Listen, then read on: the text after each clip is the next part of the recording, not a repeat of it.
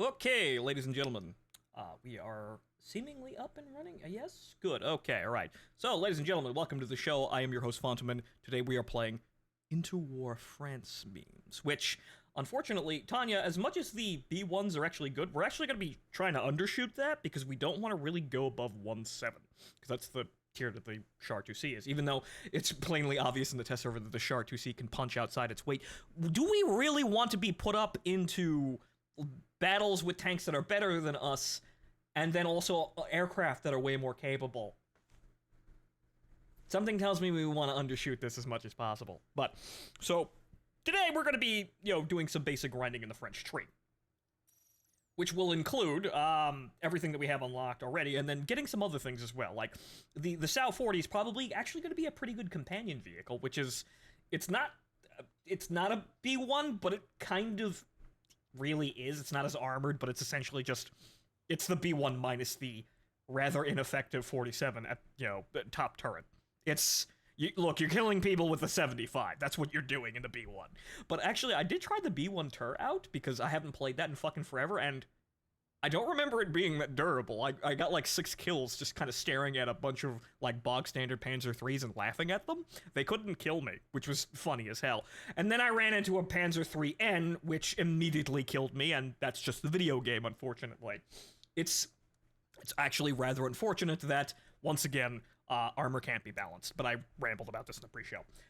So let's just get on with it, because we have a lot to do here. So we're going to figure out exactly what we're going to be doing around the Char 2C when it launches, because obviously I'm going to buy the Char 2C because I bought every other fucking land ship. Why wouldn't I? I like these things, not just because, well, I played the Char 2C before in Battlefield 1. No, I've actually liked it well before then. So, what are we going to be doing aside from supporting Champagne, which is the name of the vehicle? Because if you remember my ramblings in Battlefield 1, there were 10 Char 2Cs. Each one was named after an ancient region of France. The one in Battlefield 1 was vehicle number 92, so they were numbered 90 to 99. So number 92 was Picardy. This one is 99, Champagne, which is the only one that underwent the modification that we're seeing in game, even though that lasted like 3 years, and they looked at themselves and went, no, this was fucking stupid, and just undid all of the modifications. So I'm not sure why they decided to put this one in, aside from just the base model. I would have been fine with just the base model. But I guess they saw everyone liking the Sturm Tiger and thought more Sturm Tiger memes. Because that's what it is, really. It's a Sturm Tiger KV2 at 1.7. That's really all it is. I mean, I suppose it has some variance over the T-35, because it's got the largest gun of all of these stupid fucking tanks. And the guns on the other tanks, well, aside from the T-35, are actually rather anemic. The NBFZ is kind of okay, but the NBFZ also doesn't have a lot of the strengths that the other super heavies have, like a shit ton of crew, but so does the Independent. The Independent dies quite quickly, unfortunately, and its AP absolutely is awful. It has no explosive filler, and it's not actually even that good. So playing the Independent is kind of painful. However, the T-35 reigns supreme is still the Death Fortress. But let's see what we can manage here around trying to come up with some way of playing the game that will be a good complement to the Char 2C, because we're going to lose the Char 2C, unfortunately. We're going to have to figure out exactly how we're going to win the game without said vehicle if we happen to die. I know, right? Why would we plan around our amazing world-beating Death Fortress ever losing? Why would we ever do that, says Interwar France. Actually, they did, but let's get on with it.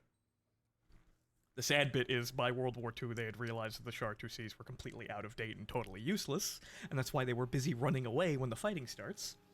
Well, when the actual Battle of France started, and, yeah, they kind of got stuck at a railroad crossing, and rather than be captured, the crews blew them up. So, unfortunately, they were just propaganda weapons. Sadly, but they were really fucking... Wait a minute. Let's reduce that, because I know those HE rounds are going to be totally useless. So let's play the Samoa, an actually decent tank for the era.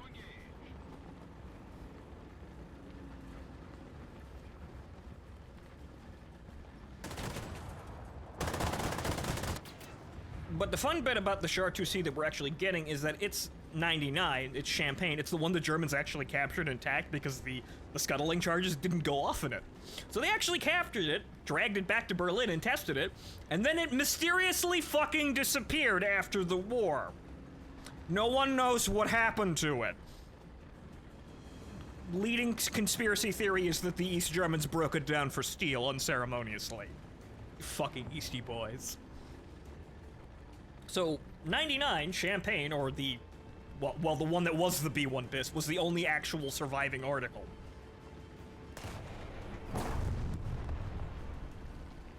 But let's see, aside from it being really fucking dark for some reason, thank you lighting effects, let's see what we can get on with, because we have several things that we could do. We have plenty of tanks to throw at the situation to capture points. We also have a couple of aircraft that I've seen that are actually pretty good at strafing people, because bombs are good unless, well, as long as you have good bombs. The French kind of don't. The French get 50-kilogram fucking hand grenades, basically, for bombs. However, strafing people with a 20mm Hispano, that actually gets shit done, depending on what you're shooting at.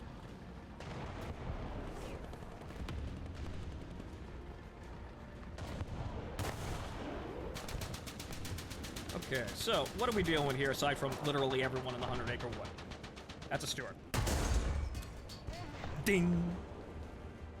Unfortunately, I have no explosive filler in my shells.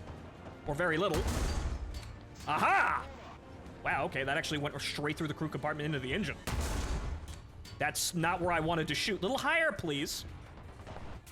Oh, great, thanks. It bounced off the front of the tank, and then he proceeded to get a shot on me.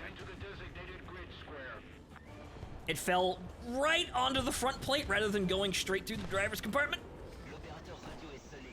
Come on, crank the fucking turret, Jacques. Is he dead? No, he's not dead, and it immediately killed me. Unfortunately, we still have to deal with the fact that everyone else is rather well equipped aside from you.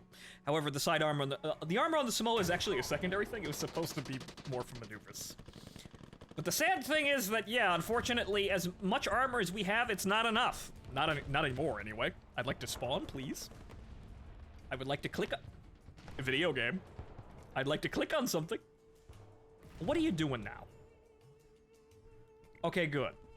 But while everyone's busy over there, let's bring in some aircraft here. The return of the Click, as it were. My favorite stupid French aircraft that I don't play enough, but is actually really fucking good if you learn to use the guns. And by learning to use the guns, I mean literally clicking for a millisecond, sending out as few rounds as possible into the planes that you're shooting at, because you don't need that many to kill planes of this era. Okay, that's an island, and there doesn't seem to be any more planes. Good. Because you gotta watch, because there's no markers in this mode, because you will get jumped. Okay. Attention to the map. Click. Okay, where? Ah, there. And there. Ah, damn it. Also, the recoil. Rather shame, but I did manage to hit him once. I knocked out the commander, I think? That's all you really need. You only need a couple of clicks here, and then all of a sudden, everybody's fucked. That's two crew members and the engine. See, everyone's made of fucking paper. However, you have to worry about AA, which machine guns, very dangerous at this tier.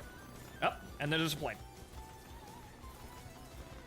If I could get a decent shot here, it'd be nice, but the terrain is kind of fucking with me, and also the lighting. And this motherfucker, the I-15s are actually incredibly annoying. They're completely useless at this tier. The only problem is you can't fucking outturn them.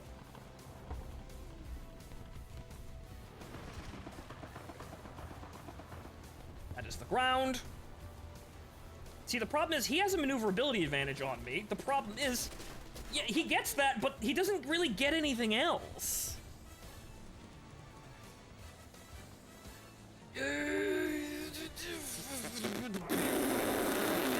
I'm blowing into the propeller to get me some more airspeed, and I'm going into the ground. Nope, that's the ground.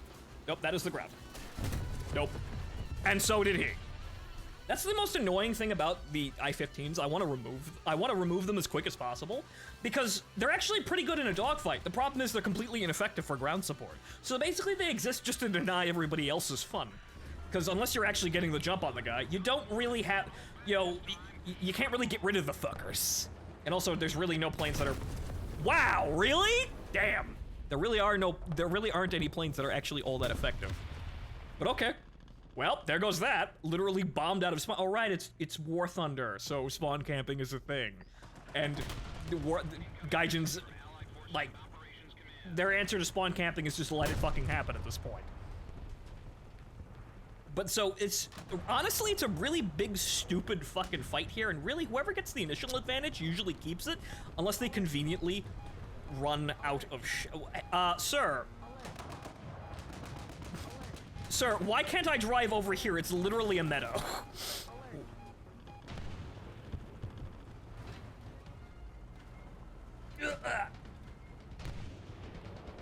I have just started, and it's a bit of a mess, but, well, we know that we're going to be playing the Char-2C first and foremost every single game, so that makes us a little better. I'm trying to figure out exactly how to do everything else. Hispano strafing with planes is also has proven to be a good idea. It's just that we didn't get any fucking kills this time. Mainly because we kept getting forced off, and I haven't got my eyes on for, for exactly, spotting targets. That's another thing I need to train. It's probably why we're also playing as well. It's probably why we should, whoa! Back up! Back it up, back it up, back it up, back it up, back it up, back it up! Back it up, back it up, back it up, back it up, back it up, back it up, back it up. Uh-oh. The lighting is also not helping. A hand, sir. Could you use your big stupid blap cannon to kill the? Yeah, thank you. They're literally on the. Well, unfortunately, now we see that our team is rather incompetent. Oh well. Our team crumpled, and now they're spawn camping us, which is. That's War Thunder tank battles, essentially. That's not our problem, that's just the fucking game and how poorly it's designed. There's really no way of stopping that. It's basically one team gets an advantage from the outset and then keeps that advantage, or critically loses a whole shitload of tanks somehow. Really, but there's no way, there's very little chance to recover from that when that happens, but if you get the advantage early on, you drive into the enemy spawn and you spawn camp their tanks until they're all dead. That's one of the two ways the game ends. Very rarely you get some, you get some actual balance matches that go back and forth, but unfortunately there's very little actual depth to War Thunder as it is. So, yeah. So really, how to win the game? Be good and kill all of the enemies. What happens if you don't kill all the enemies, Phonto? No, well, don't do that. That's a very bad strategy for victory. You don't want to do that. You must kill all of the enemies in the first 5 minutes of the game. That is the surefire way to victory. But again, that wasn't the question. What do you do if you can't do that? Don't do that. Okay, so, let's see what we can do over here.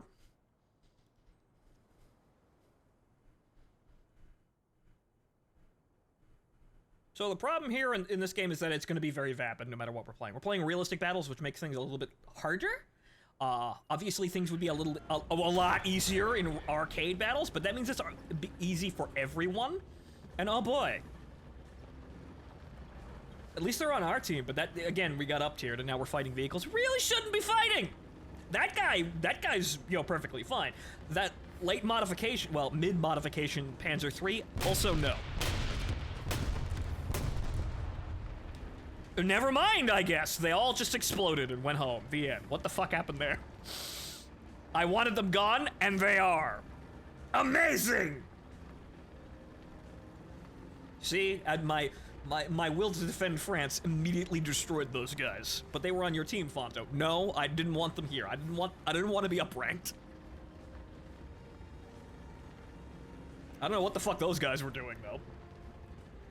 Honestly, the worst I've ever had with ground battles was when I was grinding for the Sturmtiger with my German lineup. I got multiple matches against other Germans. Well, mainly because people are playing mostly the Germans because A lot of their tanks are very good for the era, quite like the French. The only problem is the Germans kind of maintain their advantages. The French don't. Also, that's another Stuart, and then instantly dead. I just fucking got here, but that's just the video game. Okay, so they're camping over there. Okay, so we're gonna take the funny armored car and we're gonna go over here. Because I've actually done some pretty good things with the funny armored car. Mainly because, hey, it doesn't rely on armor worthlessly. That's the big fucking problem here. The Germans functionally have a lot of advantages for their tanks, even though they are big unarmored boxes, but generally speaking, the armor doesn't matter because no one really is allowed to have armor. And if you have armor, then you run into things like the Swede fucking vehicles with post-war APCR.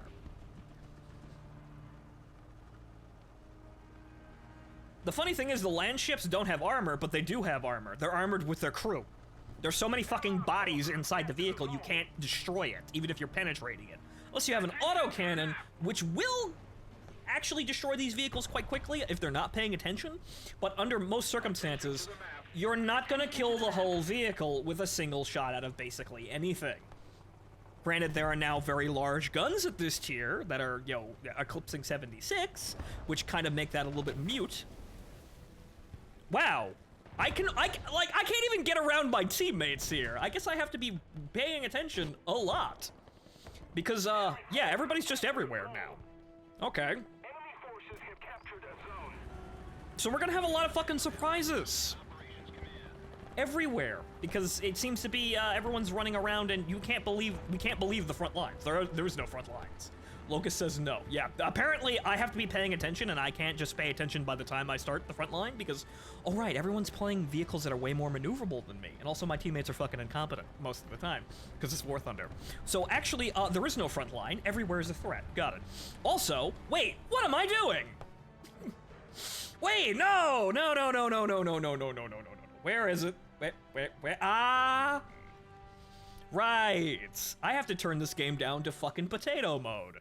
Right, now we're power gaming. Right. Silly me! Playing the game at nice no, that's actually a net detriment all of the time. Less so now, but no, I actually have to turn the grass off in order to see the enemies more easily because literally everyone does that. And the only people not doing that are the people who whine about everyone doing that. Right, I almost forgot the most important aspect of tank battles. Gaming low quality mode. I actually probably should, maybe next time I'll probably turn the game down to, old video card compatibility so that everything is visible at every range. It's less obnoxious now, but it's still a problem. There's no real way of getting around it. Visibility, this is a game of hide and go seek because armor doesn't work. If armor worked, it'd be less about hide and go seek and more about maneuver. It'd be spotting the person is only the first part of the game, and then you have to maneuver around and actually deal with the person. You're move to a good position to actually deal with the target. Most of the time, that's actually completely unnecessary. You spot the man, and since nobody's armor works, you shoot the man. The man can't react, and you kill the man. This is what happens when you don't have armor. And so, since it's a game of spotting, clearly what we want to do is want to have the most visibility possible, with the bonus of having the highest frame rate possible. And so, low quality. Is it stupid? Yes, but there's a lot of fucking things that are stupid about War Thunder. Hey! That man will instantly kill us if he gets a shot on us. Yep. Unfortunately, no explosive filler. I didn't get into the crew compartment. It got plenty of vehicles like that, too, running around. They have embraced the black gun, unfortunately. Which means that, again, compounding the issue of, so what's this tank supposed to do? With AP, with no explosive filler or next to none, relying entirely on armor that is essentially just dragging the vehicle down. Because the armor will not work when it's shot at. What is this vehicle supposed to do?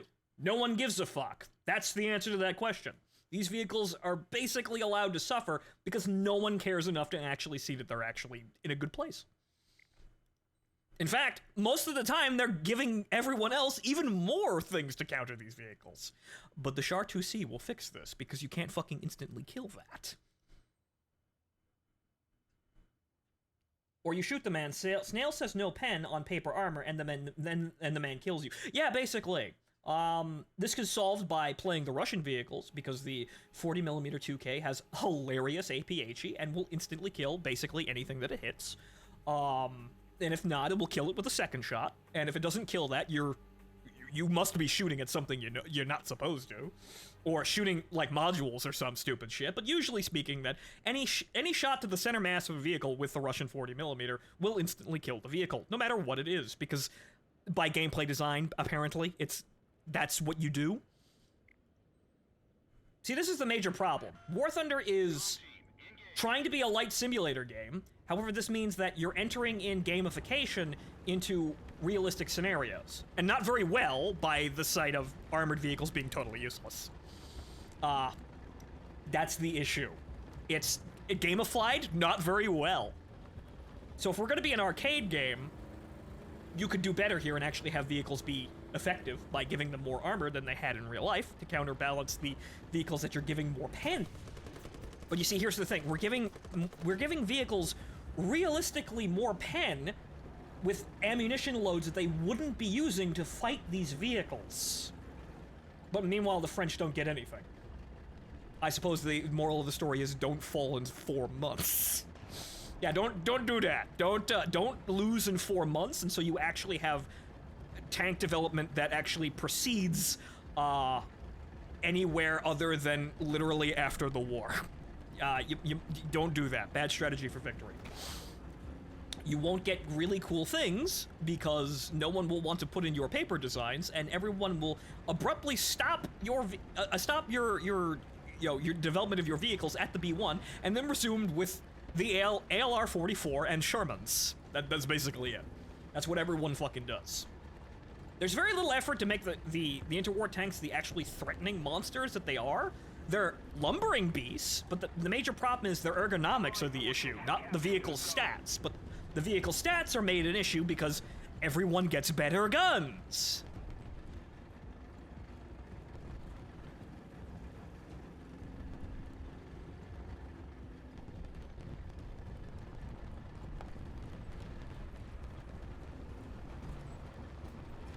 I could complain about this for hours because I have, a billion things to complain about with War Thunder. Surprise.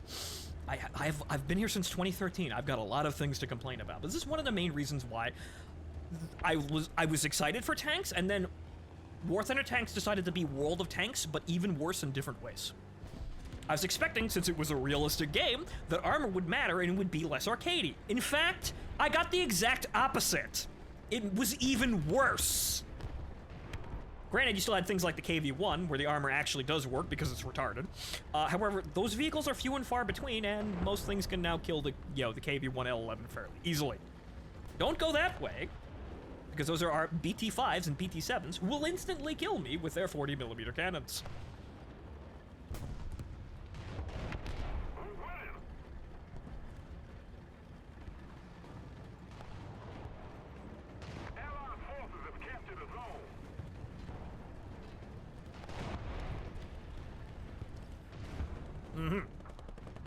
I see we're demolishing Warsaw today.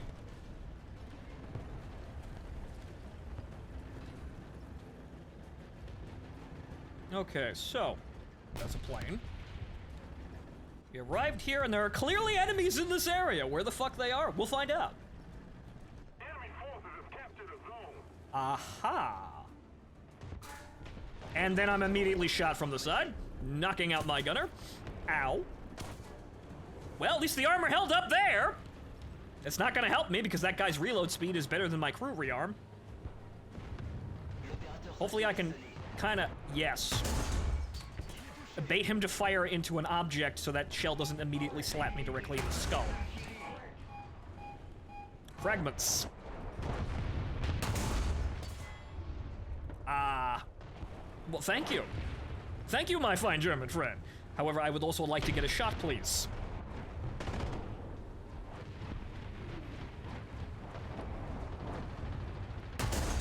I have no idea what that is. I can barely fucking see it.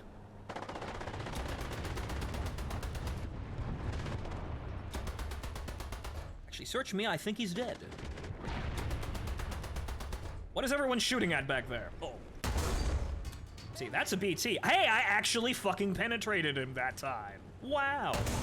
And then I fucking killed him. Great. I have to work so much harder than he does for that. We're the basic... Actually, I'm a higher rank than him. I'm fairly certain.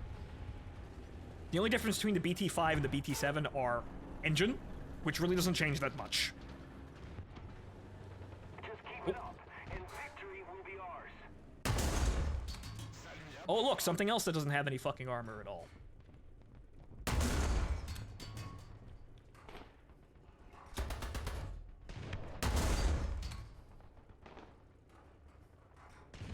How are we this fine day? Actually in a flight. Hello, stranger. Actually in a fucking engagement that lasts more than 3 seconds. Because, what do you know, my armor actually decided to hold the fuck up this time. Wow! And the biggest threat to my armor, I managed to instantly kill. Those are bombs. It's very nice smoke grenades you've got there. Oof. Oh, hey, look. Something way later than me. Great, I got up tiered. I would love to be able to kill that, however, unfortunately, no. Okay. Let us bring in the click. That's another thing that's going to be a major problem now, but will also not be. Because the Char 2C is going to be actually fairly durable to actually deal with vehicles like that. I mean, you might... It might be fucking horrifically crippled by being shot by an SU-122, but it also might survive it better than any fucking tank that I have currently. So, this is all fucking weird. As you can see, we're just not in the situation that these tanks really should be in to actually excel. Because I happen to be playing with one 1.7 vehicle as a stand-in for the Char 2C, because we're gonna get into those fights. So really what I'm seeing is we need the Sal 40, and then maybe, I don't really want to push it higher than that, but we may have to bring in the B1s as well. Because we know that the Char 2C can probably hit outside its weight class in terms of battle ranking. It's probably going to be better than 1.7. But how much better? So I could probably bring in the B1 turret to excel a little bit, but then we're bringing in more hell because we're going to see more aircraft and more planes.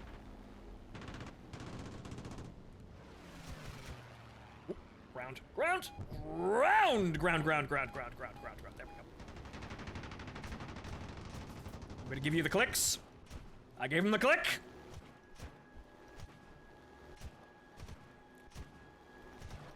That's the fucking new tracer effect appeared directly over the cockpit. That man is SpaghettiOs. Oof. We gave him the click, and now the man is goo. Ooh, you saw that, right? Ooh. The man's cockpit is now phosphorus, basically. Okay, so that man over there, we have 28 rounds. You see, the funny thing is there are other vehicles that could be strafing with Hispanos, but I really feel like the clicker here is actually pretty much vindicative of all of them, because you don't really have too much time for more than one sortie either. Trees! Okay. Okay, that's his transmission. He's knocked out in those bushes. I may just kill him. Except I couldn't really see him. Okay. Well, no, I still have 4 rounds left because, trigger discipline. However, I probably, with that Stewart shooting him, I'm probably gonna get an assist. Yep, an assist. Most of the zones are under enemy's control. And there's the flak. Okay, we're leaving now. Okay, so, congratulations. We actually got a game that wasn't an immediate shutout due to bad teams and poor map design. Wow. So now we actually go back to rearm. Which is funny because, hey, I'm actually getting that cast gameplay that I want. Aside from, this isn't really what I wanted because we're doing it over a fucking Beyblade arena. We could use the entire map, but the problem is, using the entire map would mean that the players would have to drive for longer periods on the ground, and utilizing more of the map for high, that wonderful high fidelity, visuals that they love to put in so much, would cause performance issues as well. This is why everything's a hyper-detailed Beyblade arena. Or an area that is about the size of a Beyblade arena. It's basically a bowl where the game looks way fucking better. You know what the fuck I mean. It's really obvious on the desert maps, too. where the gameplay area for the tanks is really fucking detailed, and then the rest of the map is just blank. Not just because it's a desert. So there's a lot of problems with War Thunder's design that, again, I could ramble about all fucking day, but I'm kind of sort of getting what I want, but not really. This is the only thing that's mitigating this is that we're playing interwar vehicles at the start, which means that everything is really slow. So the map size matters less, but it's incredibly fucking obvious, at top tiers with this sort of thing. But so we bring in the click here for a rearm. The thing is, we could have more Hispano ammo, but we also have to play a vehicle that either actually, has less guns, but everything else besides this thing only has one Hispano. We could get some of the some of the MDs, I think. I haven't really played those, so I'm not exactly sure how they fly, but we may have a distinct advantage over something like an I-15, which we can just run away from.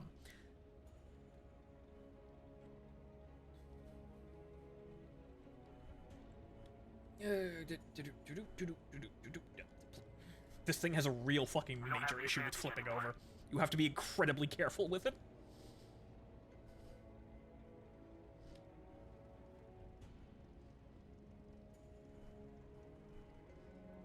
If I want a realistic tank game, I play Red Orchestra 2. If I want more tanks, I play Panzerfront. If I want to get mad and have a bad time, I play Rage Thunder. Entirely accurate opinions there, Drago. But you see, here's the thing. This game could be better if there was some attempt to actually fix the damn thing. But Gaijin's MO is basically just add more fucking content to get away. Just give you something new to fucking chew on rather than actually going back and fixing anything. See, boats. They attempted to fix boats once. They more or less failed because it's still just as vapid. And now what are they doing? They're just adding more boats. Who cares? But if they had any fucking sense, they could add that island hopping, game mode that I mentioned a couple streams ago, where it is, it starts with boats and planes, and then moves on to planes, assisted by boats, but mostly planes and tanks. They could do that. It would mean that basically every battle is in the Pacific, but the problem is, why do we have to be realistic with that at all? Every fucking game in this, in War Thunder now is a battle royale of mixed nations that doesn't make any fucking sense. Why do we have to limit ourselves to realistic scenarios? I mean, fuck, the game has Slav Warrior April Fool's events, and then that totally unironic fucking Dune event, too. Which was complete fucking fantasy, which wasn't the April Fool event that year. Why do we have to limit ourselves to realistic situations in this game? If we're not gonna actually stick to them properly anyway. Why fucking bother? See, this is my problem. War Thunder could go full throttle in another direction and fix itself, or find a new, a new ground, or it could double back and actually correct itself for what it is and remove some of the retarded arcade bits. It could do one or the other. It's choosing to do none, which is leading to a lot of the fucking issues in the game. It really doesn't know what it wants to do, and for the most part, it wants to do nothing. It wants to just sit there and put content in, and that's good enough for the developers, because they don't want to actually do very much. That guy, we're gonna have to dodge. We can, though, because he's... Operation failed. Head back to base. We can dodge, however, the game is over because my team is completely incompetent and failed to take any of the points. Or rather, hold any of them. We were doing pretty good initially, and then they completely failed. So, here's the problem with all of this. We kind of have to be on the ground all the time. Which will be easier when we have a Char 2C, but we can't... I'd like to be able to play CAS and be effective, but CAS is also really not that effective because you're either playing with bombs that... You're on another nation, because France does not really get good bombs at bottom tier. Obviously, it improves with shit like the Farman, but that's 2.3. We don't want to go up that high if we don't have to, but we may have to, considering everything that's going on. So, we may not be able to play down here, or we have to significantly modify how we play it, because we might have to drag it, drag the Char 2C up to like 2, 3 to bring in like the B1s. But I'm gonna go to the bathroom. I'll be right back. We have just started, though. We'll figure out something here. Or we'll play it enough to realize what the fuck the problems are and then try to avoid them. Be right back, folks.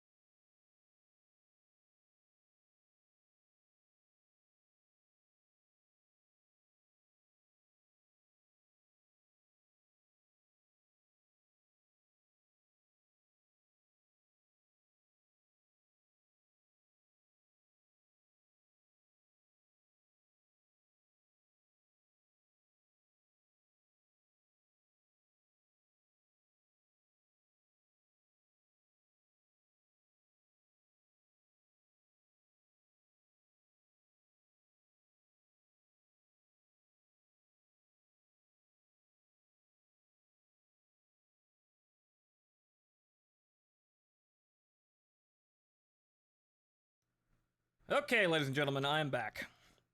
Let's continue where we were, because this is going to take a lot of... Should have blew my nose, but... It's going to take a lot of effort here to figure out exactly what we should be doing, or what's the better options. Or some of the options. We have to maybe develop in a way to, you know, pick or choose how we're going to break this. However, the first one was pretty obvious. I forgot about it, because every time I play tanks, I forget about this, because it's counterintuitive and retarded, but it is a part of the game at this point that is completely unremovable and uncounterable. JPEG mode. If you want to play tanks super good, you play in JPEG mode. You play in the lowest fucking quality visuals you can, because it gets rid of all of the foliage and a lot of the obstacles, and so you can just see people at long distances very easily. It is dumb, but it's effective. And there's no way to get rid of it. Aside from, God help you, making War Thunder more than just hide-and-go-seek with anti-tank guns, but we don't want to do that. Or it stops doing that in specific areas sometimes. Like, for example, the Jumbo. Everyone likes the Jumbo. The armor in the Jumbo actually works. However, that's not nearly every fucking vehicle in the game, and down here in French Interwar stuff, we should actually be... We should be that effective, but generally speaking, we're not.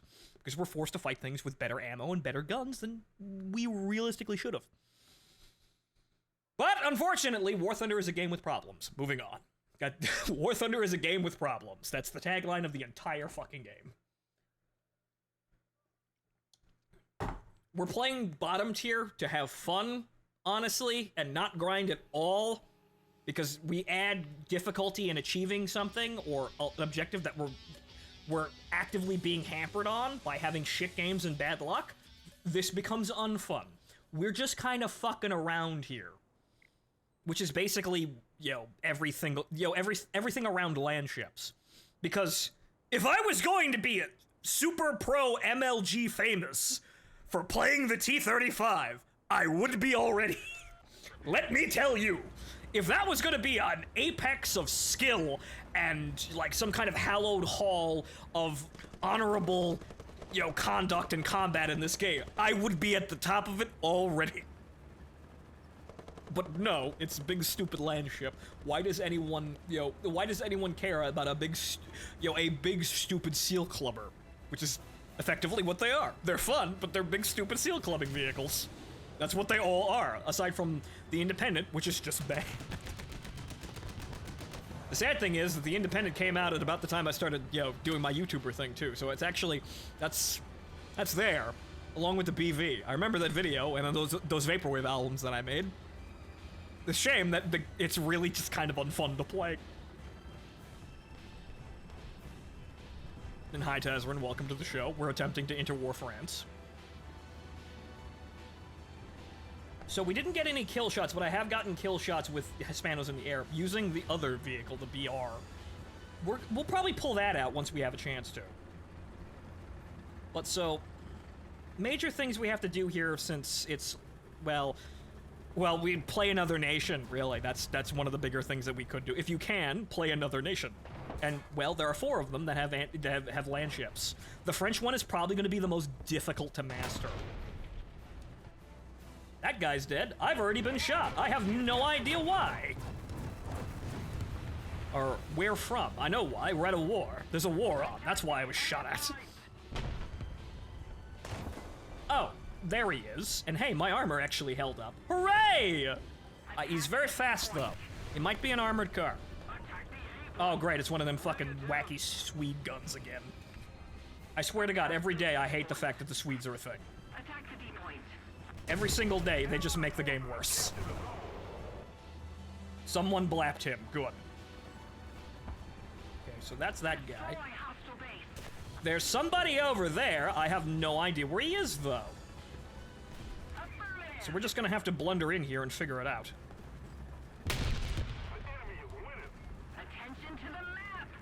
Okay, since we're capturing the point, he has retreated. However, that man has now died from what? Another one of those fucking stupid Swedes! Where is he? Oh, up there. Actually, no, that's that looked like a car up there. Really? Wow. Oof. That's a Jap 37, and that goes right through my armor. What the fuck happened there?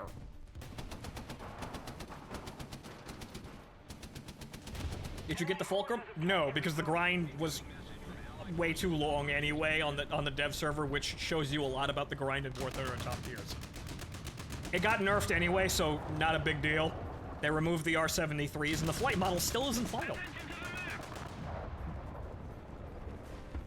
I like the F-16, though. I hope they, stop being horse shit and actually give us an F-16 that's, the F-16 we should have, rather than giving us the bog standard A model and then giving the, the Chinese, the Block 20s, because we said so.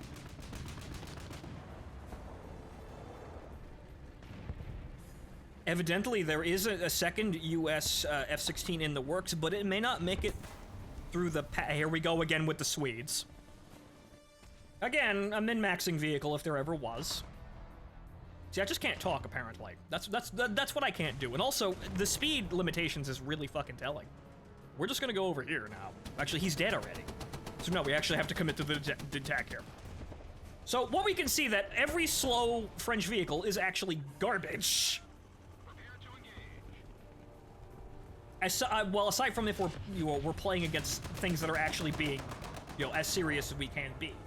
I.e. all of the Swede vehicles. Like all of the fucking Swede vehicles.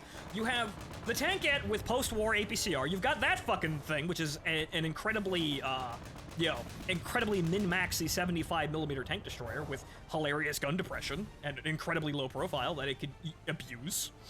And then, what else? Oh, you've got the 155 recoilless rifle tank, which we will see. Low-tier French, my condolences. We will find a way to make this work for the pride of France. Because we will be playing the Char 2C, and we will be fucking good at it. However, obviously, every other nation that you would want to play land ships would be better than this. The British are probably the worse off next to you, because the Independent is very bad, but a lot of their other vehicles are kind of okay, and you get access to British planes, which are, well, you get access to Spitfires. You'll be fine.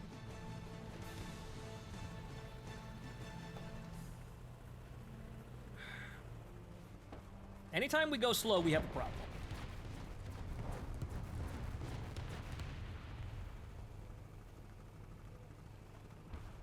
So I have to train my eyes for this, because I'm not exactly used to doing this. This is very much a pixel hunting game, which is, again, something I didn't want it to be from the get-go, which, unfortunately, it wound up being. Alert. Oh, hey, look, flanking routes that I'd love to take. That are made outside the boundary. No, you must stay in the Beyblade arena. I'm talking too much and not looking at the fucking horizon. That's the major issue I'm having currently.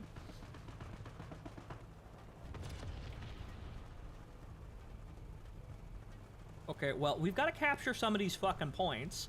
Unfortunately, this means that we have to play suicidally. Enemy forces have captured a zone. However, we could play this big stupid waiting game. However, we do need to affect the outcome and also get points for ourselves.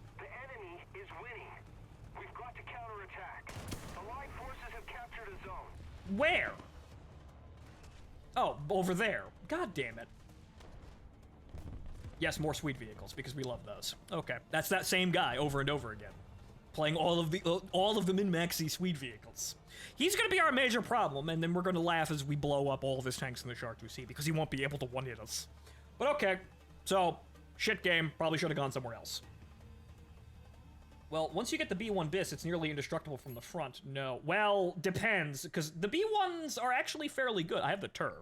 So it looks like, honestly, that might be a good idea. We might actually have to go up to 2.7 or 2.3. So the B1 BIS is actually... It's got some decent armor, because the B1 TUR is kind of goofy. But you see then we enter in even more horse shit. Because once we go up to 2.7, we have even more things that are deadly. But I suppose it still doesn't... We might be able to do that with the other... It causes some issues playing with other land ships, and on top of that, other things in general. So I'd like to stay at low tiers, but the major problem with all of the French vehicles is they're really fucking terrible, and they've been outdated pretty much from the get-go. They never really were good. But so, let's try having the B1 term. Because I don't actually have the B1 BIS yet, working on the AA vehicles, but this is just not working. So let's try up ranking a bit. This would be a full up tier for the Char 2C, but as we've seen on the test server, the Char 2C has no problem one-shotting modern main battle tanks, because, haha, 155 go bap. As long as it's not a full 3-3 up tier. The bane of our existence currently. Oh, hey, look, the same map. Hey, look! A side-by-side! Alright.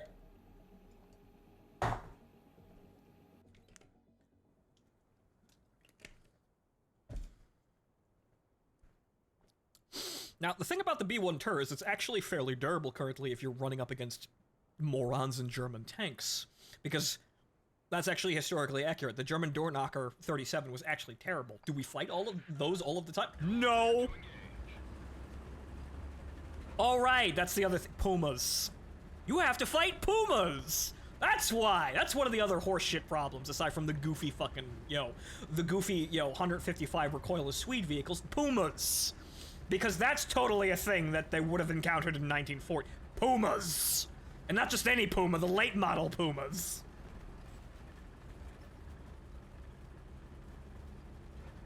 See, this is what I meant. I didn't want to get into this because it never stops. It's like, oh, well, I'm gonna bring a more armored vehicle into the equation, and then you get to fight even more effective anti-tank guns. Isn't it nice that everything is perfectly balanced around firepower and maneuverability? Actually, it's not fucking perfectly balanced. They're running rampant around each other.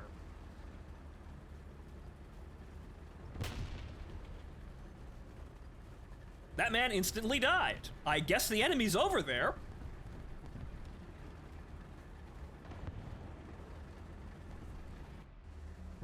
Yep, I see some. I saw him. Or I saw his muzzle blast. There's something behind that rock.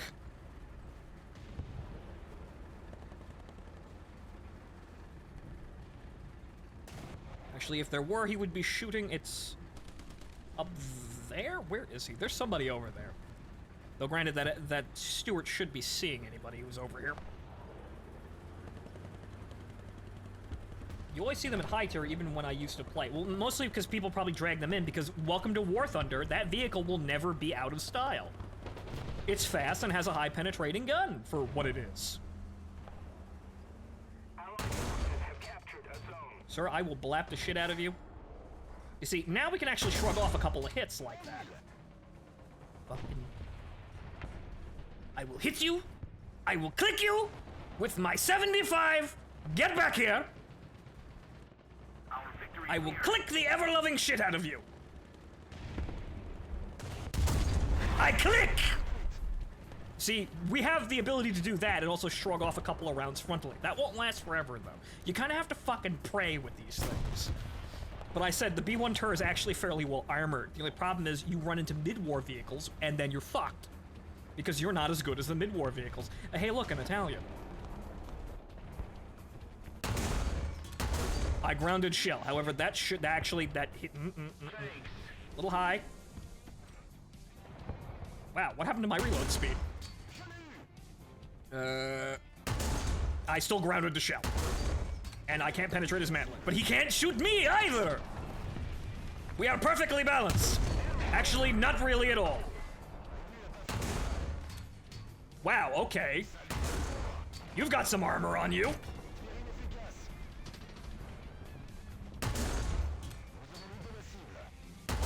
There we go! The Ace Combat music is helping, even though this is totally not Ace Combat. But I blapped the man. You see, that's more an engagement French vehicles should have. That is an Su-122. He is dead! Fantastic. It was a quack. The quack got him. Thank you, Citizen Quack. I will forgive the stolen engines today. Okay, we also can't rely on that because we have to... That's a T-34. That's definitely something we don't really want to fight against, however, we kind of have to engage. Oh, hello. Give it a little bit of oomph. Nope, they still pointing over there. Whoops, I forgot. Hull gun. Also, all that man's crew are now dead. I killed everybody in the wacky racer back there.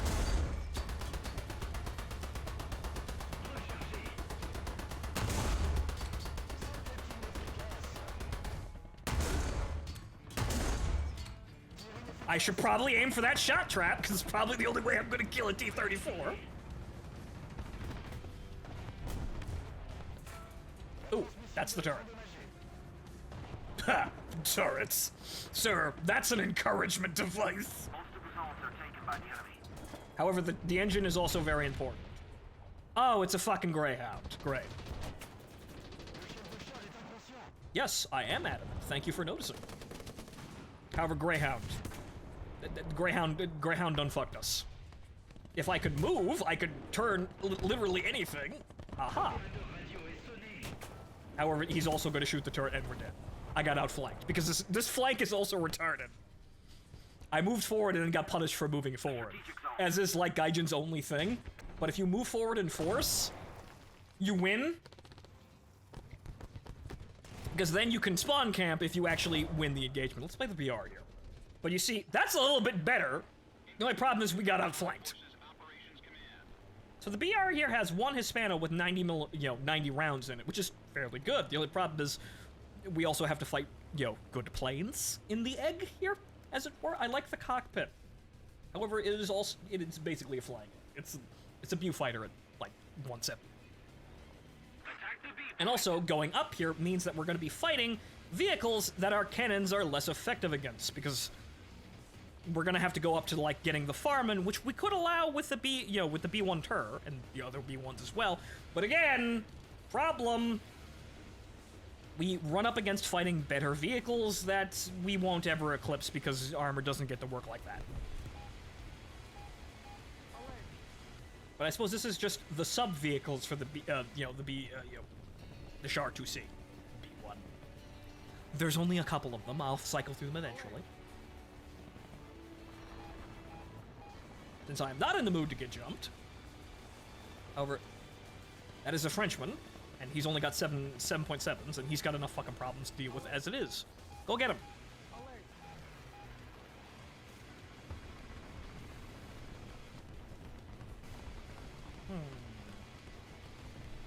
Playing a little bit too low to the ground over the combat zone here. Gotta make sure that I'm not in range of AA, over the Beyblade arena.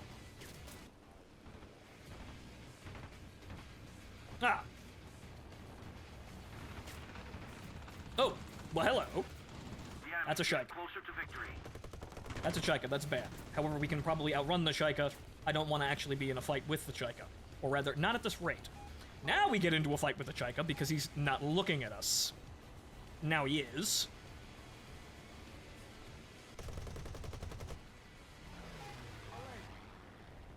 Okay, so he's significantly less Shaika now. To the point where he's probably dead.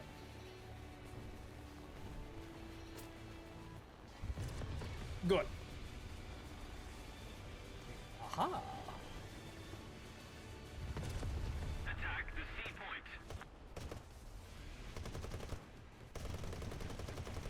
That's a Sherman, though. I'm not killing that with a 20 mil, even though... Actually, no, that's a Stuart. Shit, it looks like a Sherman. I managed to ding its engine. Which the Hispano can do, but that's not exactly my optimal target. See, I want the low-tier tin cans. But this is 1.7, so this is the thing this is what we're gonna... this is bringing us into the fights that we're gonna get into. And boy howdy, that guy's really fucking on with that machine gun, huh? Oh, he knows. Okay, then we go up. We go up and try to put a couple of rounds through his vertical armor.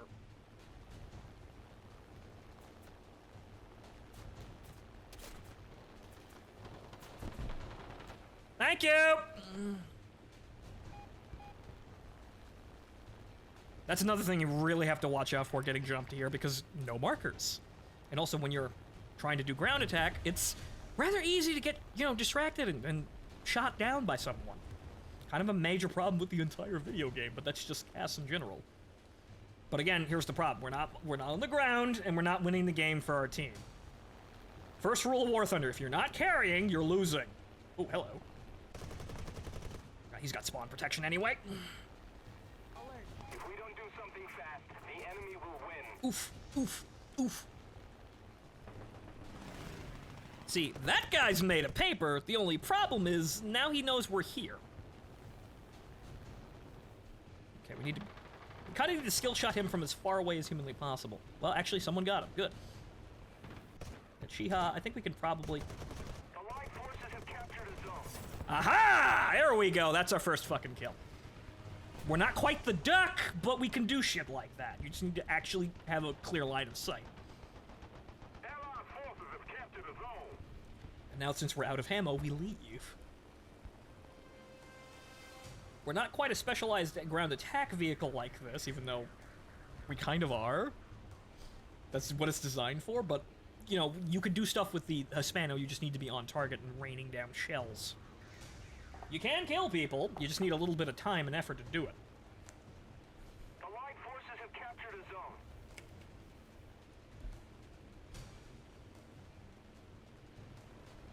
But hey, alright, our team managed to flip around and suddenly capture all of the points.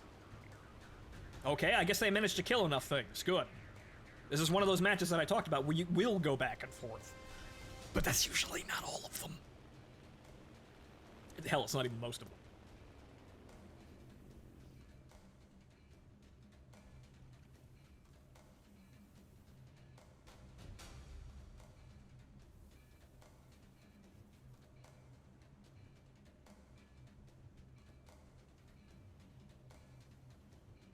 Enemy forces have captured a zone.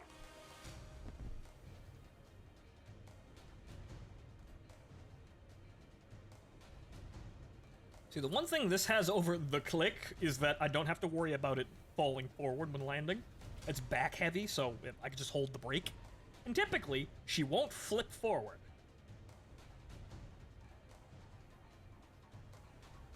So this is a fairly decent ground attacker. It's just that, as you saw with the Chaika, we kind of have to play cute with some of them. Nice 262 landing. You're gonna have a bright future in the Luftwaffe.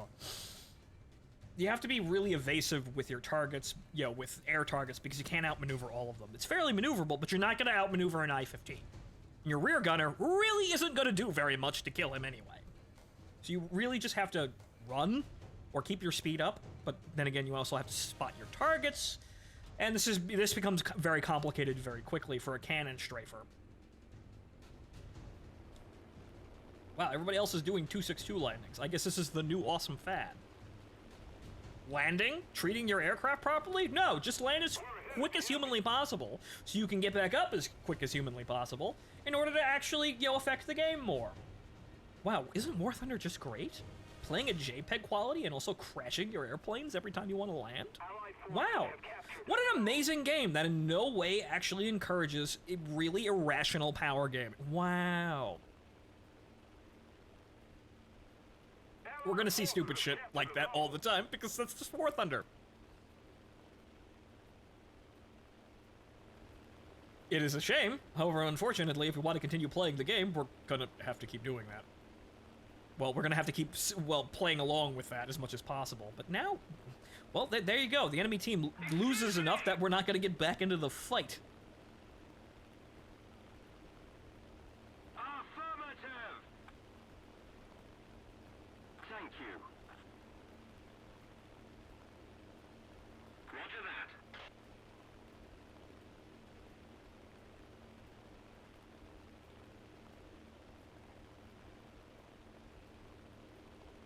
All planes, return to base.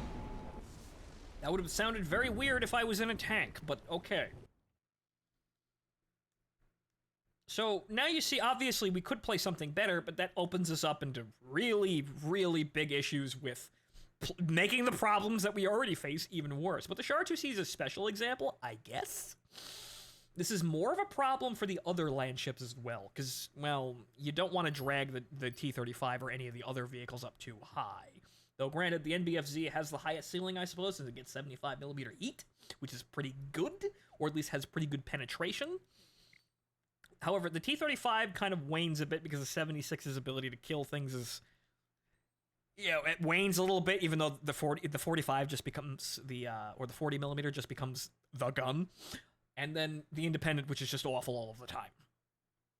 Let's give this another go around to see exactly what we can do here and try and stay out of the planes for a bit, because again, we're not affecting the outcome of the game. We only got one kill, even though air superiority with these land ships is actually a pretty good thing, because somebody can just fly over and drop a bomb directly on your head and you're dead.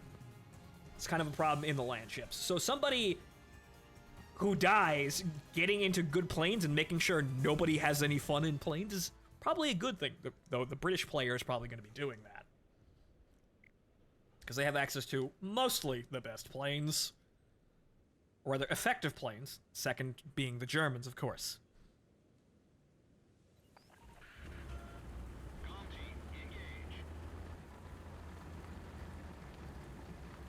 So that fucking thing, that thing with its post-war APCR. Oh great, 105 Shermans, exactly what I wanted. See, again, that against a land ship will instantly kill you. You don't want to see that if you don't have to.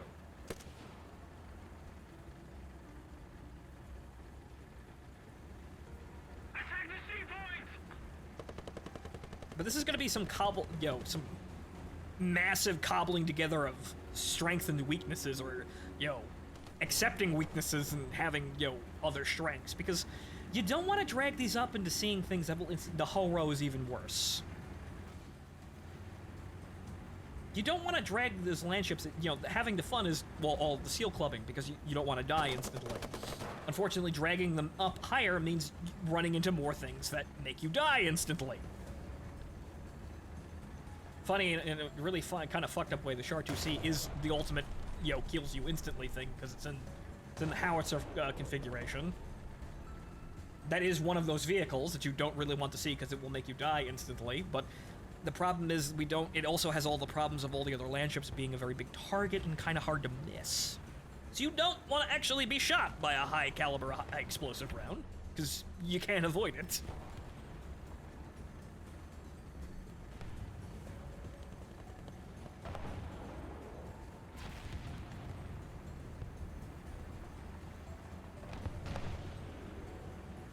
Now, playing with the tree B1 will most likely be a little bit better, but we're still going to get up tiered, so that's going to be a major problem. So, what we might do is have two B1s, the Tur and then the tree B1, and then something in the midst of that, anything, probably the Samoa for capturing points, or maybe just the armored car for doing that, because as we saw, the Samoa's AP is terrible, as all French AP seems to be. Aside from the 75, which kills people real fucking good. We're not going that way. Enemy forces have captured a zone.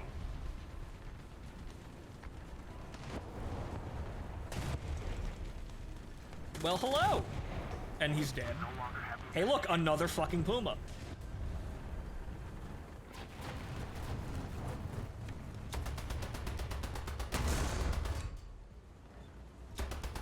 I wanted to see if I can get a track on him, but it's probably another light-skinned vehicle.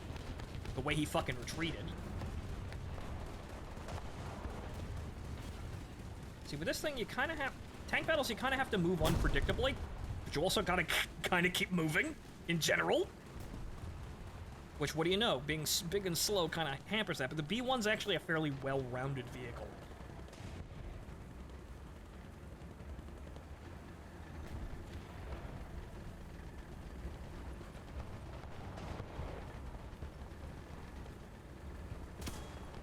Ooh, that's my ass.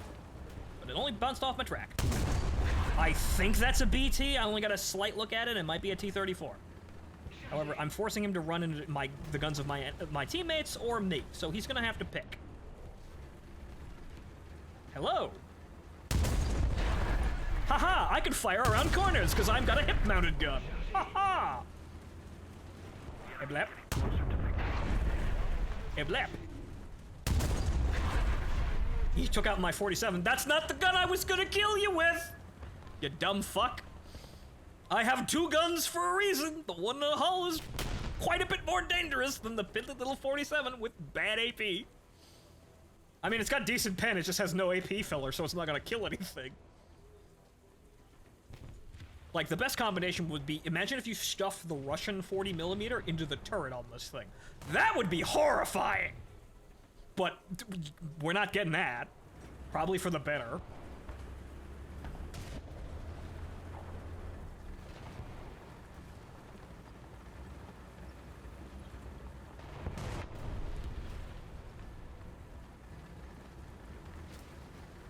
Okay, something shot me in the ass. I have no idea where it was, but we don't really want to be here because the enemy is going to come careening back from their spawn.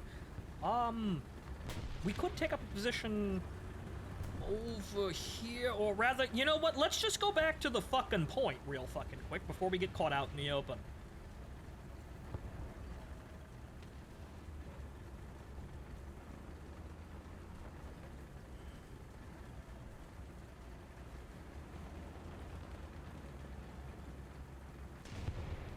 So, this is actually nice playing this, because we're actually getting into engagements, but we're gonna run into plenty of things that will instantly fucking kill us.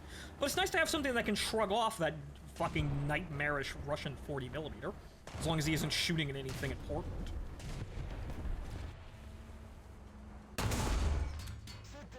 That's a T-50. Great.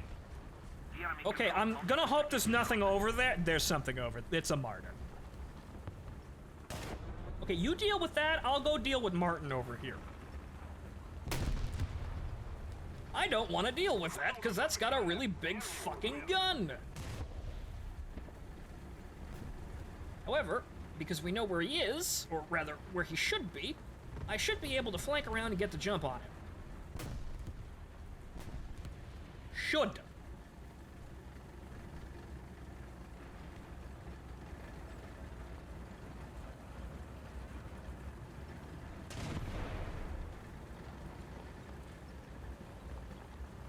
There he is. I'd like to aim today, please. Thank you. Blap. Haha! Maneuver warfare. We have the Maginot Line that stands still, and then we have the other fortifications which move around a bit, otherwise known as B1s. Whoa! Hi there.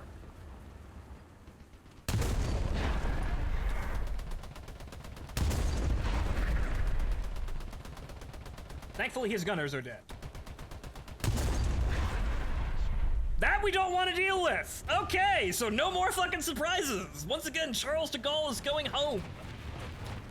Back to Paris, he says. See, that's the fun thing about tanks is, well, as I was saying, that's the fun thing about tanks. Sometimes you just kind of get random fucking accidents like that, where you just appear around enemy units. And they're kind of unable to do anything because you surprise them. It's a hide and go fucking seek. I don't know where the enemy is, though. Who fucking shot me? Well, whoever he was, he did a really bad job at finishing the job. There he is. I cannot seize him.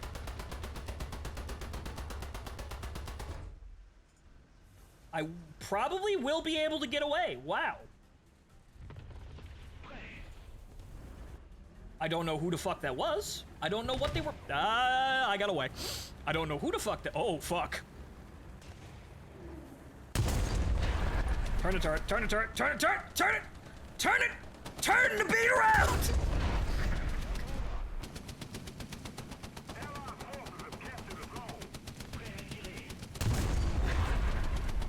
Oh, great, he tracked me. That's not good. That's actually really fucking terrible. I'm actually fairly immune to that sort of shit. However, this is a major fucking problem. That's bolt my tracks. This is bad.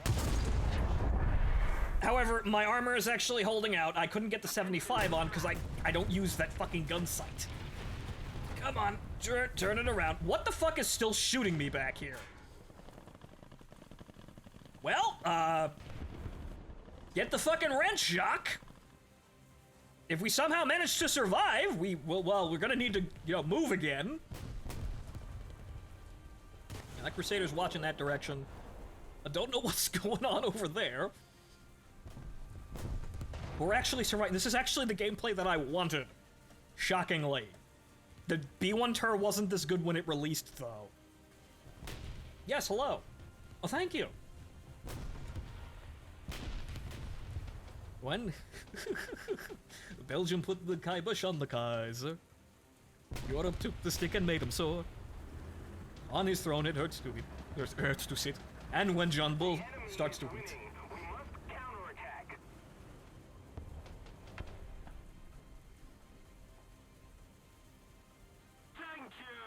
Or in this case, repairs. He will never sit upon it. Whoa! Hey! Aim down.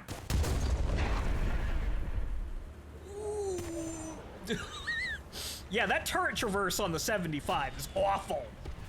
Uh-oh. Oof. And then on top of that, you just have that guy randomly coming in out of nowhere. Pretty good fucking life, though.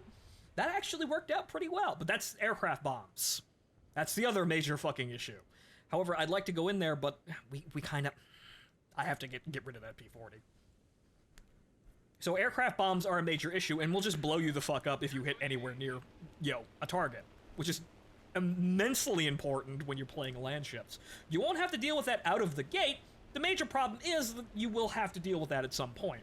So having somebody playing air superiority to make sure nobody gets actually any planes through is very good. However, unfortunately, since we have no one specifically doing that on our team, we cannot guarantee that it will happen. And thus, we are incredibly vulnerable. It's like actually having no one at all. I love how the MG on the Panzer 35 hull blocked your 75. Just War Thunder things. Even though that probably should have smashed right through the fucking mount for that. It probably should have embedded the machine gun, first of all. Embedded it directly in the gunner's face, and then exploded inside the hull.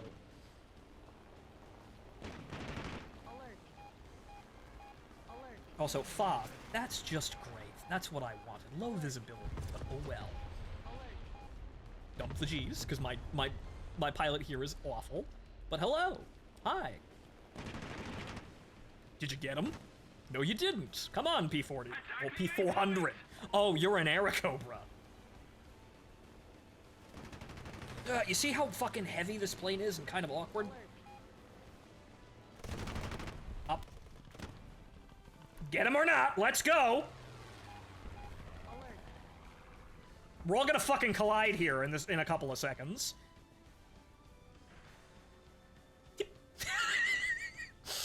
Okay, come on, fucking go get him, because you were in my fucking way. I could've... He died. Okay, he just bailed out. Okay. Alright, fine, saves me the ammo. Friendly got in the way. I could have finished him off, but I didn't want to accidentally shoot the... Ooh. Hello, Mr. I have highlighted myself. Okay, I didn't get the stun because that's a late stun. That's a Chiha, though. I probably actually got a couple of crew on him. So those guys silhouetted themselves against that fucking, like, hallway out there? Like some kind of weird modern art piece, and then made themselves incredibly easy to see. France thanks you for your cooperation. That's the Stug again. I don't really want to fight him, but... Hey! Right through the commander's cupola! Okay. Thank you, Hispano. Hon. Okay, so you can penetrate those and still actually do damage. It's rather funny. My fucking Hispano feels more effective than the than the French 47s on most of the tanks. Maybe we should just replace it with a... Oh, right! That's what they did eventually! Kind of by accident, me reaching that point. Yeah, they kind of did put a coaxial 20mm on basically every single one of their tanks. Right, they did do that! Oh, it was for shooting down helicopters.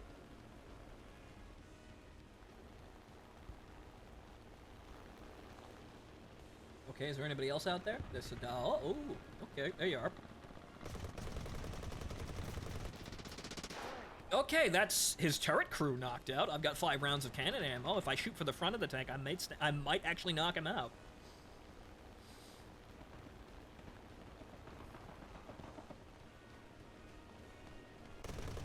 Yep, nope, grounded near the turret.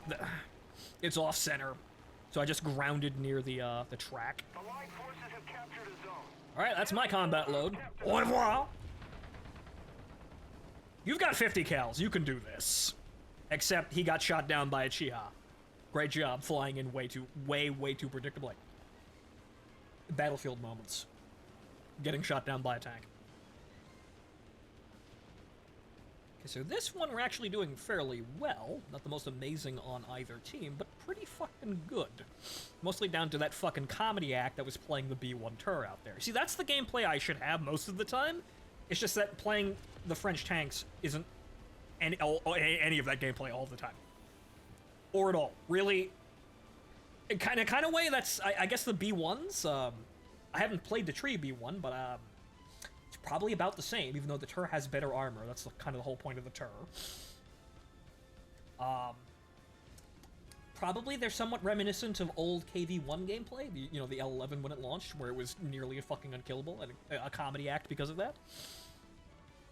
Probably less so, but as you saw, we did in fact encounter a lot of big scary things. We were just conveniently out of the gun arcs of them, or they fucked up and didn't kill us. But that's more of the gameplay that every interwar French tank should have. That should be them, but War Thunder won't let you have those. Shit, World of Tanks won't even let you have that. That's what they all should play like. You can be like, there's a couple of big scary things out there you need to watch out for, but for the most part, you're kind of invulnerable to most things. Or at least incredibly hard to kill. Not fucking so at all at low tier. You will just get instantly shot by anybody and die, for the most part. You have to get incredibly lucky not to. Which, at that point, why do you have all of that armor? The armor was supposed to be protective. Why is it inefficient amounts of armor? Oh, right, because you're fighting vehicles that are, in some cases, decades newer than you. Attention to the map. With much better anti-tank guns. So, something tells me that advantage that that armor is supposed to provide isn't necessarily available to you. But at least I have the Tur now, so at least if I need it looks as though, yes, I would at least have to go up to 2-3 to get the tree B1, and maybe invoke the Tur as well to have a good supporting group for this vehicle. Because it looks like the B1 is about the only vehicle that I can actually rely on to be any kind of a follow-up or support. However, moving it up to 2-3 and 2-7 makes things kind of not that great for my friends who are going to be playing in any of the other ones. However, implying that anyone else will actually do what the fuck they're supposed to and play in a platoon properly and not scream in pain and whine the moment things don't go right. This is what I suspect the moment I give the Independent to anybody, anyone that I usually play War Thunder with. Let's keep the pressure on. Victory. The moment I say you have to play the Independent, they're going to play one match, find that it's awful, complain, whine, and then break rank. That's what's gonna happen. To the point where I might have to play the Independent, so that everybody else gets put in things that are actually better than that. Meanwhile, I stomach, the rather uncomfortable situation for the Vision. The Vision of 4 dudes in a platoon playing just the land ships. Unfortunately, I am the only one with this division.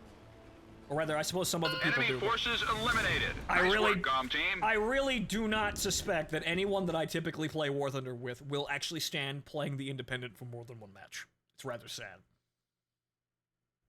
I am the only one with the vision. Here, anyway. As I was going to say. Only one with the vision here, and would it be a bad time to remind everyone that my father was a psychotic painter? I'm kind of good-natured about that one, but it's entirely true. My father had kind of strong mental problems, and is also a very good painter. Like, classically trained. I've actually seen his work. It's very good. However, yeah. So, maybe that's where I got all these visions from, for, doing dumb shits in video game, and all of those Necronica campaigns. I have that capacity. But, yeah, let's see if that actually becomes a strength or a weakness. I can't decide yet. Sometimes my brain gets away from me. But, okay, so, the AA unit, which might actually be a pretty good thing to call in. I'd like to keep the D2 around, but I also want... We're going to have to replace these. So, one of these is going to have to be the B1 for the tree if we're going to keep going this route. We do need the AA vehicle, but of course we could always buy more fucking crew slots. Well, at least in our situation, the D1 is going to be probably the weakest link here, because the Samoa at least can move around, the D2 can't. But the D2 has a talisman. I got that out of a crate. So unfortunately, we will put down the D2. And then we will move on to something actually effective. The South 40, I also write the South 40 as well. Forgot about that. There's a lot of vehicles. Well, I suppose we've got all of our bases covered then.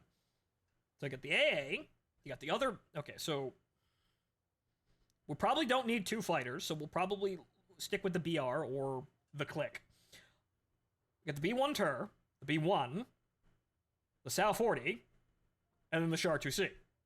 So we have all our bases covered unless I buy more stuff. So that's a workable weapons load, I guess. But then again, we could probably also move up to this thing, but this is, it's a tractor.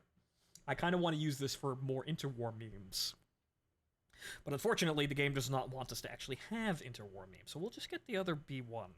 We'll go for that first, and then we'll work on the South 40. But look, come on! Come on! This goofy shit. This is what I want. This is what I want to specialize in play in. Goofy shit like this. It's a fucking tractor with fucking 13 millimeters, but they're French 50 cals. Look, it's beautiful. Right out of World War I. Going into World War II. But come on now. There's gotta be style points somewhere, right? Granted, this might be a pretty effective tank killer at low tier, because it's 13 millimeter machine guns. Those will probably hurt a lot. Granted, it's going to move at like 2 miles an hour, though. Because it is a tractor.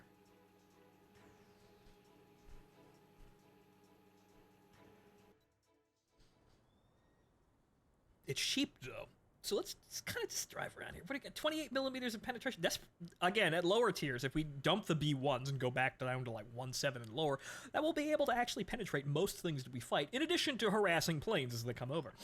Oh, sweet mother of God. I could kill you at least. Put. Oh, look, the other. Well, come on now. You also exist. However, come on now. You're cramping my style here. I'm supposed to be the mascot French vehicle. I'm supposed to be the mascot for interwar French memes, not you. This is actually fairly fast, though. It's kind of funny. Granted, it's only fairly slow because we're on sand and not a road, but this is actually kind of okay in terms of handling. Thanks for the speed boost. Sorry. What are you sorry about? You actually made me go faster. Back up.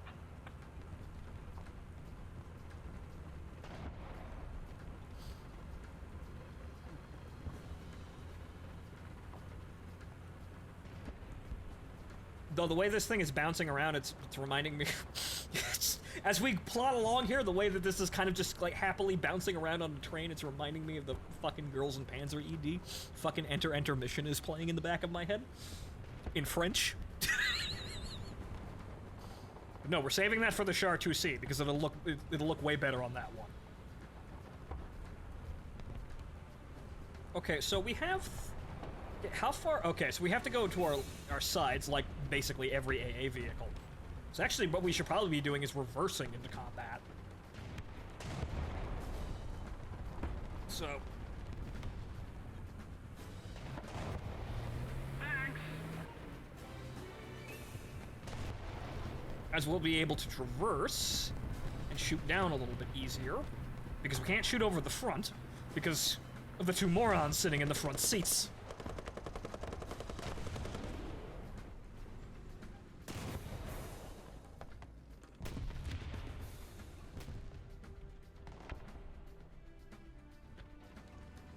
Yes, we're a Valentine now.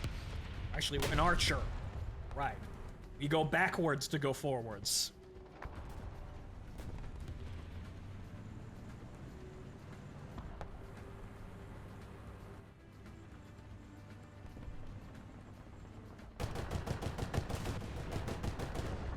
None of those actually, that's a BT-42, but none of those got any close. Got anywhere near close enough, that's a problem. It's actually a... Ooh!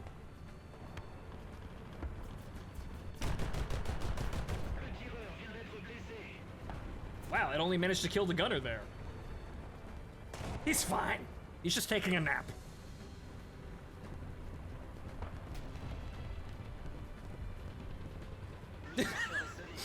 Where did the other guy go? No, nowhere. What's that guy in the front doing? He's exactly this situation. He's doing his job. To the letter, I might add. Oh, actually, no, that's a KV-2. Oh, no! Uh-oh. Okay. That's a KV-2. We don't actually want to fight those. We really do not want to fight that. Oh, no! Okay, we somehow managed to be out of the range of that. I thought that was something, you know, plucky and simple, like a BT-42, but no, that's straight up a KV-2! That's very bad. I don't really have any way to counter that. That's actually really terrible. I can't actually beat that. The enemy's getting closer to victory. I could severely annoy him, but as for killing him, probably not. Uh-oh.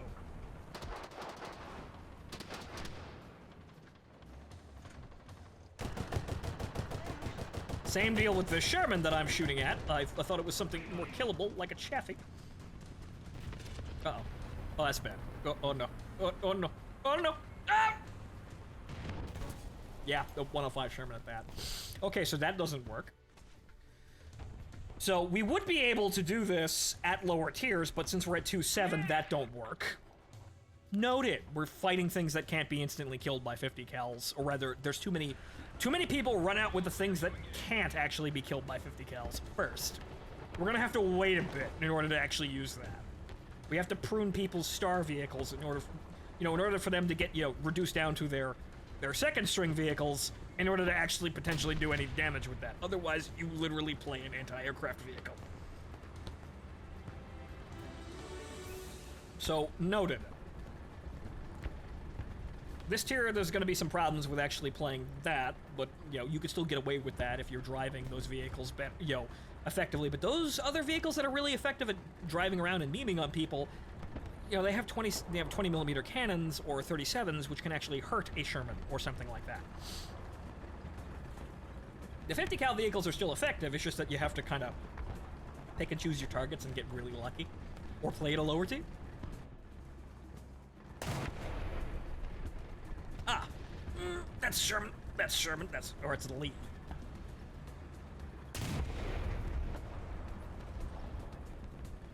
I would love to. Come on now.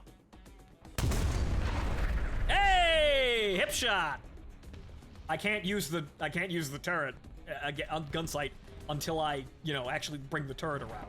Another huge weakness. I think there's a way to switch the gun sights, but I can't remember exactly how to bind that. That's the plan.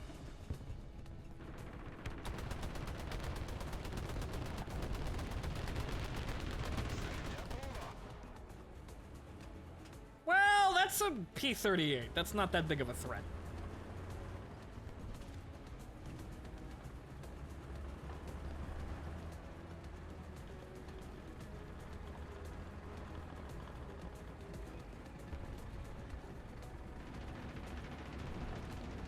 I don't know where that KV-2 went, but I don't see some.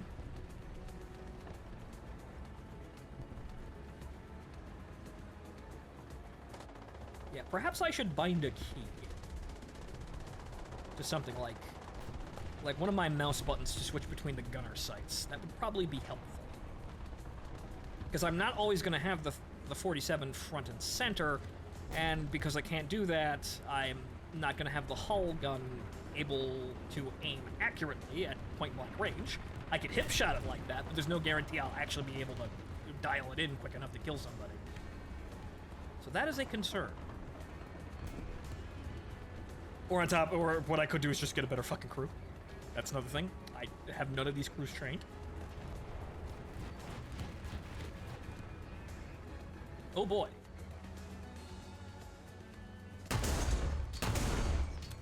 It's moving too fast. The traverse of the 75 wasn't up to it.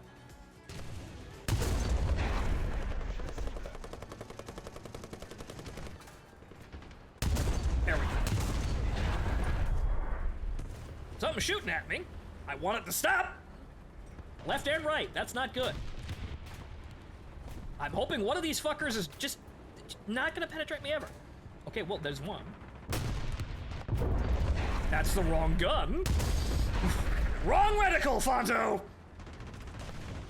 Welcome to Bad Ergonomics, French edition. There we go. That's below my line of fire. Didn't need it though, thank God. Which gun are we aiming at the enemy, Jacques? Yes. I'm sorry. Oui. Jacques, that's not very descriptive. I know. I don't know either.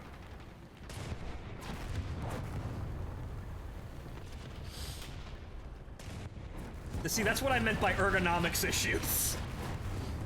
See, that should be a major weakness. However, typically it's not.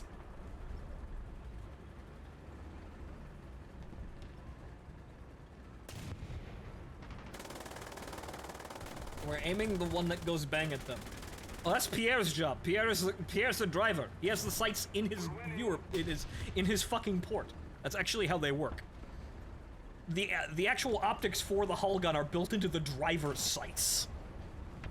Or the driver's viewport. Because he's got the traverse mechanism, even though he has a gunner down there next to him.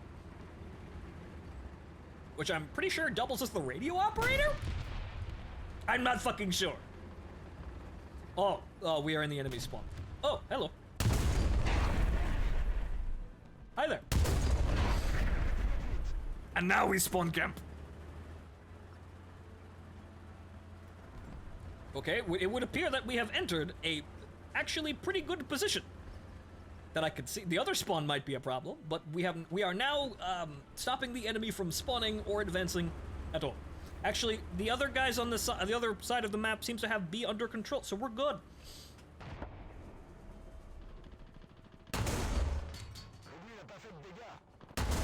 That's God damn it, Jacques! What? I cannot see! I lost crosshair in dirt. It's same color.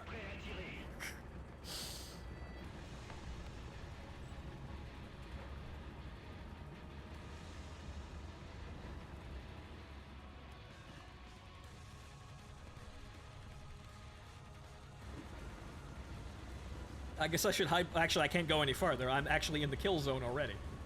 So actually, I should probably back the fuck up. But it looks like we've actually won. Unfortunately, I can't actually be like the Char 2C currently and pretend that I am a house. Some people might actually fall for that.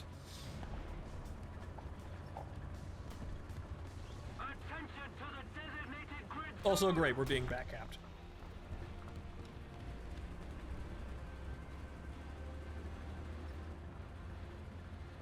I was shot at by something. I have no idea what. Ah, okay. Actually, no. We do not have the situation under control. Actually, my team is faltering in the face of the enemy. That's very bad.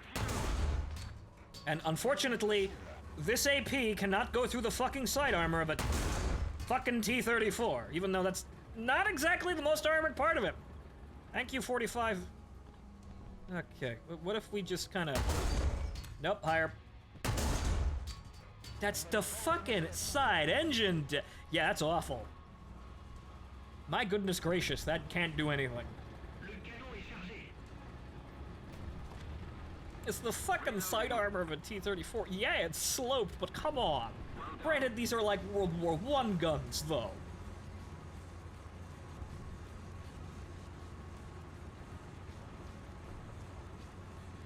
Their combat effectiveness is in doubt, as the 37mm on most of the light tanks at the reserve tier has less explosive filler in its AP-HE rounds than a fucking 203.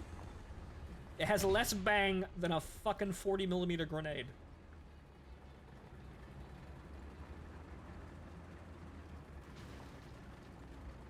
Allied forces have captured a zone. I'm glad you found a home there in the hole, yep. Wow. Sucks to be you. Oh no.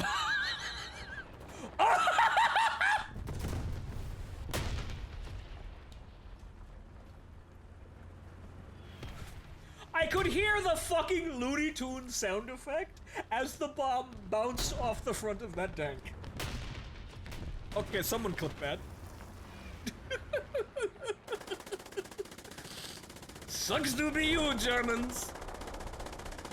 Oh no. Pressure on. Victory is Oh no! Sucks to be me too. So this is why we need people actually playing the air, which I will do now. I will give them stern clickings, be right back. I see... That was funny though. You saw the bomb actually bounce off the front of the tank in front of me before exploding. That was funny. However, again, it seems as though, yeah, somebody's gotta bail out immediately and just be air superiority to actually have control over these matches. That seems to be something, if you're wanting to play basement tier really effectively, you kinda need somebody out there doing that. Which unfortunately means that, yeah, the land ships just kinda have to run in and die. Or rather, run in and start killing things so quickly that, the enemy doesn't have any points to actually spawn in things. That's one way of doing that. Or one land ship has to accept death so that it can spawn in a plane and then act as air cover. Because you can only have 4 people, and there's 4 land ships. Now, what the hell is that? That's a KV-2. There's that guy! I don't have the AP to deal with him. That's... Actually, I can't do anything against that. There's a fucking... P-400's very fucking common in ground battles, as I have seen. Okay, he's dead.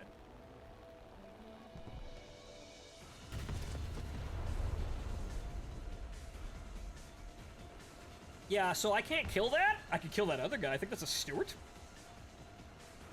Yeah, I can't... I don't have the means of killing that. That is a Stewart.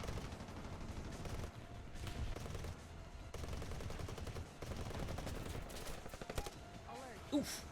Oh, well, the gunner isn't doing anything anyway. He was angled, unfortunately. I didn't get through I didn't get through his armor enough to kill him, but if we come back around this side...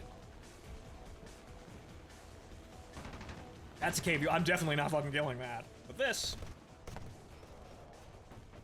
There we go. There's fuel tanks! Not the engine, but something. It will keep him busy for a second as I come around and try to get a kill shot on him. Actually, no, it didn't stop him at all. Motherfucker.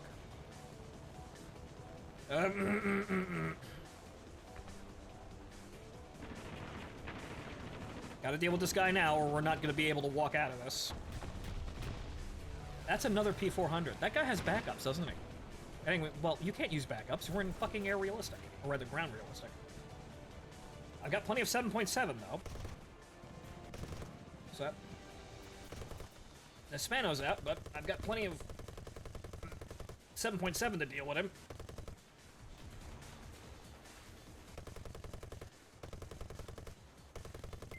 There we go. And now we get the fuck out, because 7.7 is definitely not going to kill anything.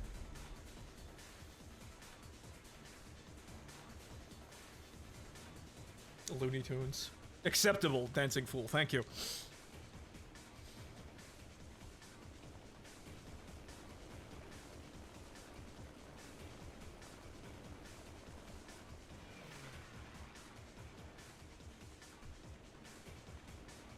So, the one thing we can plan for is that the Char 2C is going to be generally effective as a unit on its own, because anything that gets hit by the 155 will die. There's really no walking out of that. The only thing you might be able to, like, will be incredibly chancy, obviously, is a KV-2, which has the same size gun, and then other units that have blap guns. But generally speaking, that's going to be like a fucking quick draw event, like a fucking quick time event to kill him before he shoots you. Because I'm not sure the Char 2C will be able to survive being hit by that, but nothing else will either. And then there's aircraft bombs, which, like I said, that's a conundrum in itself. But at least we know the Char 2C will be able to just immediately kill anything that it fights anyway. So at least we'll be relying on primarily a unit that can do that at least. It's not like we're trying to cover for the unit's failings, we're trying to develop a team around it. But as we're seeing, the biggest problem we're gonna have is other people getting bitter and spawning in fucking aircraft and trying to hunt you down. Which we could, we could kind of get around by having multiple land ships, too. There's too many of them, you know, they don't have enough bombs to kill us. Unless we really piss off a whole shitload of people. It's gonna be that's all, folks, but Looney Tunes sounded better to me. acceptable. Either would have been acceptable, but fine. Leading for landing!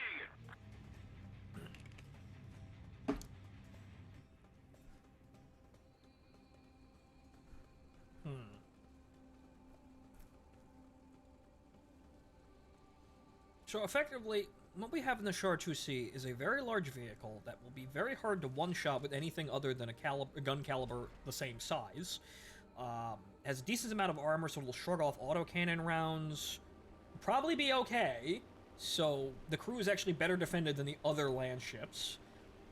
But the thing is that it gets behind a 155, which is not going to have a 5-second reload.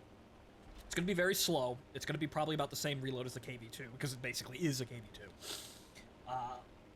So, we have a very large vehicle that can one-shot anything that it sees, essentially. However, it also is highly specialized in that role of one-shotting one vehicle. It won't be able to react to multiple threats that well. So that's a weakness. We could compensate by having more than one land ship, but, of course, this means that, well, we run into problems with that. Because in playing the optimal support team for this, we drag everybody up a couple of BRs, so hard to say how the other land ships are going to do aside from the T-35. The T-35 will be fine, I think. It'll probably be able to survive just fine, and, you know, with its fast-firing 40mm guns, it will probably be the perfect, you know, support for it.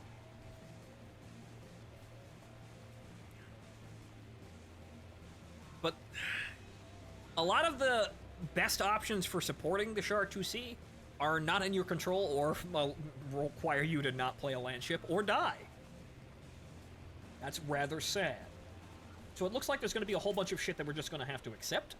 Also, those hit sounds were right in front of me rather than being way the fuck over there. Way to go, sound engine.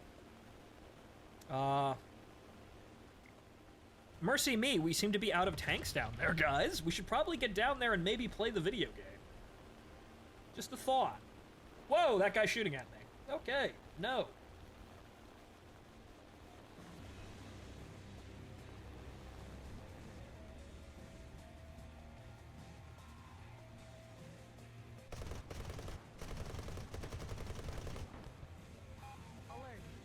I hit the fuel tank again.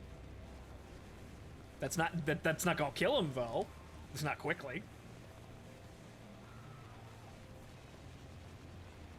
Is you kind of have to conserve ammo, and you also have to be accurate with it. And he turned into me, the son of a bitch? No.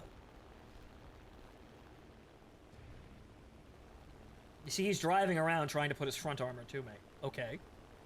We'll go straight up then. Forces have captured a zone. Oh great, his friends are here. Great, I figured that was coming. Ah, okay, it's a Yak... It's a Yak 7, I think? Good, we got a chance then, because... Well, those are really not that great. Okay, if I don't kill him, it won't matter if the flaps fly off or not.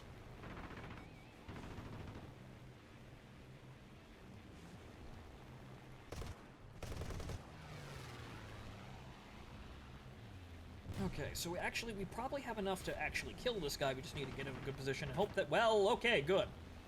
Man's dead.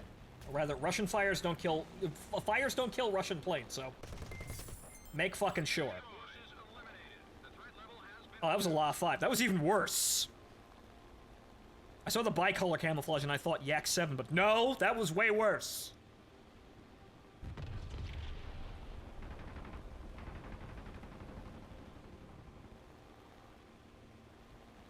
Oh, great.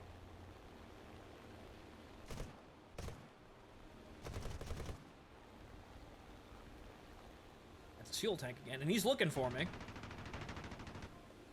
So we're gonna have to be kind of cheeky with this guy. We can go down there and kill him, however, I'd like to remove him from the game, period.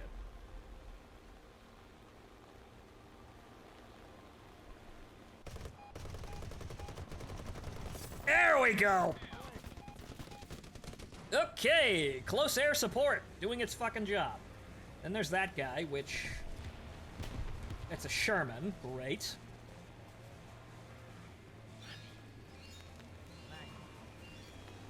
Commissar, thank you for resubscribing, welcome back to the show. We are attempting to play close air support and wacky French interwar things. I only have 5 rounds of Hispano left, though. That's gonna make things kind of awkward. That's it. That's literally... I damaged his turret ring. That's it. That's all my ammo. Oh, great. He has friend... Is that another fucking KV-2? Or a KV-1, I should say. It looks like a KV-1. Unfortunately, currently, we don't have any people on the fucking ground. Nor do I have anything that could really actually fight any of those things. So we got a bit of an issue here. Ah, good. We do have somebody on the ground now. Test server? Nope. Live. I decided not to go on the test server and play the Char 2C because we just get top tier tank battles, and that's not representational of what we're going to be playing. So here we're trying to figure out exactly what does low tier France actually look like. Kind of a struggle, honestly.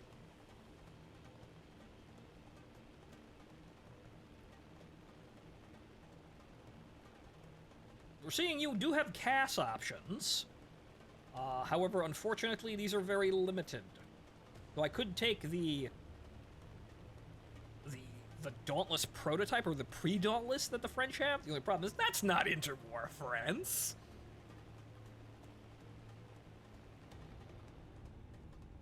Strictly speaking, it is, but also, come on now. We want to play... well, I'm going to play France to play American things. No, I'm not. Operation failed. Head back to base. And we ran out of time. Okay. Effectively a draw, but they won anyway because less points.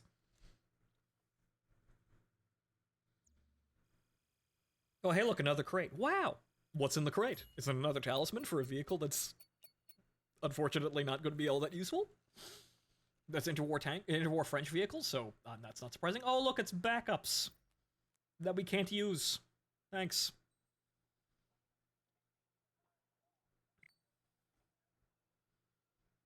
Okay, so, back in again. We haven't really unlocked anything. The business tanky as fuck. I'm seeing, so that's a good thing. So we could drop it down to 2-3, but I have the Tur as well, which is the same thing, but even worse. So we have 70 millimeters of front armor rather than 60. Ooh. And also 70 millimeters of side armor because of those wacky fucking skirts. I'm seeing now that some of the few bastions of effective armor are, hey, that one vehicle I bought 1 billion years ago.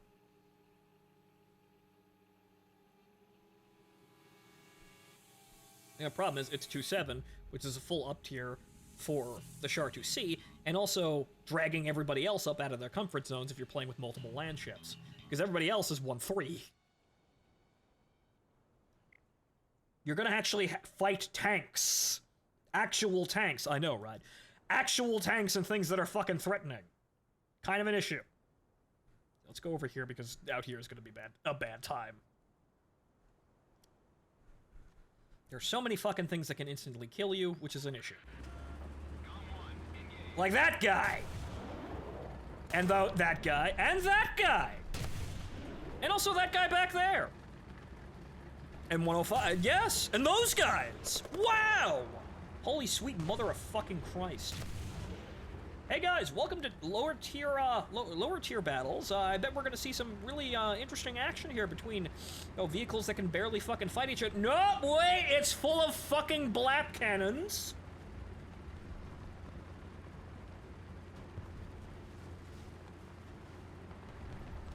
See, this is my issue here, and it's unfortunately this is just what's happened in War Thunder as it's developed.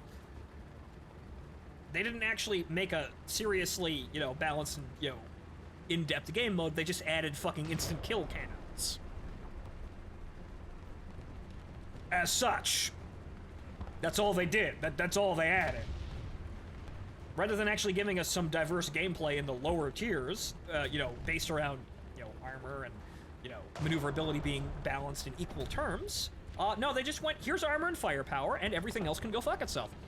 Everything instantly kills everything. Why would you... This is literally the first tier. Why would you want any depth here?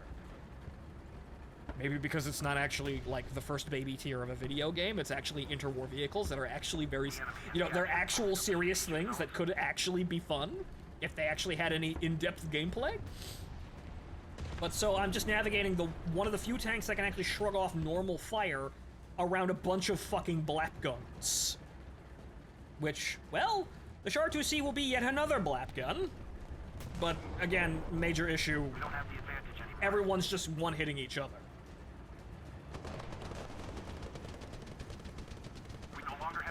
If I wanted to have a big stupid blap gun, I might as well just play the Swedes and have like fucking 3 of them. Or the Japanese. Or just run around in a 105 Sherman, which everybody remembers that. Everyone remembers my my Ford 105 Sherman blazing American freedom tank. Which unfortunately they destroyed the decals for, but everyone remembers that video. That was fun. The only problem is, yeah, it's kind of the only fun they listen to. Yes, hello. I am attempting to get around here. Unfortunately, all we're gonna fight is fucking blap guns, but we have to go forward and actually do something. We are losing.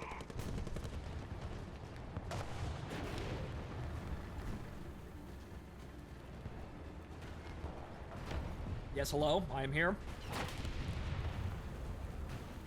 I am French. I am demolishing all of your rocket trucks.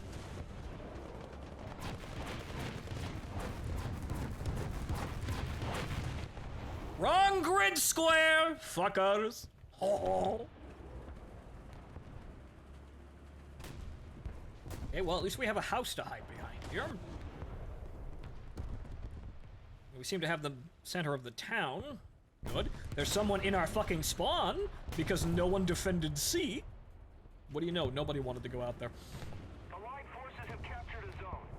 That looked like a tank there for a second, but yeah, there's actually probably tanks coming up our side here. I saw one pop up on the mini-map. Let's go into that town, because it looks like we're going to be doing A and B, and that's going to be our fucking game. Attention to the map. Oh! From where? Oh. All the fucking way out there. All the way over there. Who is he? I can't even fucking see him. And of course his gun can penetrate me from that far away because I don't even know what the fuck he is. What is that, like? What did he kill? Yag 10. What? What? Sir, I don't even fucking know what that is.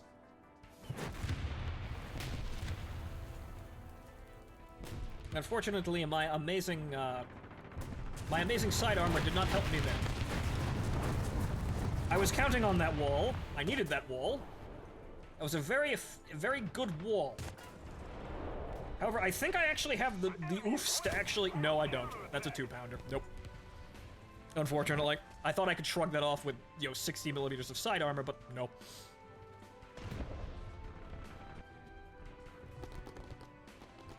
I got tracked, and I died.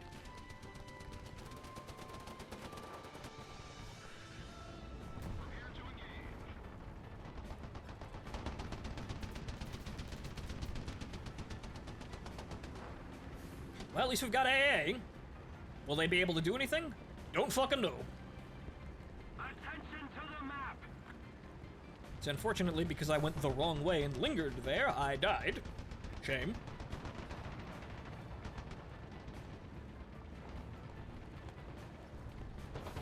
But it seems as though we've taken the town, but A is probably under threat by that dude who fucking killed me. The guy by the windmill is fucking dead, but whatever that fucking mutant car was is, probably still skulking around. Yet more Puma derivatives. Back! Back! Back, Sturmovik, back!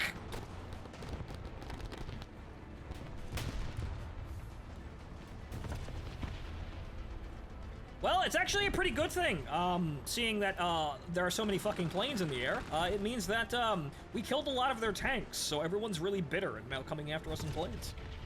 It's actually kind of a good sign. Most people don't bring planes out until it's literally their last life.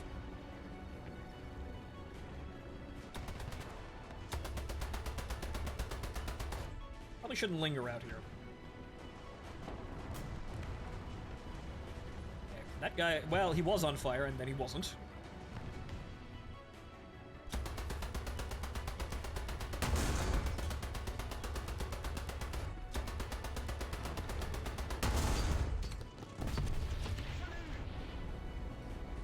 I assisted in that, probably.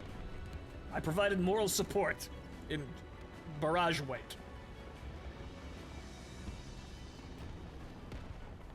Well, looks like the game's effectively over now. We're just gonna sit here on these control points, and that's about it. If the enemy is resorting to planes, they yeah, some of them have died 3 times. Yeah. There probably isn't very many, there's not very much oomph left in the enemy force if they're throwing this many fucking planes at us all of a sudden.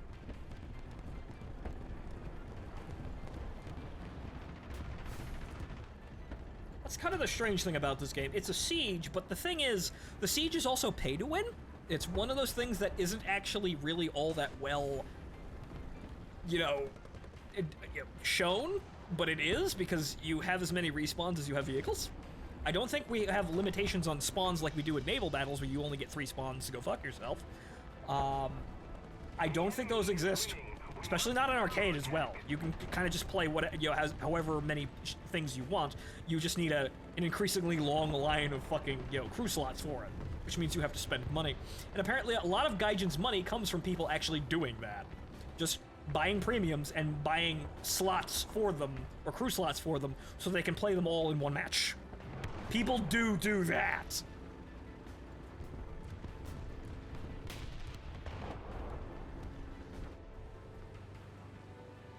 Now, there's something back there. I just kind of have to get over there in order to see it. Whatever it is, I'm going to be coming up behind it. Oh, on the side of it. That's a Panzer of some description. He is turning to me. Actually, no, he's not. Good. That was, 4C? Yeah, looks like it. You and your fucking smoke grenades. Look at you. You and your oversized cigarettes for tactical advantage.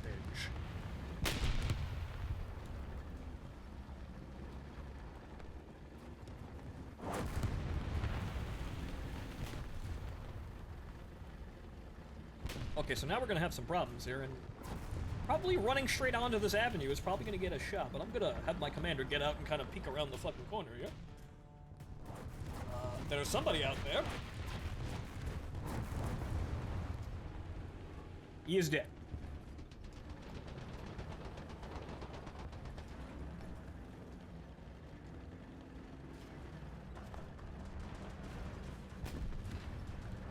Okay, there's some people in the... Oh, there he goes.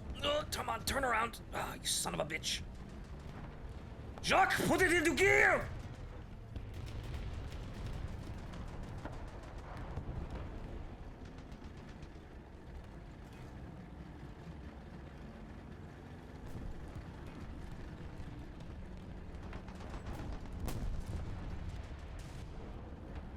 Where is he gone?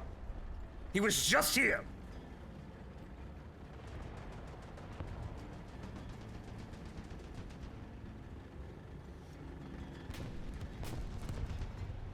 I don't see a wreck. He must still be alive. Granted, it's a half track, so he's probably fucking moving quite quick, but... Oh, no. Oh, no! Run away. Go fast. Go fast. At least that's a German door knocker and not literally a competent tank.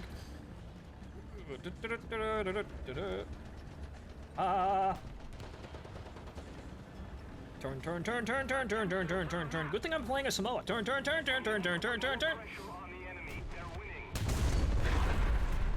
Angle. Aha! Unfortunately, he took out my gunner because one person fucking turned. Angle. Ha. This is very bad. I have 2 people shooting at me now. 3 people. Oh, is this 30? Because that's what I want to see. Yes, another thing that invalidates my armor. From across the map, no less. Where was he? Go fuck yourself. Okay, we actually need to get in there and actually do something.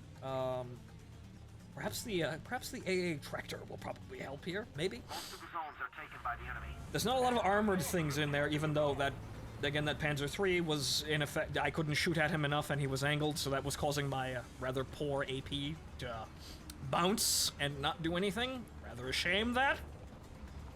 Somewhat historically accurate opponent, however, oof.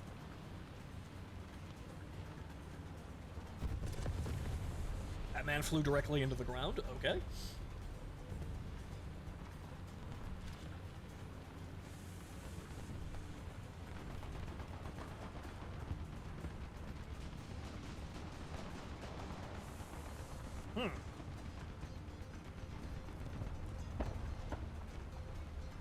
L62 anti...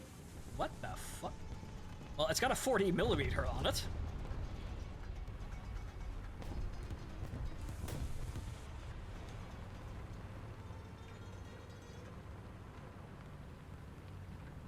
You see, this is just one of those things where, yeah, I could have actually potentially gotten into a good fight with that Panzer III if not for the, the ZIS-30 over there with the meme railgun 50mm cannon. But I suppose this is just, again, a problem with dating, where this game doesn't respect dating at all, especially not this fucking tier. Allied forces have captured a zone. Enemy forces have captured a zone. Allied forces have captured a zone.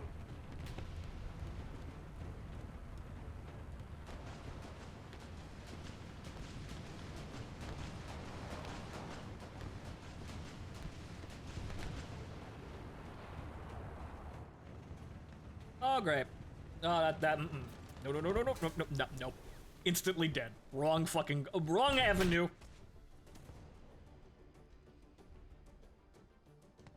I could have killed that guy with, 13mm, but no. Okay, into the air.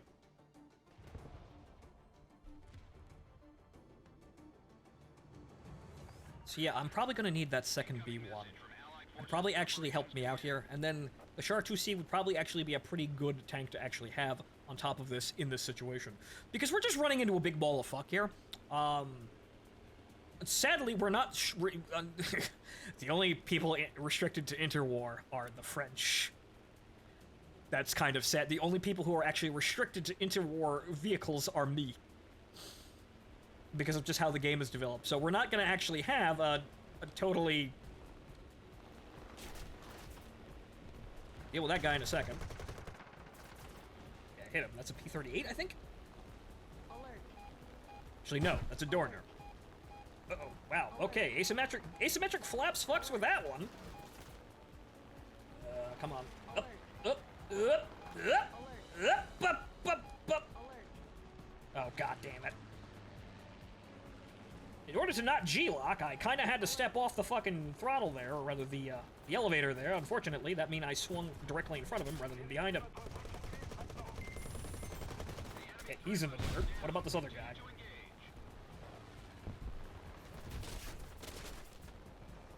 I've unfortunately lost my combat flaps, so, Allied forces have captured unless somebody seriously wingdings this fucking 109, I'm probably not going to win a straight turn fight with him. Which, as I said, this is kind of the downside of playing this plane. It's well equipped for ground attack. The only problem is you have to play against purebred fighters that are much better than you. If we don't do something fast, the enemy Or rather, modestly better than you, but that's enough to get you killed.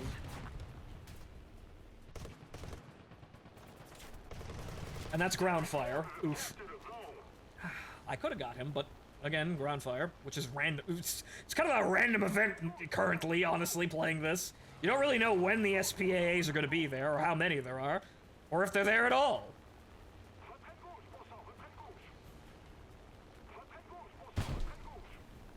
It would appear that probably the best solution is to actually get one of the fighters, because, well, those also have Hispanos and they're not as weighed down as this. Alert.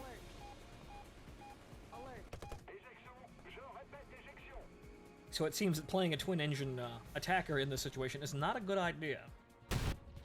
Unfortunately, we're just short of the spawn points there, but, well, the armored car can kind of move around and do something. Funny enough, honestly, the 25mm feels like it's better, at killing things than the 47s, which is odd. We can probably speeds over there and capture a point. So it looks like we've got that handled.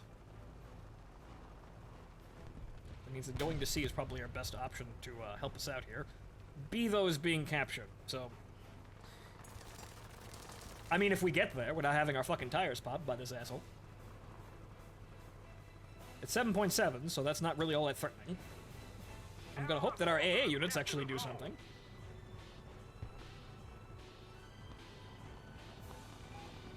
Il faut bouger. L'artillerie va tomber sur notre position.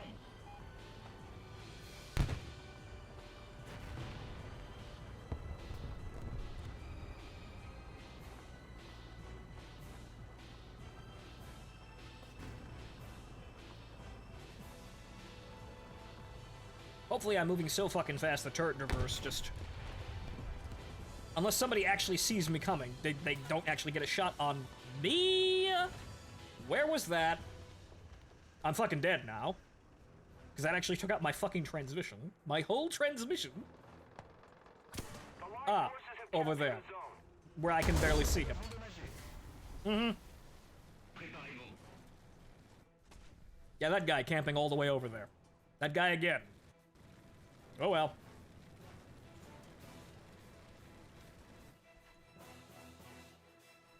The answer is, clearly, don't play Poland, because Poland's a bad map. And then kill all the min-maxers before they get a chance to do anything.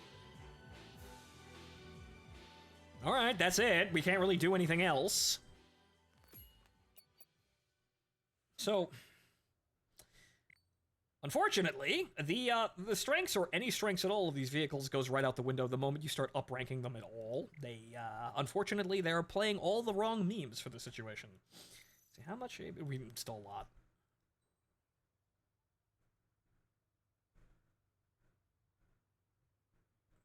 So, honestly, funny enough, the best situation for this, this whole lineup is basically just going to be a bunch of B1s in the South 40.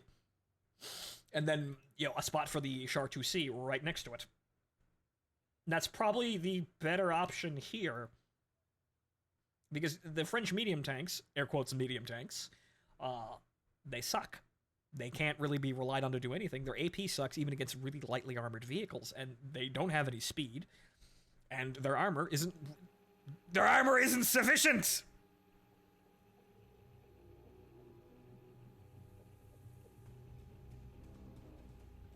So it looks like just get a bunch of B1s together, or, well, the South 40 is basically a B1. But get a bunch of heavy tanks together and hope for the best. You can do some, some pretty funny memes in the armored car, but that requires you actually playing it low tier, first of all, and then actually getting around the enemy and knowing where the fuck they are.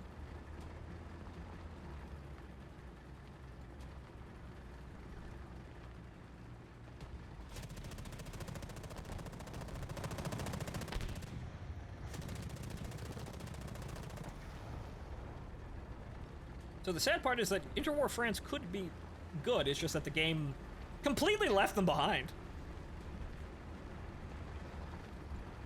Because in their rampant need to add more content, once again, rather than do anything productive. So unfortunately, I'm stuck back in 1920 to 1930s. B1 is actually fairly late. I think this was actually laid down in 1940, so this is the latest of all the interwar vehicles, and it's, well, basically just a B1 with slight upgrades. Historical note, apparently, there was only one article of these. It was planned for production, but obviously France capitulated before that actually happened. And it was attempted to be smuggled out on a boat to England, and unfortunately, the boat got sunk. So this vehicle, there's only one of them, is somewhere in the bottom of the Atlantic. And it's the only one that ever existed.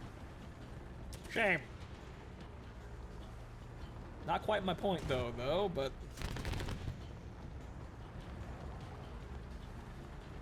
See, I'm restricted, and I don't get any points for playing with a handicap.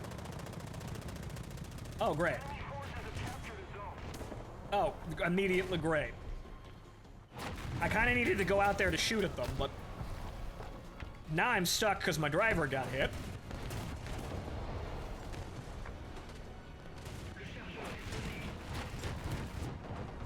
Oh, great, and now my sight's fucked up, too.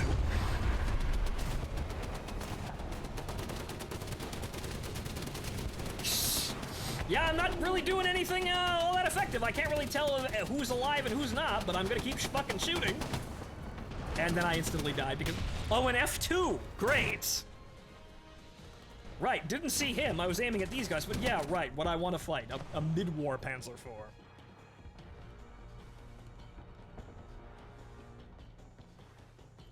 You see my problem here? I want to play these tanks a certain way, but I'm forced to play them the bad way, which is basically playing them like medium tanks. And I'm forced to fight things I really shouldn't be fighting. So their advantages mean nothing. So this seems to be, honestly, yeah, I could do this, but I'd probably be better off at the bottom tiers then. Like I said, I played a little bit and... Nice.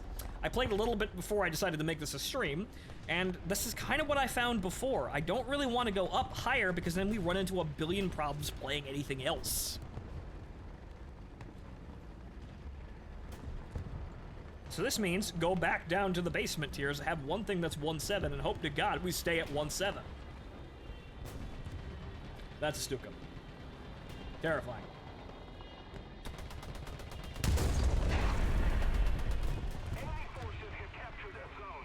He didn't kill nobody. Alright, well. No sense going in there. We're just gonna fucking die if we try to run straight through that.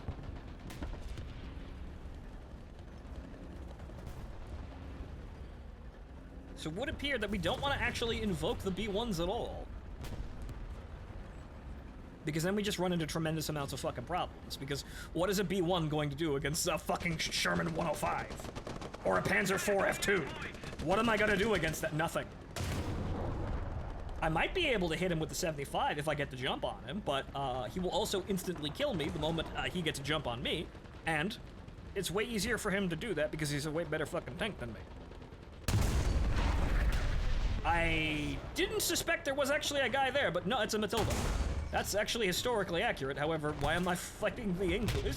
You're supposed to be on my side, you fucks. Yep, that's a Matilda. I cannot kill that with my AP. He's having a grand old time, I bet. Being in essentially the same situation as me. There's somebody fucking shooting at me from God knows where, but he's on the corner of the map. The enemy is winning. We've got to counterattack. Yeah, there's some guys up there. However, unfortunately, that Matilda is now watching that, though I could probably get... He's behind a bush. I don't think he sees me. I just kind of hip firing at the bush and got him, but, oh, great. Matilda Hedgehog. Oh. Fantastic. Okay, he's dead. I think that... No, that's not him, but... Nope, there he is. And then I immediately died. Yeah, I don't have any flanking ability. Even on a fucking Matilda, I don't have any flanking abilities on him. If I want to flank, I play the fucking armored cars. So as you can see, the Samoa is actually a fairly good cavalry tank for its day, but in this situation, we're not really getting any bonuses for that. She don't move fast enough, even though the Matilda is, technically speaking, a historically accurate opponent, but it wouldn't be an opponent. But what the fuck does War Thunder actually care about historically accurate fucking engagements? For mercy. See, I think I can get out. I kind of have to. I think I can get out there. The funny thing is, if I get around that Matilda, I'll actually be able to kill him with this.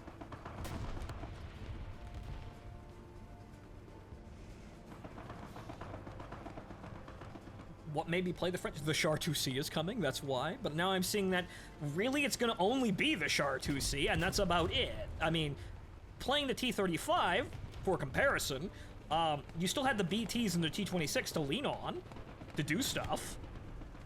Those are still effective, and a T-28 as well. Those are fairly decent follow-on vehicles, even though they're all made of glass. They all have guns that can absolutely fuck everything you fight. The 2C is going to have some problems, because all of its support vehicles kind of suck. Mainly because of, unfortunately, power creep. In the interest of giving everyone else more lower-tier vehicles, we have introduced lower-tier vehicles that aren't actually in line with anything that would actually fight the French at, in 1940 or less. So unfortunately, the game has moved to a position where, yeah, the supporting vehicles aren't terribly good. If we want good supporting vehicles, we have to move up to an era that's not very good for us.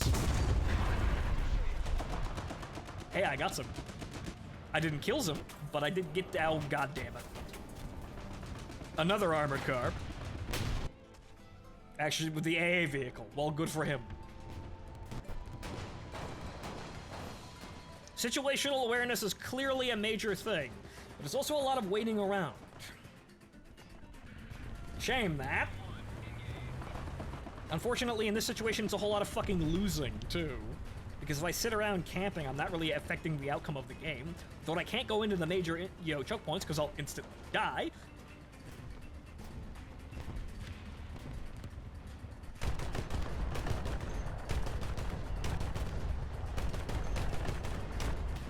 I hit him once.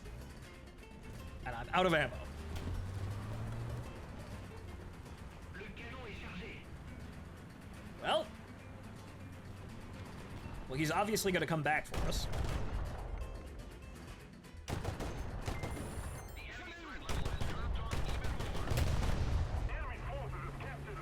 I hit his oil. Hopefully that causes him to crash into the ground. I'm not holding my fucking breath, though.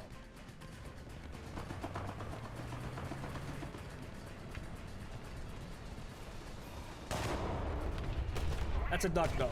We don't want the duck. Not on the enemy team. I also need to practice my aimmanship. I've never liked Interwar France. I like Interwar France, but the only problem is the only time Interwar France is any fucking good is when you're actually playing the Interwar. And for the most part here, you're not.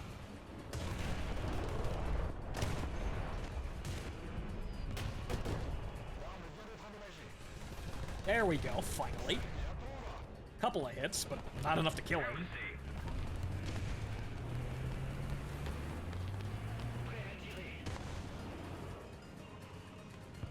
Oh. Well, that's just... That was a risk, but I'm definitely not killing him.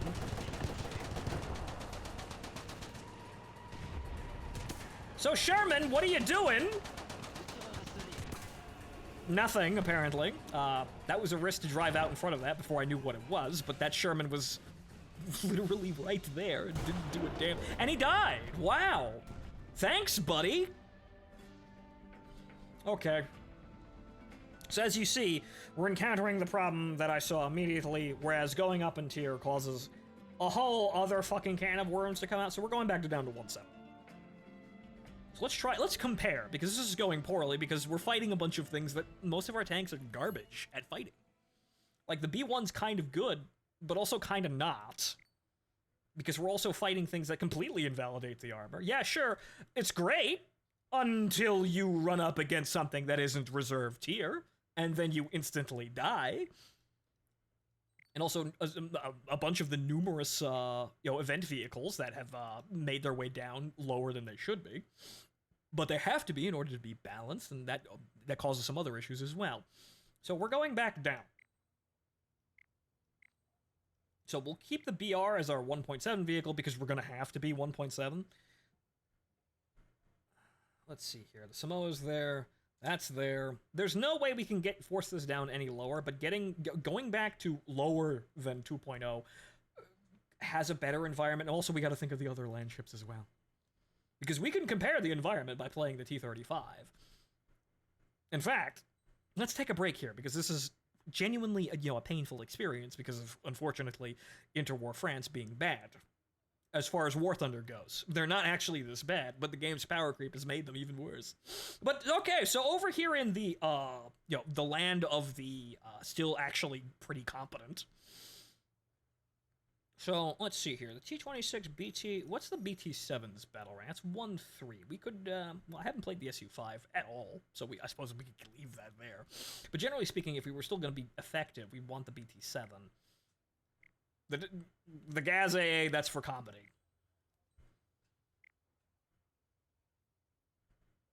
Okay, we don't want 2.0, obviously. That's the 76. Well, it's still going to be slow either way. The 76mm is not that great of a gun, but will kill a motherfucker if it penetrates, which is kind of our issue. The fact is not penetrating people, it's actually killing them when we do that. Russian tanks have no problem, but as you can see here, this is kind of funny. So what do we have here? A 76, the 45, it's a 45, it's 40 millis, 45 2K. But see, 45, 76, 45. What do we have here? 76, a 45, and a 45. So basically, when you kill the T-35, all the turrets split off and become their own vehicle. That's a fun dynamic! But to compare... Also, they've fucked with the decal, so now the Berlin Express is in this new, amazing, kind of, like, aesthetic, thin font there. It's a new marketing tactic or gimmick for labeling. Mm-hmm. It's new. The boys at the lab call it Soviet wave. But so to compare, when you actually have a good tank and good support vehicles, we don't even need an air component at this point.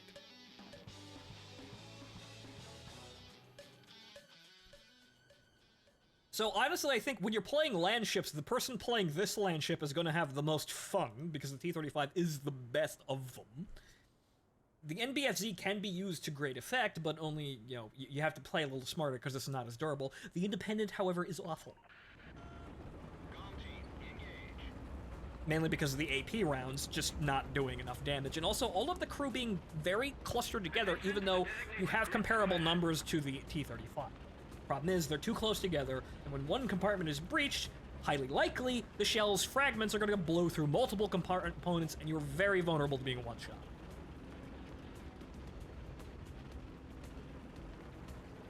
Also, the T-35 is why I wanted just this bog standard, Char 2C? FCM. Yeah, that's another fucking meme. But the Char 2C, because the Char 2C, with just the 76, has a lot of the same dynamics as this vehicle. Multiple turrets, no, but the survivability. And also the ability to load a gun very quickly.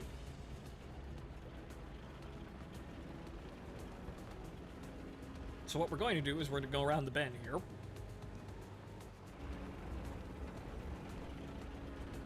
Unfortunately, we are alone, but it's okay. We're a land ship. I'm 3 tanks! Clearly, this is how the math all works.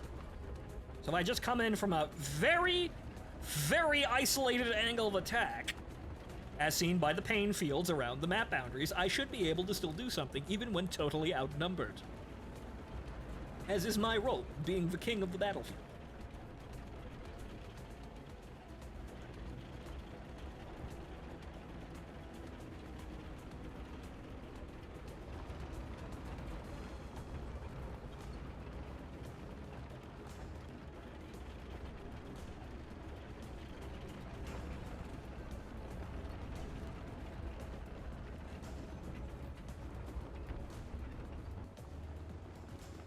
Okay, now we start paying attention, since if everybody's, if anybody over here is rocking and a rolling, we're going to run into them. Even though the control point is at the side of the map, but we're probably going to run into more than a few flankers.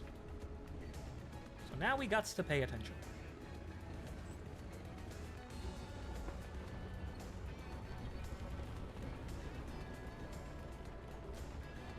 Even though from the looks of it, everybody's rushing into the center, which is good for our team. For now, anyway. They seem to be killing them. Good.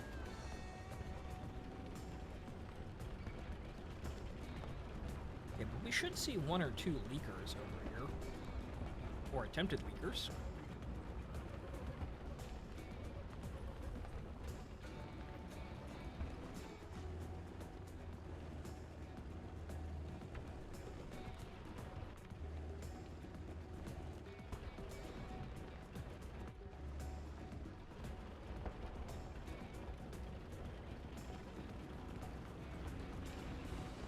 You know the fucked up thing? I just thought of this.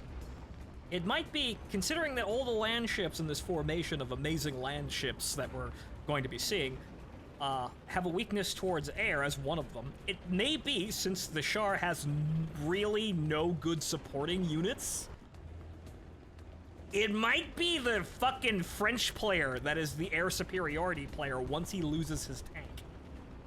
So he dies, and then he just goes up into the air to make sure the other land ships don't get immediately shot. It looks like nobody spawned over here. Okay, so that means we drive over here. The victory is near. We don't want to drive directly into the enemy's spawn point, but maybe we'll just drive over here to the side of the map and attempt to come in from the north. About the same line that this aircraft above us is taking. So this is going to be some amazing terrain crossing adventures. Not optimal, obviously, but our only choice since nobody came over here.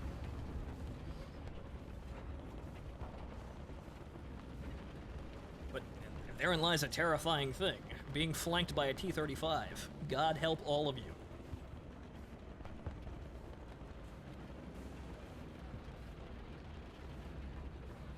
So it might be that the French player may have to play, well, air superiority, because he doesn't really have tanks that you'd actually really want to play or are effective.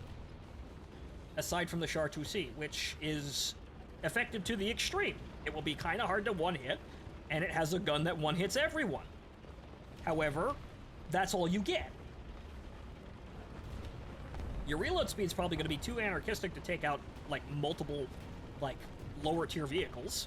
So you're going to take out one guy. Like, imagine, oh, you shot at a Panzer II, and then a BT-5 rolls around the corner. You can't kill him. You just have to hope that he fucks up and doesn't penetrate you frontally and kill half your crew. You kind of have to do a wiggle and a dance there because you can't shoot him. This thing, oh, there's another tank? Well, give me about a half a second to reload one of my guns, and then I'll proceed to murder him. Please hold. Power! I still have yet to see a single enemy tank, but my team is winning, so that's sufficient to me. We should be seeing somebody here, though.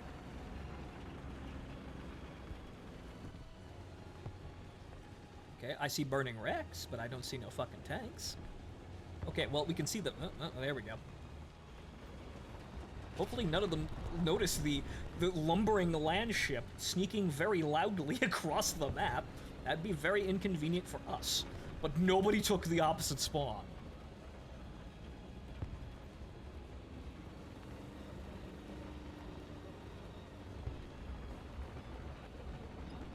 It looks like there's some fighting going on in front of A. But we're just gonna undercut the entire enemy formation.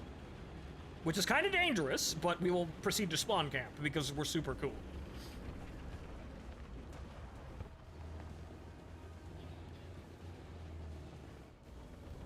The air has not noticed me, nor has any of the enemy players.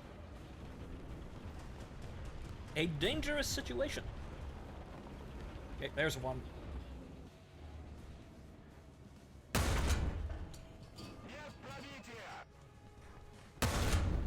Nope.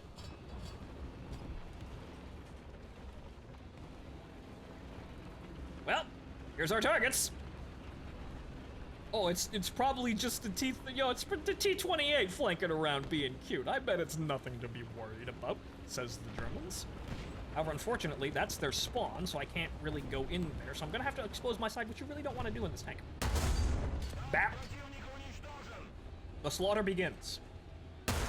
I see you there. I notice what you're doing. I don't like it. Oh, hey there. Too low. Oh, come on. Keep it up and prove yours. That really should have killed everyone, but okay. There we go. You see, if the Char 2C misses that shot, everybody's fucked. This is a bad side to be engaged from.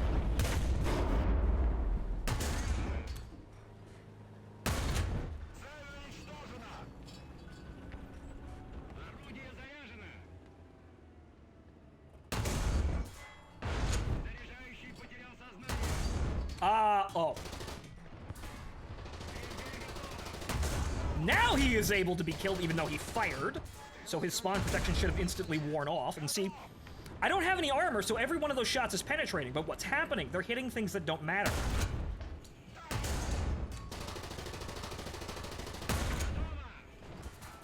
Oh, that's the front turret crew knocked out. But there goes everyone!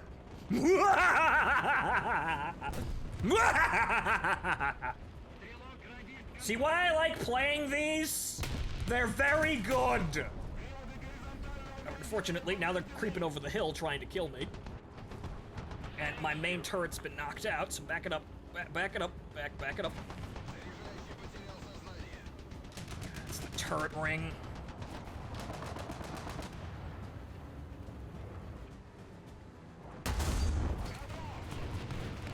No! No, says the T-35. Not on my watch.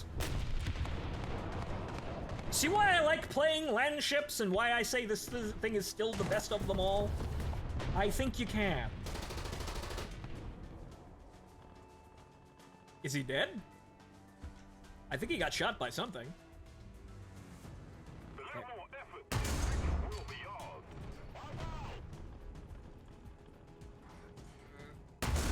Nope, fuck. The gun's still out. I'm just harassing the entire enemy so they can't get out of their fucking spawn at this point.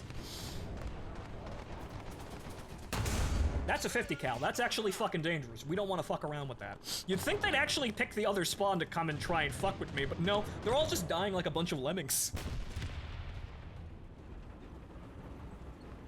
Boy howdy, I hope I get a nuke. Actually, you can't get that. You can't get that in realistic battle, unfortunately. But this is one of those vehicles where you probably could.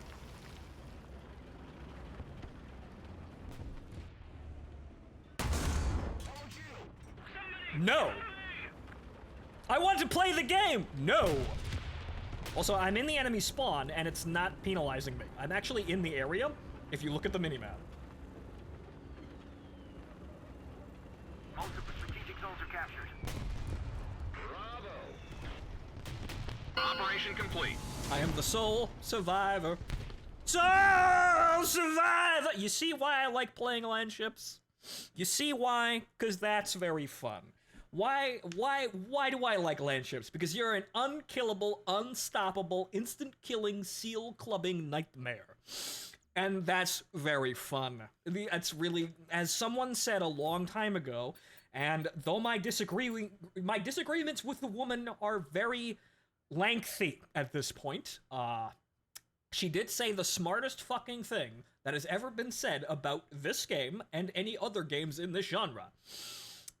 They create dynamics where the only thing that's fun is shit that's overpowered. Case in point. Another example being the Harrier GR1 on release. Those are the only things that stand out as entertaining and fun. Why? Because they fucking mulch everything. That is such a massive problem to deal with. Or rather, problems that you don't really feel all that fantastic about getting over, you know, when they're difficult. You don't feel an accomplishment for killing anybody, especially on this tier, no matter how difficult it is. It's not really that special of an accomplishment. Going on a 9-kill streak, though, in this fucking thing is funny. I didn't mean to do that, but I guess the game is telling me to play more tank. It's Gaijin's desire sensor. It's maybe if we make him play more tank, he will spend more money.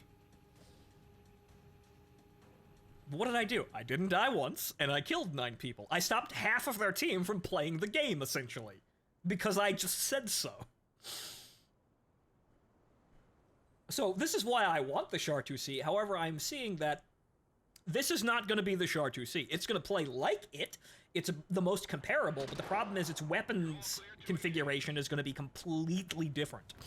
And I will not be able to do half the shit I get away with in this vehicle because it will have a very large slow-firing gun.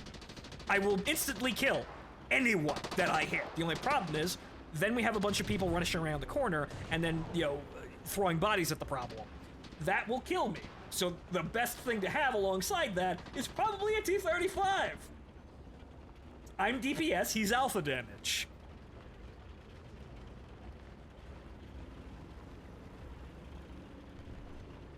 So, why am I excited for the Char 2C? I like it. It's actually a very fun vehicle, and it's got a kind of an odd history, even though not a whole lot of that history is known. It's a goofy propaganda vehicle, and it's also the largest tank ever put into service. But also because the gameplay is fun, because I get to play an unstoppable killing machine, and that's just great. So it seems as though another thing that we could do, aside from throwing a bunch of B1s at the problem, is having the Char 2C player only have the Char 2C, and then going straight to air superiority if you die. Playing with other land ships that are just as good as you, or rather have, complement you as a task force. Whereas that ship has the big stupid alpha gun that blows holes in fortresses and flips tanks through the air. I am the battlefield superiority, the fire superiority platform, with multiple smaller guns and one large gun for just added effect, but it's not as large as him. The Independent, I have no idea what the Independent's really good at because it only has one gun. The NBFZ has the funny heat round, so he's like the high-tech motherfucker. And he's also got a 37 that's on the same, basically the same axis. They're tandem, they're twin-linked. So he's got the tech advantage. Ooh.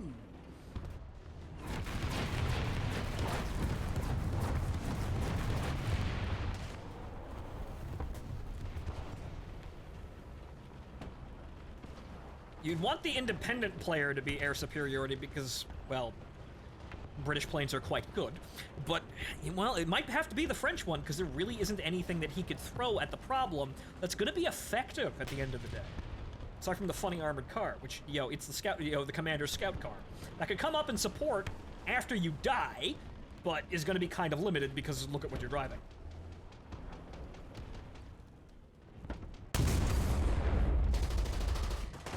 Okay, there's nobody over there. I thought there was somebody there, but I'm camouflaged by a tree. Allied forces have captured a zone. Oh no, the tree is degrading. Oh no. It must be the exhaust from my engines being poisonous to all life on this planet.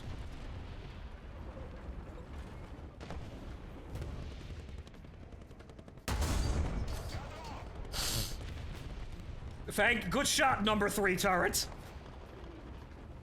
Good reflexes there.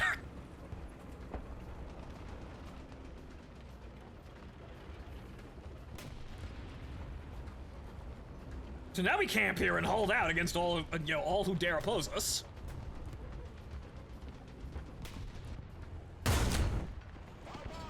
Oh, it's the American land ship, which really isn't a land ship.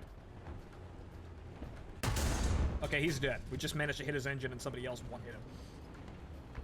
Our victory is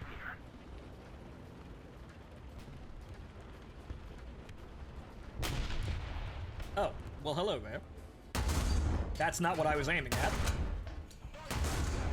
Oh, hello. Hello. Allied forces have captured. Boy, they're throwing a lot of these fuckers at us. I know everyone likes that vehicle, but boy howdy, they're throwing a lot of them at us.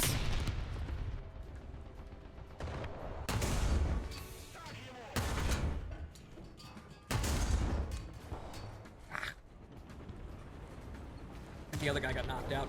Okay, good. The 76 near us is actually picking up the weight.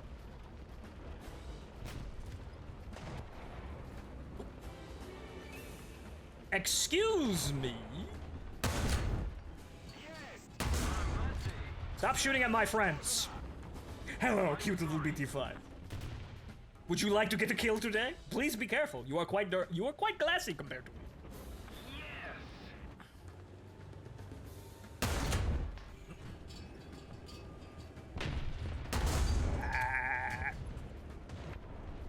Well, somebody got him.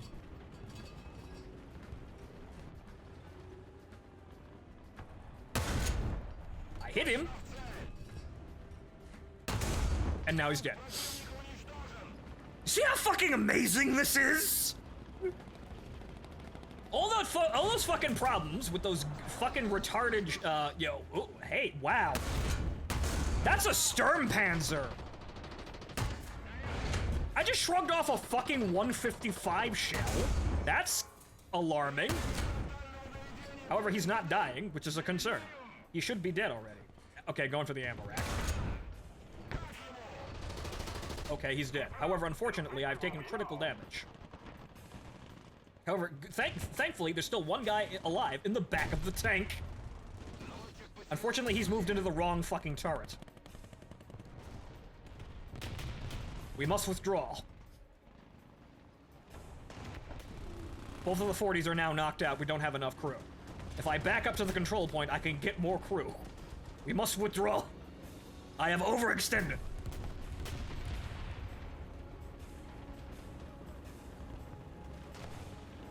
Oh.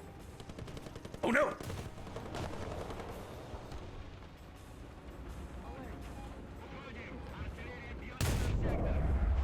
Damn it! Okay, good. Somebody got it. Thankfully, the morons aren't shooting at my turrets. However, then he actually hit the guy in the front seat.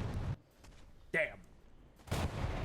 Oh well, now we deploy now we release the turrets, and then we go proceed to play all of the turrets. We have been critically damaged! Engage the D-transformation maneuver!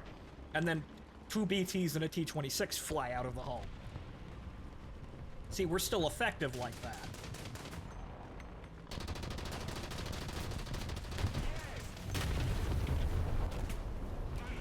Ow! Oh no. Ugh. I had to stop there, but now there's one fucking Panzer 35 in our spawn. Can someone kill him? He's not a land ship, boys. Well, good, he's dead. Unfortunately, through all of that, my team has lost control of all of the control points. Perhaps I should not have actually moved forward. I should have just held A.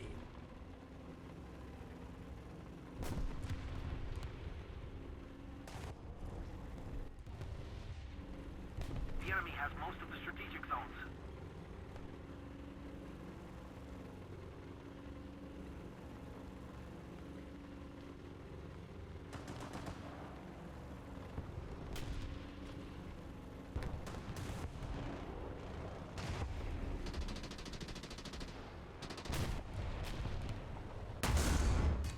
I think that was it is a tank. I just didn't hit him. Well, actually, no. It was a bush.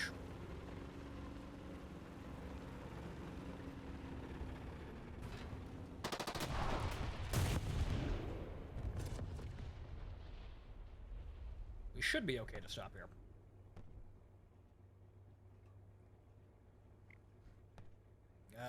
Still plenty of friends. Good. They've lost more players than we have. Allied forces have captured a zone. Always a good sign.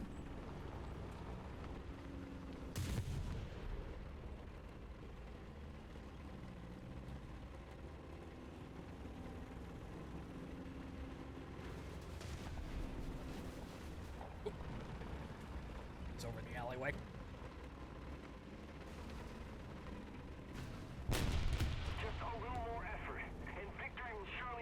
Is he dead? Did we get him? It would appear.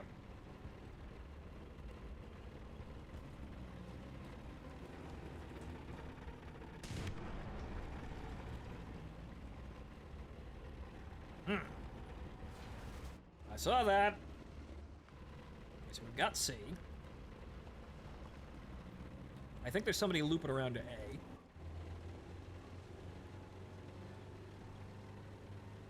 Or that might have been just a weird fucking physics thing. Or rather, a weird shader thing. Nope, nobody here. Actually, nope, yes, there was. He was moving way faster than I thought.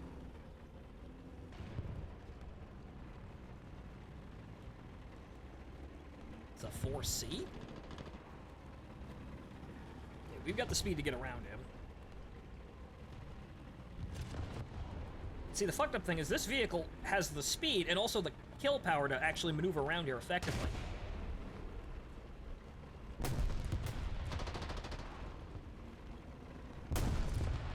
dead? T-35, T-38. T-28, got it, okay.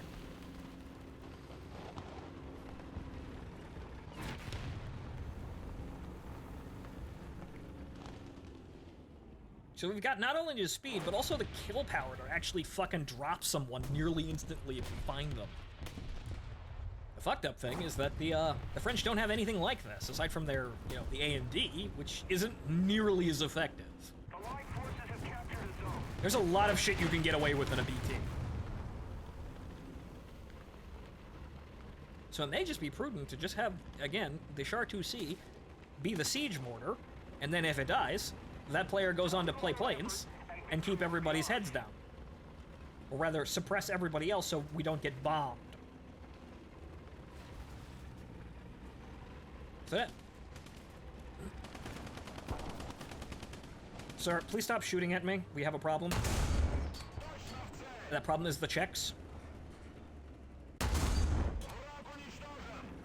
Okay, good.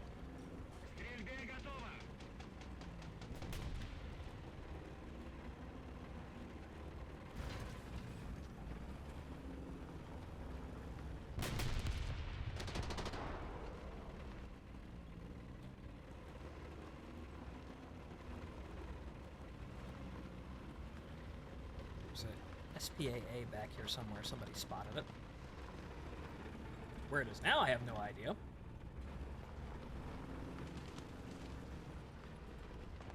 Looks like the enemy has been routed.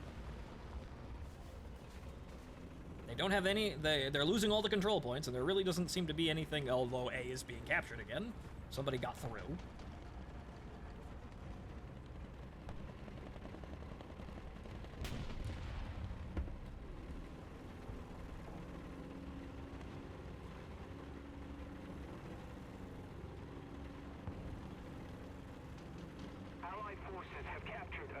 Not much left on the enemy lines, but that's the game. Operation complete. Return to base. Not as good as the first round, but I lost all of my crew, and that's the problem with the tank. When you have expendable, you know, armor, but, you know, if the crew's all dead, you die. You get saving throws, and those saving throws are the crew inside. The machine gun turrets go first, because what are they doing? They're just fucking, like, stasis pods for the rest of the tank. I still managed to do top on the team. And as you can see, it's quite fucking effective if you do that. I know it might be a shocking thing to consider, but yeah, when you have good tanks to follow on to a tank that's already fucking shockingly oppressive, you tend to do well. But now I'm seeing that, yeah, nothing's gonna top that. France doesn't have anything resembling that level of effectiveness. These tanks are all garbage currently. They're fine tanks in real life for their eras, but the problem is that War Thunder has left them behind with power creep. And, you know, night and day. The BT-5 is a reserve vehicle, and there's really no difference between the BT-5 and the BT-7 aside from an engine.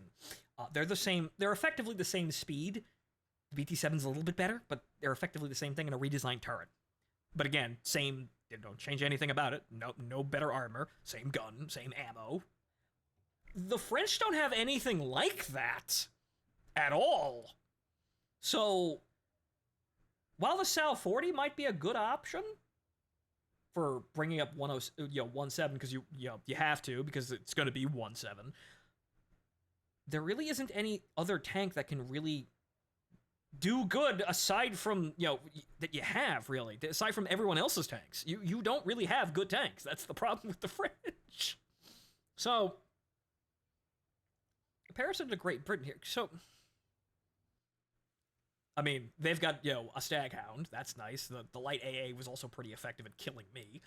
A Tetrarch. They got lots of armored cars to follow on with at 1.3, but that's 2.0. So at 1. Then you'd be driving that, and then the A13. But then you'd also get access to, if we're playing 1.7, you get a Sunderland. Let's see here. Unfortunately, now that I'm looking at it, no. Aside from the rear away. The rear away is pretty good, but the Avengers at once odd. Okay, so none of the good British planes are actually in this bracket. I hadn't actually looked at them in a while. So the independent player is actually going to have pretty good ground attack, but not anything else. They really don't. I mean, the gladiators are pretty good at lower tier, but nothing shockingly amazing aside from, again, the gladiators. And, well, the swordfish gets rockets now. You might be able to do something with that. But, So then, what does France get in terms of assistance? But again,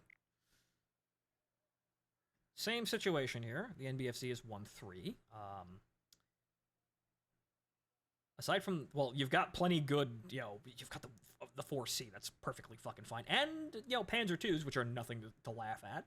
And the Panzer 3F, which is the 50 millimeter, that's the post-fall of France upgrade. So you're already, that's 1-3. That's retarded. But unfortunately, War Thunder doesn't care about that. That is, they've just made it there because of pure effectiveness, I suppose. That's where we're going into Barbarossa after France is dealt with. That's that upgrade. So, and the 75 fucking half track. So, and then wow, that's 1.0. Wow, fuck, things have changed there. So, the German player has a lot of access to a lot of things, and their aviation at 1-3 isn't actually anything to laugh at either. You've got a Stuka. But then again, actually, no. Everything's higher than that. Everything's 2s. Now, I know France has a couple of planes. Yeah. So 1-7, 1-3. I don't know how good they are. We should probably test them out. See, 1-7, of course, the Potes is up there, but the bombs on the Potes are awful. They're 100-pound hand grenades. They're not really going to do anything. Let's see here. Well, that has 6 guns. This has 875. I think that's the P-36 or whatever. What is it? The Hawk? Right? Right, but the other aircraft are okay. The MD, that's 2.0. This little number might actually be okay. I've never played the CR-714. The biplanes are effective. I know that. They run out of speed kind of poorly, but... So perhaps that's what we should test next. Air superiority. We have 1-7 to play with, so we could actually get... we don't have anything else to throw. So instead of playing AA, we're going to play planes and then see what we can do for just keeping the enemy's heads down. Though we can have reserve biplanes with Hispanos. Those are quite nice. However, the plane itself is kind of a drag chute. So if we were to, we have to finagle this around a bit, I suppose. We're going to have to play a tank that may get us killed. So, assuming that we have only the one tank, we get into the air and then we play air superiority. But what plane should we play? I suppose that's going to be a personal preference thing. Okay, we already have that on hand. Okay, well, I guess we test. So we don't want to go above 1-7. So, Okay, well, I suppose we're going into ground to test planes. Funny.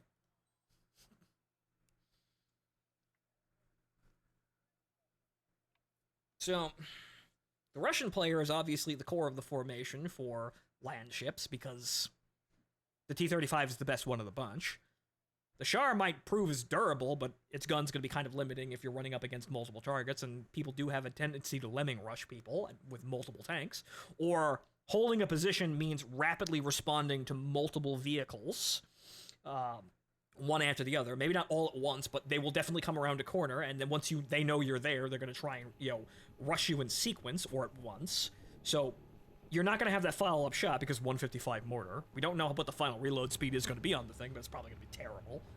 So the 2C would be support to the T-35, which is generally the best one, and all the other, so would everything else, really. So the NBFZ is kind of okay as its own sort of medium-heavy tank, but it hasn't got the strengths that the T-35 has.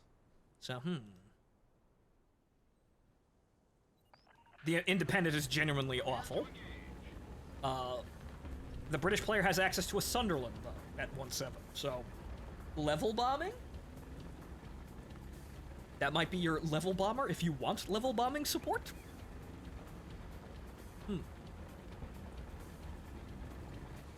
However, level bombing is, well, it's kind of inefficient with small-sized bombs and targets the small. However, if the bombs do land near any of these people, they will instantly die, as you have seen. And the Sunderland does have access to 500-pound bombs, which would be effective. So I suppose the Independent has, you know, a radio-to-bomber command for strategic bombing.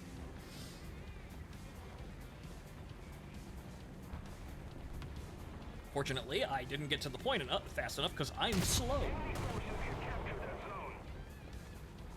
I don't have armor that's uselessly, you know, I have armor that's uselessly weighing me down. Meanwhile, these fuckers don't have any armor at all, and they're perfectly okay. Aside from the T-50, the T-50 actually has armor. But you see, this is the thing. I'm suboptimal. I would be the armored brick that's hard to destroy, but I'm not hard to destroy. These guys would be glassy and then killed in one shot in exchange for their speed and their firepower if we were playing this sensibly, you know, as a sensibly balanced arcade game. That's not what's happening, though. These guys don't have any armor at all and effective guns. I have armor that doesn't stop anything and an ineffective gun. So really, my balance is all over the fucking place and just incorrect. Oh, that's a Sherman. Oh, great.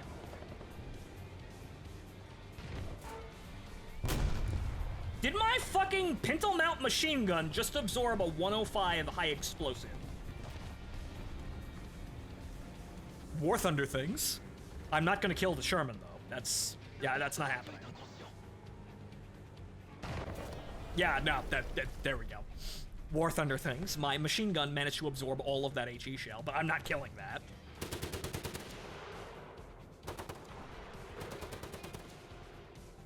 So that's us being dragged up to 1-7 and encountering those things. So we're gonna run into those things, which is gonna be kind of unfortunate for the other land ships.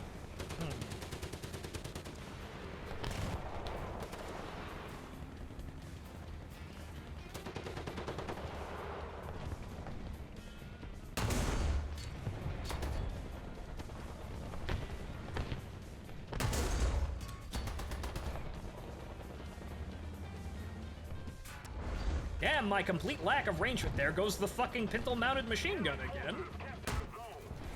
And then I'm instantly dead. Because I should be able to shrug that off, but nope. Yeah, nope. Okay, and then I don't have any points, so we have to try that again.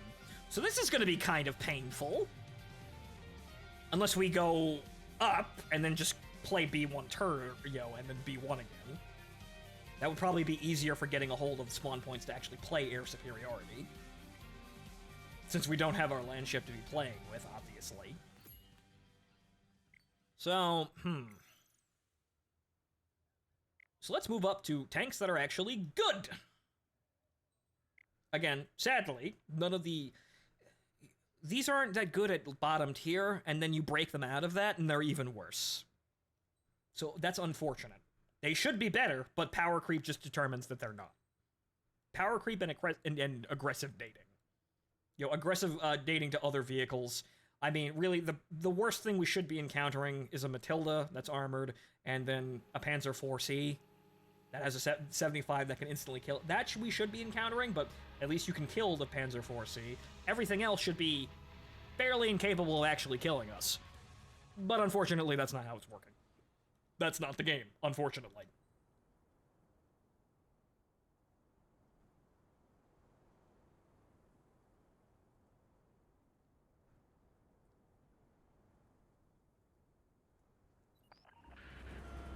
Incoming message from Allied Forces Operations Command. So, what we don't have is actual arcade balance that actually fixes our issues, and we don't have realistic engagements that actually give us the strengths we should have. So really, French low tier has none of the advantages, or any advantages whatsoever. It's not arcade balanced, so you're not artificially more in tune with what you're good at over the power creep of fighting vehicles you shouldn't be fighting. And you're not playing a realistic situation, meaning that the enemies you're fighting aren't limited to your historical enemies. So you don't get to lean on the enemy only having Panzer IVs, Panzer IIIs that have 37 door knockers. Or rather, the vast majority of the enemy being Panzer IIs and not 3s and 4s. There weren't that many 3s at this point. 4s, yes, but most of the German army invading France at that time was, the bulk of them were made up of Panzer IIs and 35 and 38Ts. There were a fair number of Panzer IVs, but there were almost no Panzer IIIs whatsoever.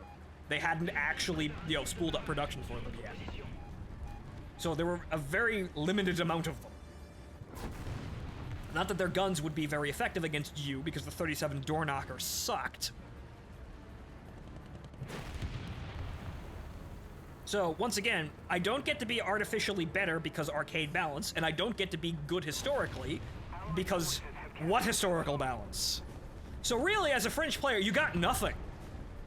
You've got absolutely nothing going for you in this game, and that's actually really sad. I kind of knew that was the case, but I've seen so now. I've confirmed this. This is the main reason why I didn't want to play the B1 Turtle that much, because I ran into a Matilda back then, and that was the first level of, why am I fighting a Matilda? I'm on the Allies. The Matilda should be on my side. What the fuck? But this is where we still kind of had historical balance, or rather historical teams, and now we just don't. You have baguettes and that's about it. Pretty much. I have nice food, and that's it. However, the Italians have the pasta, so I'm not even really alone in having nice food. What a shit. I have the alcohol. I have the wine. Yes. I have the wine, and next patch, I will have the champagne. Attention to the map! I have the alcohol, and that's about it. Which, most people would say that War Thunder and alcohol go great together, for terrible reasons. Okay, I actually managed to severely bap that guy. He's dead. Good. Okay, the guy who probably could hurt me wasn't looking my direction. Uh-oh, that's a Panzer IV. Drive. Nope. The hull blocked my shot. I don't want to advance with that guy potentially over there, but I don't got a choice, and those fucking flames last forever anyway. Oh, the smoke. He's dead, though. The smoke lasted for 1 billion years, so it's not really a big of a deal. But I didn't want to advance and leave me potentially open to a dude who's hiding here. So, as a French player, your tanks actually just suck. So really all you have once this update goes live is the Char 2C, and that's it. However, you also have something that's really... Ah, there he is. Could you please lower the gun? The hull gun isn't effective by the turret! Good, that's a way of fixing that problem. Just ram him. Okay. Fucking Zis 30 and a 122 wasn't gonna do very much against that anyway, but I secured my goal. I can't aim the turret down because the turret gunner's out, but that doesn't really make any sense for the, the gunner in the lower part of the tank. Well, fuck it, just ram the tank and press the button. Okay, so let's give this a try here. Also, gun convergence might actually become a problem here. Well, too late. Yeah, no, this is a Hawk. This is a P-36.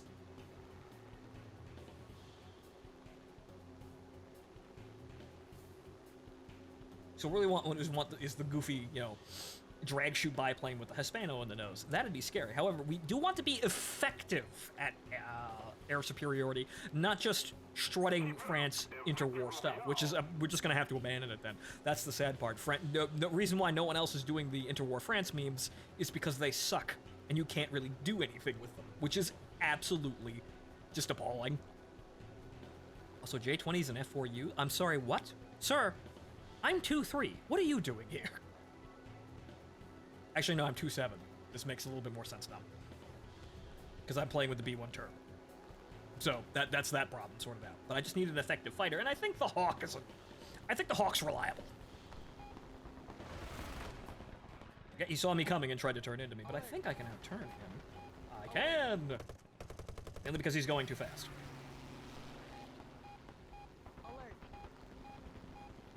So I don't have any French pilots trained, so this is going to be a bit of a problem.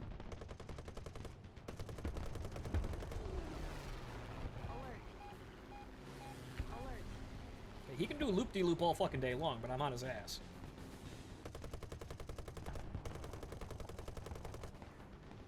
Unfortunately, I only have 7.7s, but that will be enough to kill him once I get... He's holding on to his bombs, too.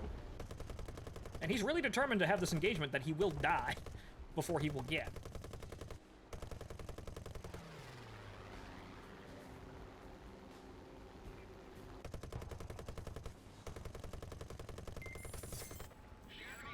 Well, I've got billions of rounds for those.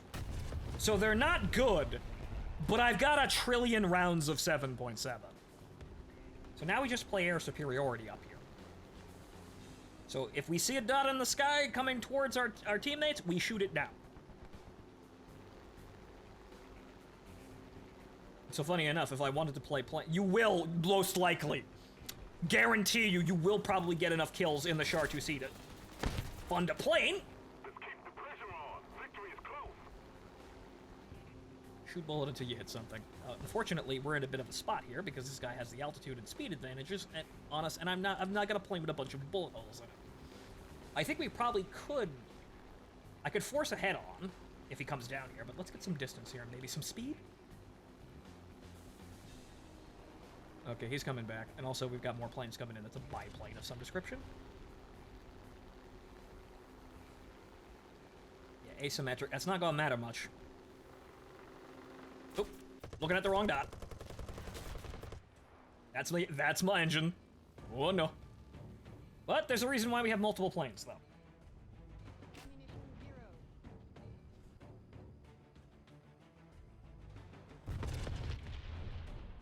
We also gotta worry about being jumped. So get a kill and then get the fuck out of the airspace. Really? Wow. I mean, I could fly that, but really? The fighters go up immensely? Jesus Christ. Okay. Maybe keep the BR around then. Wow, that... I suppose since it's an attacker, technically? So, you gotta play that, because when you spawn in a fighter, all the other fighters get more expensive. Noted. And hi, Cinnamon. We're trying to figure out exactly what the fuck the French player should be doing, because all of his tanks suck aside from the Char 2C. You will most likely get enough spawn points off the bat to spawn in a plane, though, if you happen to die horribly. You will at least get one kill. What you should do after that, though, we're figuring that out. So you probably should actually have the BR here, because it won't be affected by the increased spawn cost.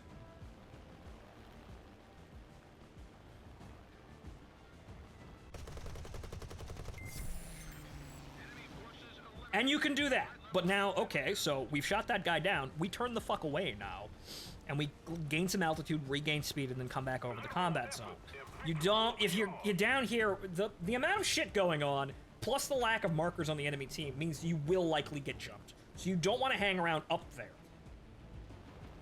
What you want to do is you want to maintain speed and altitude, just make a kill, get the fuck out.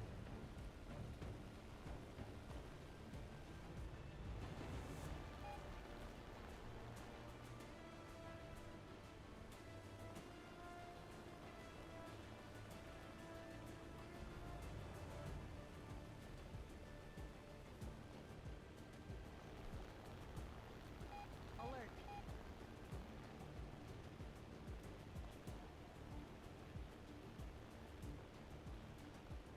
Also, Char 2C. I could call it the Char Lord, but it's not Char Lord, it's Lord or Lord. It means heavy or unwieldy. I like calling the classification the Char Lord though, because that sounds fucking cooler, even though it's not Lord. It's my name for the damn thing. The only problem is the Char Lord is not actually the Lord of this formation. It's actually pretty much support. I think there's a plane down there though. I think he's dead though. Yeah, no, he got shot down. I didn't see him though. Okay, so you need to keep eyes. So if we're in constant if we're in constant contact with the people on the ground that we're playing with, we'll be able to keep better eyes in the situation. Someone will be able to say there is a plane, and I will be able to see. I will go where, and then look and look at the general area of where they are, and then see the plane moving, even if there's no icons. So that's something we don't have right now that we will. And obviously, since the Beyblade arena is a lot more dense and more detailed. It's very easy to lose a target like that over this environment because there's just too much shit going on. Also, I really need to clean my screen again. Now, I did see a man's over here, but I lost him. There he is.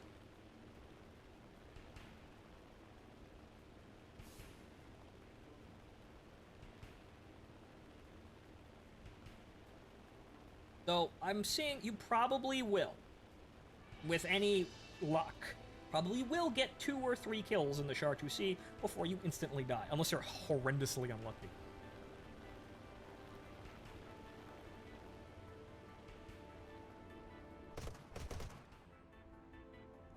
See, this guy.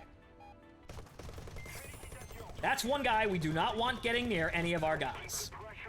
That, get out. No, you will not drop a bomb on any of my teammates. Leave. That's what you do. You stop that from happening to your land ships.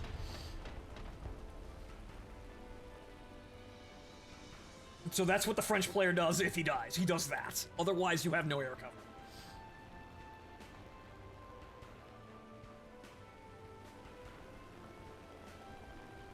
Allied forces have captured a zone. Operation complete. Job well done. Mostly successful for what we were doing. I didn't see anybody really attacking the ground targets all that determinedly, but we stopped that Stuka. That guy was going to cause a casualty. We stopped him before he did it. That's exactly why we were there. The fighters, that's just, keeping the 2 109s down, that's just keeping the air clear so we can actually do our job. That job is killing that Stuka before he gets that bomb off. That's your job. If you're going to play air superiority, you stop those guys from doing anything to your tanks. So, yeah, that's kind of the only thing the French player has. I mean, even then, somebody else could do that better than you, but they're playing their land ships. That's the thing. That's honestly all the French player could do, and honestly, everybody else could expect to do that as well. So that's really... You really are one and done in the French. That's actually incredibly sad. So... You don't actually, the thing is, you don't want any of your tanks. That's actually the saddest thing ever. You don't want any of the other tanks aside from the Char 2C because they all suck. And if you die in that tank, that's the game for you. Because you don't really want to bring in any of your better tanks because you'll make your life miserable. And on top of that, more miserable for the other land ships that you're playing.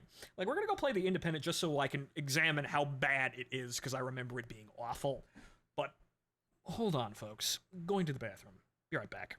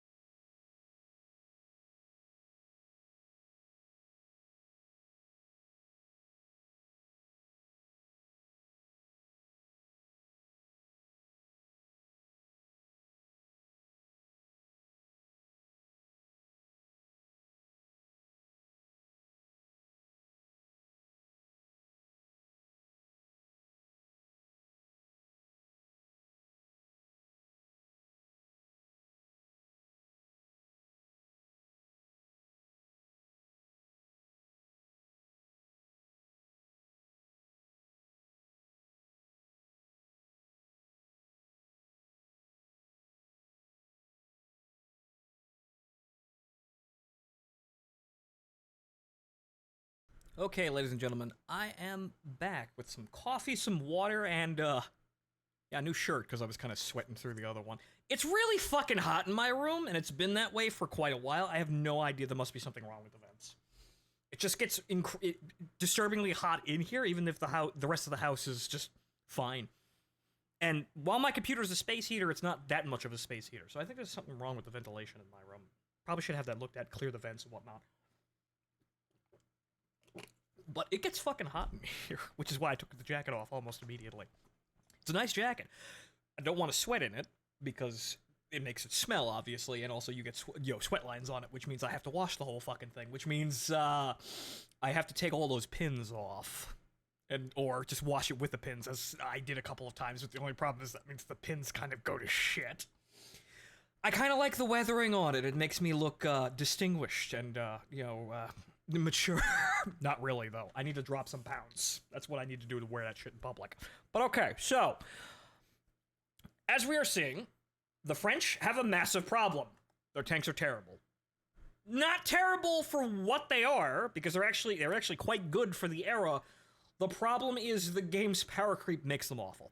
So they're not as... It's like fucking night and day playing the Russians at the same tier, with essentially the same loadout that we want to play, or the same vehicles that they have available that that are counterparts to the French vehicles that are available. Actually, we're playing with better than that, and the problem is we couldn't do anything. The French just, basically their tanks are worthless because they were just left behind in terms of balance. The game has absolutely no interest in artificially making them better than they should be to compensate for the power creep, or giving them more historical engagements that allow them to lean on their strengths as they should have been able to. The game does not want to do either, so they suck. So that means that when you buy the Char 2C, you've just got the Char 2C. That's it. You really only have that tank, and you'll be dragging the vehicle up out of its own matchmaking to have other vehicles that are good enough to support it, or to follow onto it, like the B1s. But then that opens a massive can of worms with every other vehicle that you could encounter. So, not good. Not a good situation. The premium itself will be fine, but you're just playing it on your own, or as we have seen, you play it on its own, and then when you die, you go play air superiority to try and affect the outcome of the match. This will work better if we have other people that we're playing with, and also playing all the land ships to be fun, or just playing more of the better like playing T-35s or Char 2Cs, because the Char 2C is probably going to be effective on its own. It's just that it has a crippling weakness in that you only got one gun. It's a very big gun, but you only got one gun, and it doesn't reload very fast. The T-35 is your perfect companion, because it's as durable as you, as threatening as you, but it has lots of very effective guns with way higher reload speeds. So, anything you don't fucking kill, that thing will snap up. And anything that is coming around the corner, after you've shot, that you can't get, it will get. No problems. So, those two playing in tandem, probably going to be a very fun team. But then there's everything else. If we want to be cool about this, we want to play the Germans and the British as well, because then we have the four horsemen, right? You have the Independent, the NBFZ, the T-35, and the Char 2C. You have them all. Then you have literally a land ship formation, and you can play around with that. But the problem is that while the NBFZ is okay, it's got some weaknesses that makes it not as good as the T-35, and the Independent, from what I remember, is awful. But let's see what we could do as the British player, because I think the British player is going to be the worse off. Because the German player at least has other tanks that he could play alongside the NBFZ, should that thing go down. It probably will. Which crew did I have? That one, but they all suck. The Char 2C has subpar armor, too. What do you play for meta or for fun? You decide. Actually, incorrect! Because the Char 2C has 60 millimeters of front armor. That's pretty fucking good at bottom tier. And also 30 millimeters of side armor. You are as armored as the, the Panzer IVs. You've got fairly good armor. And also, you're also, like the T-35, you have abundance of crew, and those are your saving throws. The thing with the T-35 is it doesn't have any armor, but the thing that keeps it alive is the immense amount of crew in the isolated compartments. So, when someone shoots one shot at you, it'll go right through and kill literally everyone in its path. But the problem is, since everybody can magically shift around, the tank doesn't lose any effectiveness. It's basically like having armor or hit point pool. it's armored with saving throws. It's like wounds in like 40K RPGs or tabletop games. You're taking damage, it hurts, but you don't lose any effectiveness because you've got so many crew, and that keeps you alive as well as the other guns shooting. So that's the weird thing the T-35 could do, and also all of the land ships could do because they have so many crew. Essentially, all of the useless fuckers in the MG turrets are backup crews for the driver and the actual effective guns. The problem is, the Independent and the NBFZ don't have nearly as many crews, and their fighting compartments are more clustered together, meaning that they'll all die pretty quickly if you get shot. That's the biggest problem with the NBFZ, and the Independent's major glaring issue on top of that is the AP sucks. But we'll see, I've got to test that. Ammo rack. Yes, the ammo rack on the T-35 is quite vulnerable, but as you saw, did I die to ammo rack when I was playing it? No. Do you know why? Because I'm an experienced T-35 player, and I don't take max ammo. So that means the ammunition racks are as minimized as they're going to get. So, that's the first fucking rule. You're a big rolling box of ammo. Don't fucking take too many rounds, though.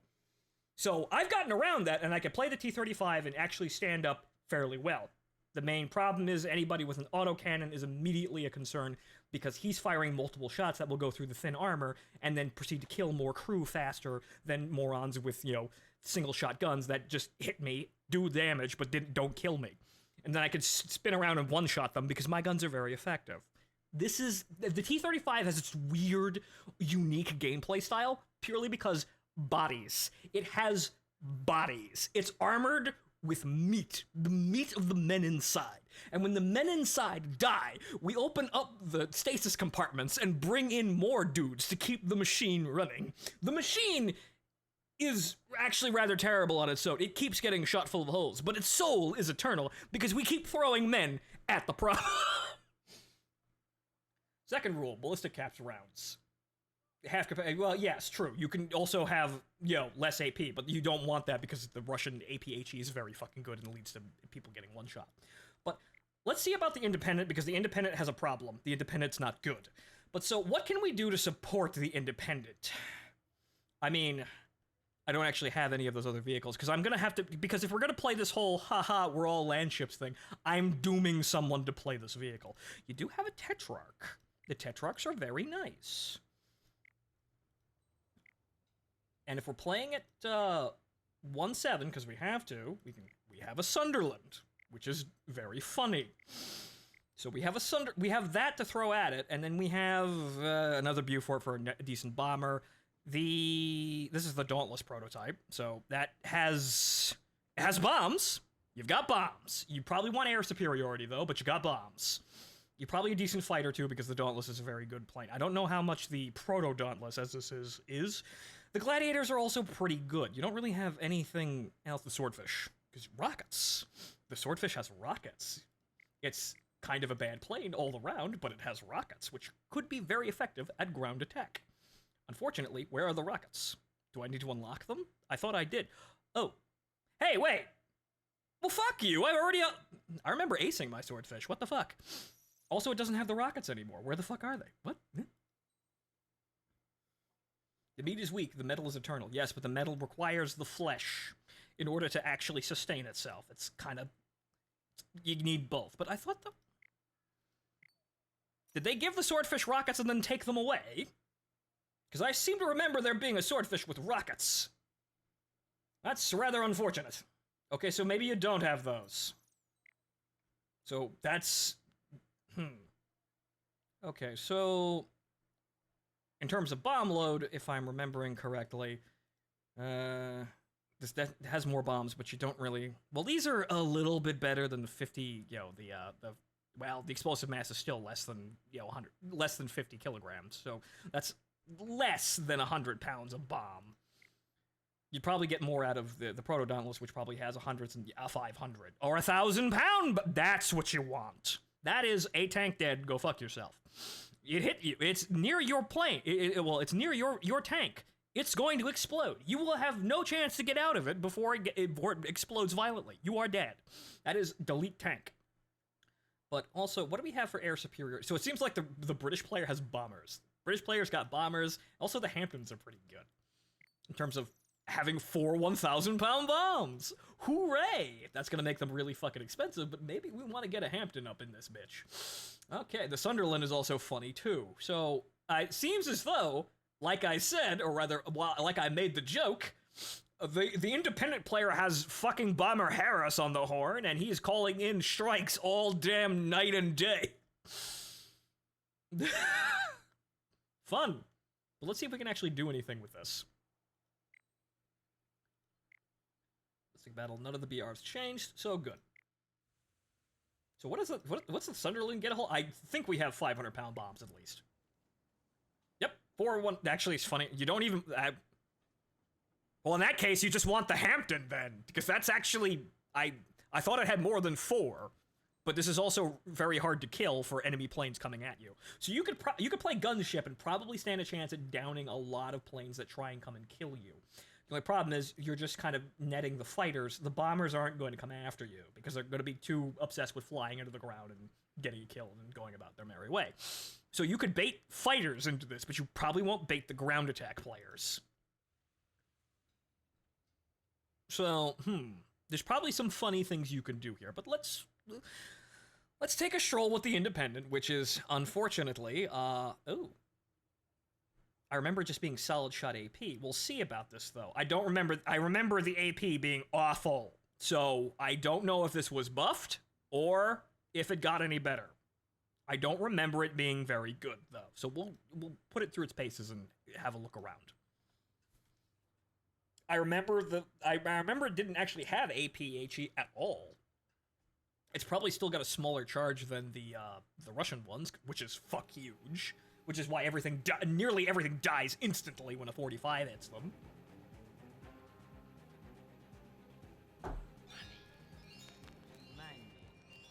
Hello, Martin. Have the frogs stopped honeying, Clarice? We're experimenting in other things. Unfortunately, yeah, the person who's going to be playing the Char 2C is only going to have the Char 2C because all of the other French tanks are awful and so off meta, it's not even funny. You're going to be playing air superiority if you happen to die in the land fortress. I'm now experimenting with the other land ships that I'm going to be forcing you fuckers to play. Because we're going to keep the we're going to play all 4 of them at once when the patch drops. That's going to be us. So somebody's going to be in the NVFZ, the T-35, and the Independent. However, the person in the Independent is probably going to have a terrible fucking time. We need to see how terribly, though. Because I don't remember her getting buffed, and I remember her being quite mediocre as a land ship. She's not as good as the T-35. Also, those gun turrets are in the way, harshing up our firing angles. But, again, this is kind of unfortunate. This is, yeah, this is kind of like the Star Attraction, along with the Dunkirk for my YouTuber streaming career. This was in the first wave of memes. Unfortunately, she fell by the wayside very quickly. I had a lot of work to do, and I was bouncing around a lot of places trying to keep things going, so unfortunately she got left behind, but maybe we can find new life. But from what we can tell, the British player has Bomber Harris on the horn, in terms of what they can do at low tiers. However, you desperately need air support in order to make sure that the planes do not destroy the land ships. Quite like the actual ships, the major problem is the air power. And I think if we go this direction, we'll probably have better time here. Actually, no, this is the same situation as it was before. This is the exact same situation.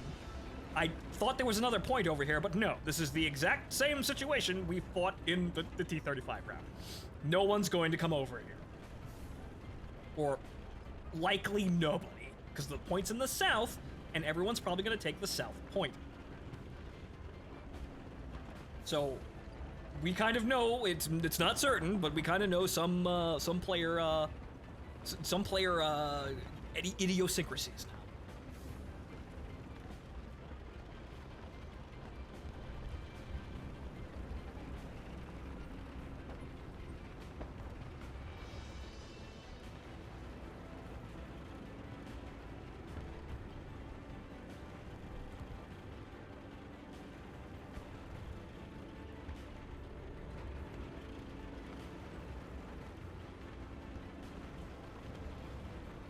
But I think we can actually probably do something fun here with, you know, playing all the land ships at once and making that actually meta compliant. At least at this tier, but who the fuck cares about low tier meta? I do, because it's fun.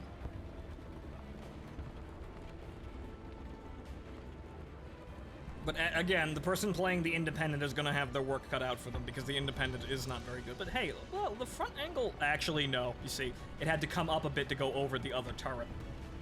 So yeah, those turrets are in the way.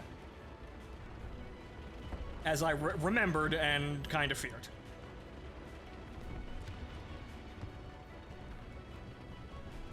Until the Swede manages to pen your shit because of Lamau. Yeah, because he has post-war AP, which... or APCR, which... Again, this makes the problems that the French have even worse. Because they're not playing historical matchups, and they're also fighting things they really shouldn't be fighting, with weapons, you know, with ammunition loads they really shouldn't be firing at them. But the major thing about the land ships is none of them really have armor, aside from the Chartreuse. The Chartreuse is the most armored of them all. But the thing is, they're armored with crew. That's the thing. They're armored with the crew inside. They're saving throws. That is a tank. Yeah, 5. Okay, good. We can at least kill a Panzer II. Thank God. That was right through the fuel tank, and that actually managed to atomize the fuel and cause it to ignite immediately. Good.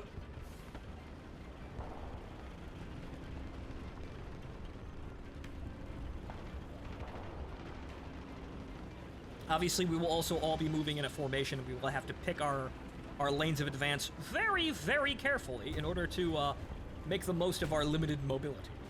We will go down a flank all together and commit to that flank. God help us, we're gonna hold that flank, or die trying, in very expensive machines. Oh! Well, hello! Someone actually did come over here.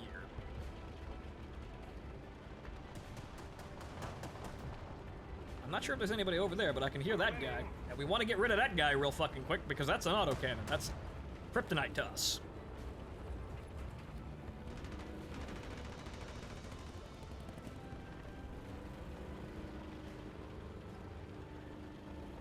Hi there. Okay. It was a Panzer II, but okay, we can kill Panzer IIs. The ammo's a bit better than I remember. However, we don't really want to be over here just in case they respawn. I don't know where the rest of the enemy team is.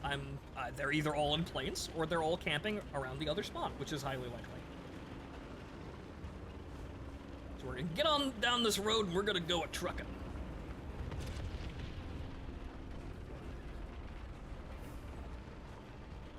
And they will spawn when you don't want them to, and run. And also, so run. So yeah, they also have spawn protection, even when they fire, which is rather odd, because I remember it got removed when you fired, but now it seems to remain for a hard amount of seconds. So, not only do they have first shot capability, they will also just absorb all damage while they shoot you a bunch, and you cannot actually respond. It doesn't help a lot of people in spawn camping, but it's enough to annoy you even when you have the advantage. Even when you've shoved the entire team into their spawn, it's still gonna annoy you. Even though it won't help that team. So where are the mans, guys? We're moving along at a stately 11 fucking kilometers here until we turn. Ah.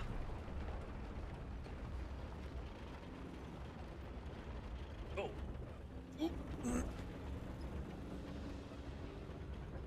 Yep, see, there's the firing angles becoming a problem. You missed though, kid. Okay, yeah, no, that's way better than I remember. Granted, Stuart, but this is the shit it was fighting before. It was always 1-3. So...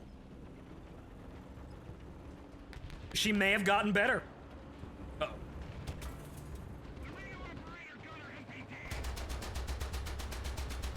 And we keep firing until we actually get hits. Then we can shoot him. He tried to play the French. I already knew that that doesn't work. Oh.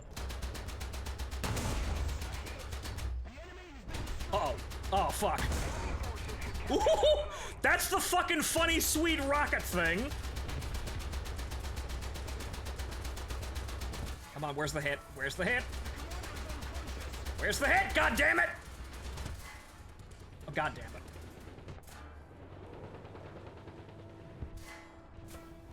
Unfortunately, you will die way faster because there's just so many crew in you, and also we took shots from multiple angles. So, she's better than I thought. However, you're still kind of in a bad spot because you are way more limited than everybody else.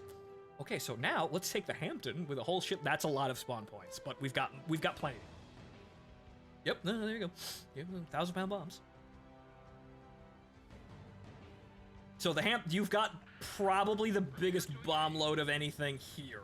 Also, you can kind of double as a fighter because you do have one forward facing 7.7. Okay, so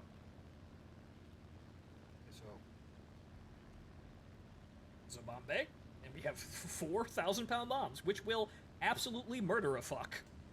Murder them dead. These are on assault fuse, right? Okay, don't fly too close to the fucking ground. Let's keep the pressure on. Victory is close. So your strength in this situation is you have a line to Bomber Harris, who will call in the RAF and blow them to smithereens. However, this means that you're kind of just gonna let everybody do whatever they want. Okay, we got some peeps over there. You're kind of just gonna let the fighters do whatever, and hope to God you don't get jumped in the process. Okay, that guy is making his position quite well known with those tracers. Why, thank you. He's also shooting at us. Enjoy that. Bombs away. Yeah, you probably should move. Whoever you are, you should probably move. Joke is, it's probably too late. Donk! That's what you can do! So yeah, Bomber Harris proceeds to level the entire... Bomber Harris levels the playing field. That's his fucking Smash introduction.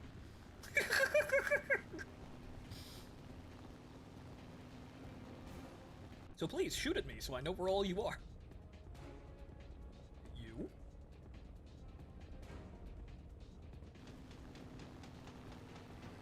I probably will hit a couple of people. Those are off, though. Fuck. I was swinging around too much. Those, I don't know where those are going, but they're not gonna hit anybody. I might get... Okay, I got a hit. Well, hello there, Jerry. Nice of you to join us. I should probably put this whole bucket here back into level flight here, so Jimmy boy back there can open up on you with the 7.7s. Attack VA point. Oh, you're approaching me from below. I have more guns down there.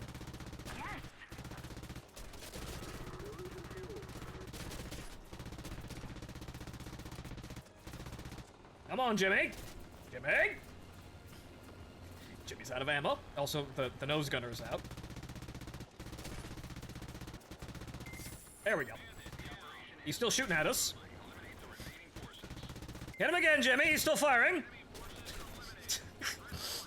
Sir, he's throwing softballs at us. Okay, so you can defend yourself there a bit. You probably wouldn't want to be shot by any of the French thing.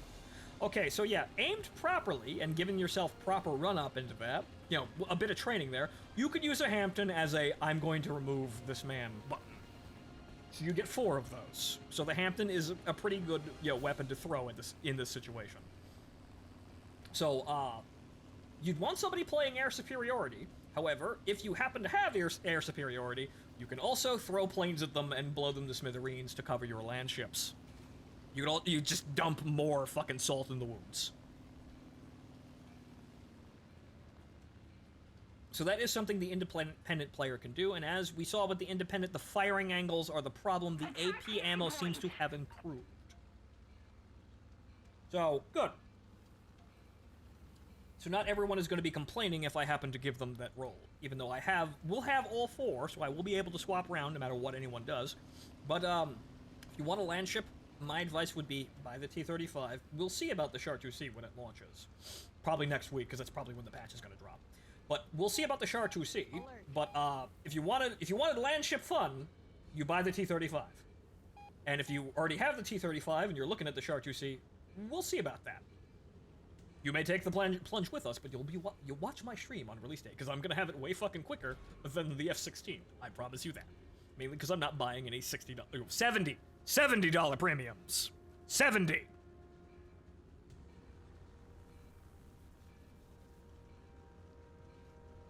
So, the British player can play gladiator memes. Those are fairly effective fighters for their era. They're pretty good at the bottom tier. But he can also utilize, aside from the independent, tactical, strategic bombing. Yes, tactical and strategic. Operational bombing, as it were. All-round bombing. All hours of the day, until they fucking surrender. Says Bomber Harris, staring off angrily into a corner of his office. We're gonna bomb them until they fucking stop fighting. And we're gonna keep it up until they stop fighting. Unbeknownst to Bomber Harris that he's bombing all the wrong targets and wasting not only lives, but valuable ammunition. But so, the independent player has access to Carpet Bomb. That's his kill streak option. There you go.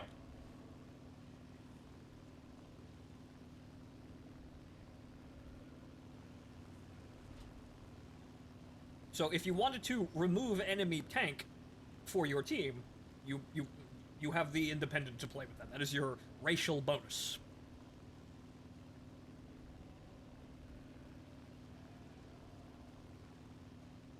The German player, I don't really need to test, because while the NBFZ isn't very good as a land ship, it's no worse off than the independent. It's probably better because you have heat rounds and, you know, a secondary gun, actually, because the independent only has one. A secondary gun that can be spooled up to shoot as fast as the T-35s can, and it's on the same level, so you're gonna have less accuracy problems. I'm naturally accustomed to actually firing. I don't even really need the reticle for it, but I'm naturally accustomed to firing, you know, both guns at the same time, because I played the fucking T-35 to death. So you know, up, down, up, down, up, down, up, down. I got the motion fairly well in hand.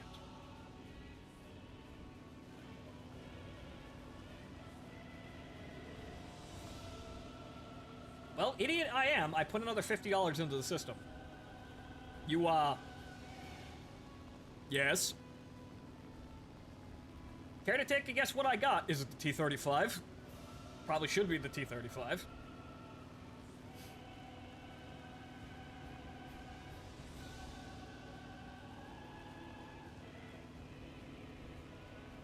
No, warships. Oh, you bought more crates, you gambling maniac. What did you get?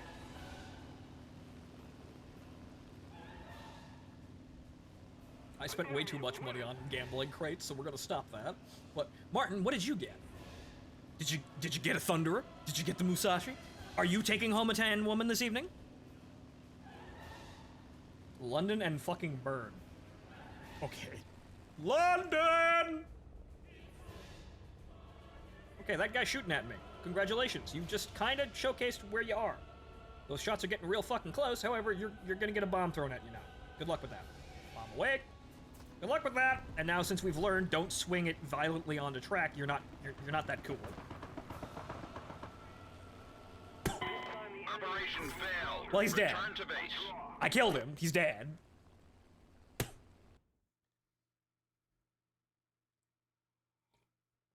And one of them is a oh, you got the fucking... Oh, Jesus Christ. Hey, Martin, you got the air superiority plane. You know, that French carrier, that air superiority carrier. You know, that French carrier that didn't exist, and all those amazing, well-publicized, legendary French naval aviators that also didn't fucking exist. Why did they do that? So you got the frog carrier of all things, that you could have bought that if you wanted to. So, the Independent, perfectly fine now. I guess they buffed the ammo.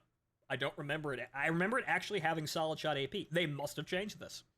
Because I remember it not having APH. And also, let's see here, explosive mass type, Lidite.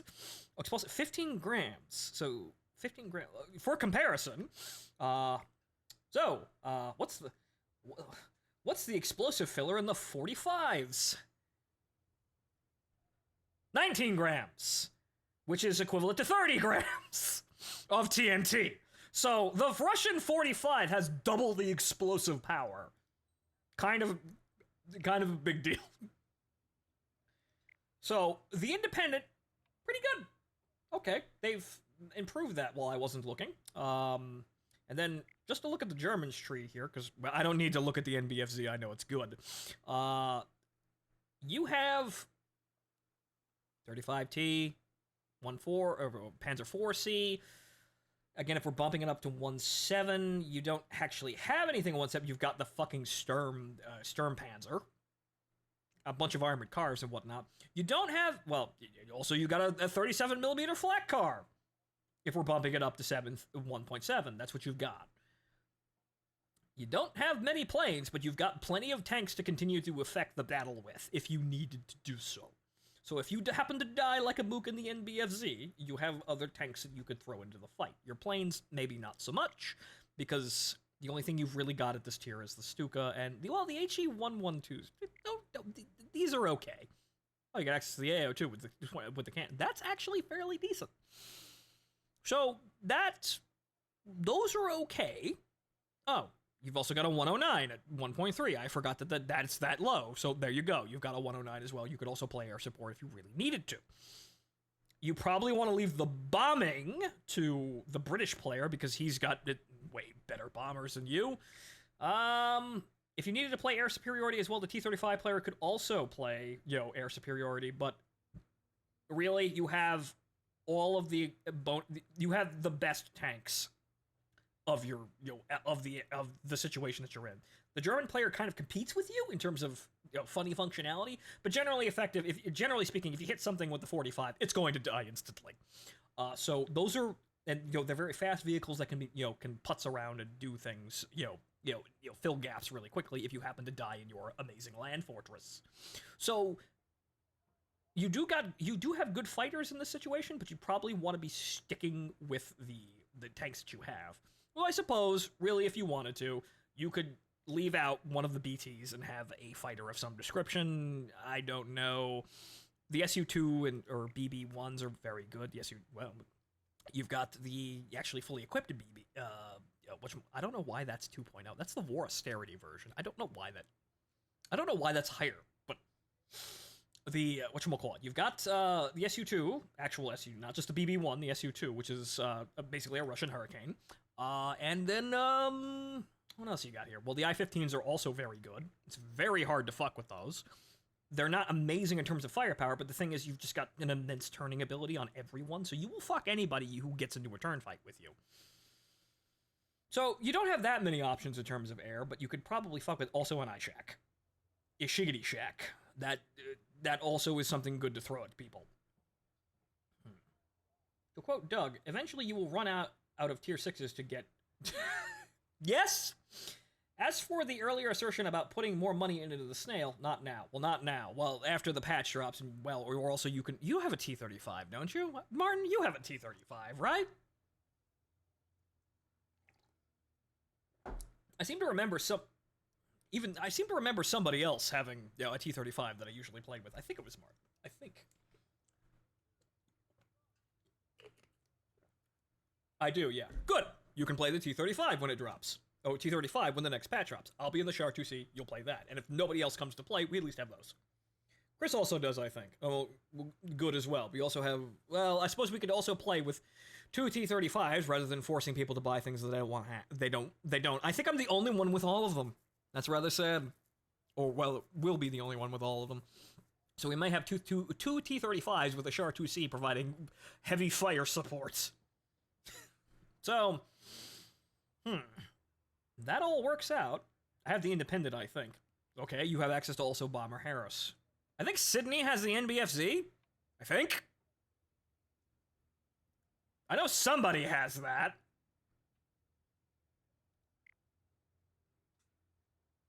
So, let's try this again. Even though we're not really in the situation we want to be with the B1 Tur being, 1.0 higher.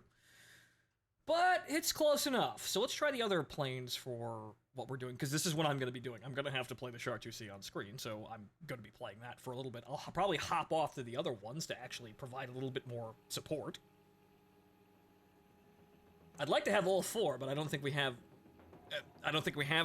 anybody with that, and I don't want to, who's going to buy the NBFZ or the Independent now? Martin, I think, has the Independent, so there's that.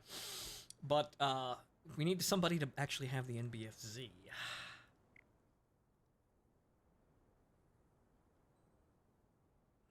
See, I remember that icon, the APC. I think it had ballistic cap shells, the Independent at first. Because I remember it just being solid shot AP, and it being awful. I think. But now we kind of know what we're doing here, and we're going to take this seriously. As seriously as we can, anyway, because, well, everybody else is racing around doing all sorts of shit, and everyone's going to be paying attention to all those cool kids flying Fulcrums and F-16 at top tier, but who needs that shit? Not I, said Phonto. No, no, no, we're down here playing land ships, because that's just fucking cool. To me, anyway. We'll see if we can garner an audience. I'd like that to be my thing. I'd like that to be a thing I'm known for. It would be fantastic.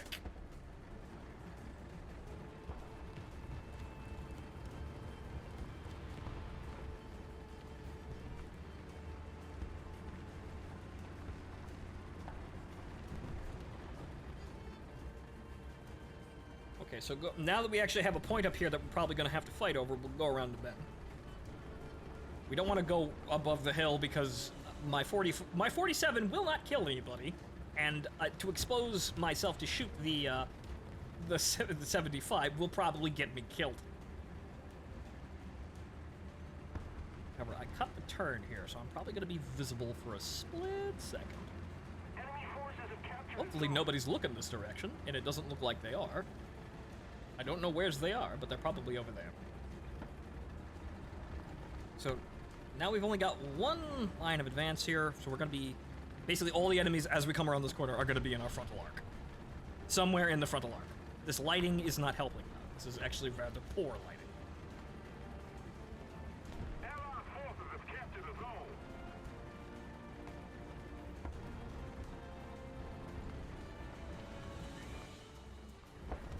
Okay, now we gotta have our eyeballs out here. I really gotta bound something to that other gun sight. But then again, I'm not gonna be playing this, so it doesn't really matter. See, the fucked up thing is, oh, hello.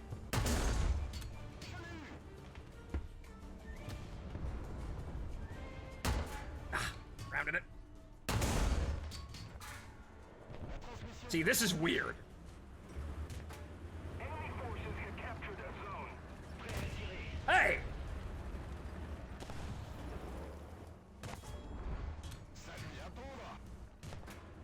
Great.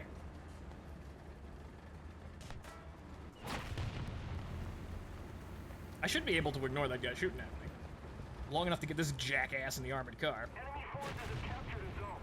We're losing.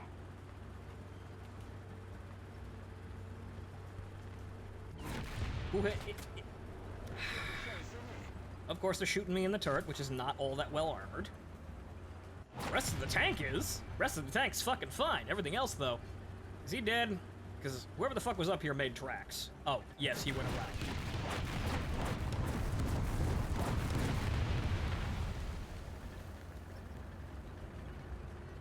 Which there isn't anywhere to go, so I'm gonna have to drive down into it. Got him! Fucker! Take that in your stupid min-maxing go-kart. Fuck you. Fuck off back to World of Tanks with that shit. Forces have captured a zone. Fine, I'm just the Sal 40 now. I can handle that. There's somebody else over there, though, so I'm gonna have to go back up that hill.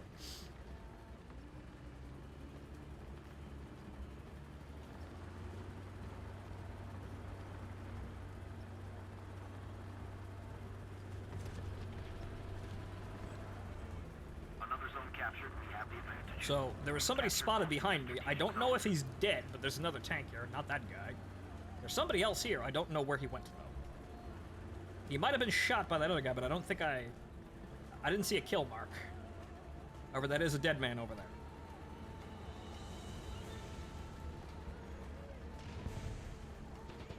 I think, yeah, it's the Locust. Okay, so he got shot. So good, our teammates managed to deal with that one for us. I'm kind of exposed up here, but there should be enough. It should be short enough time to get the turret working. Okay, we're good.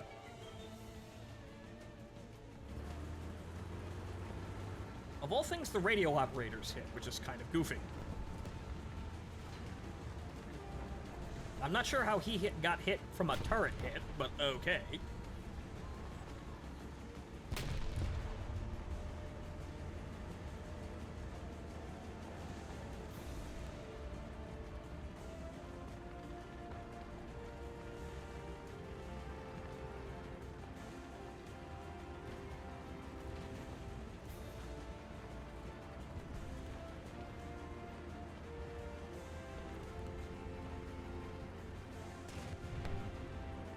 Oh.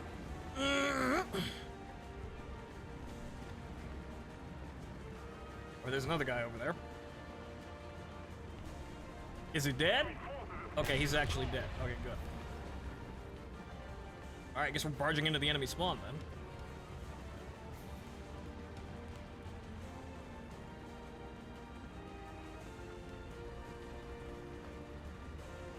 Triumphant, yet totally unfitting Ace Combat music as I storm around here killing people. About the right tone. Completely wrong game series. Victory is near. Okay, there is a man over there.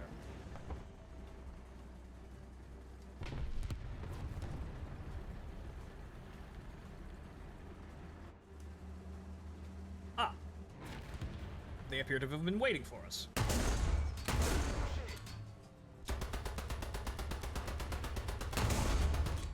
He had spawn protection. Not gonna kill him.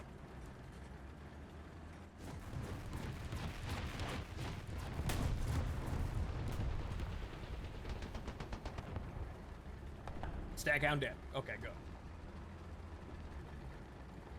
Well, I could sit here and camp the spawn. Don't think anyone's really gonna be able to do anything.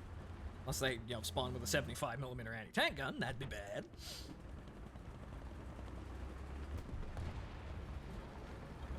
But, probably... the moment I fucking turn. The exact fucking moment I turn. Wow, really? The fuck? Well, okay, Stuart, what the fuck are you shooting at that? Enemy forces have captured a zone. Oh, that's an M8. Oh, that's not a Stuart, that's an M8. I didn't see by the bushes. Oof. Yeah, that's a 75 howitzer. Well, we move on to what I wanted to do anyway, the air. Chinese M8 at that, because of course the Chinese always get all of that. Incoming message from Allied Forces Operations Command. Yeah, that's the one thing we didn't want to see when, it appears. That would be bad. But okay, so this plane has a Hispano. It's also a goofy interwar fighter. Horribly outdated. Might be pretty good at keeping air superiority purely because it has a fucking hub-mounted fucking Hispano. Jesus, I don't even have the energy to try and stream snipe you in tanks. The effort is, the thought of the effort is at least appreciated, Martin. But of course, it's War Thunder, so save the energy for when we're actually streaming, super heavy tanks. Things are bad. Everybody knows things are bad, they're worse than bad. And I can make those references because I actually watched the network. It was okay. I consider Network the, the prologue to, Max Headroom's, 20 minutes into the future. That's how I see that movie. I don't think that man's dead, however, he's stalling. It's a very interesting tactic you've got there. He's dead. Excuse me.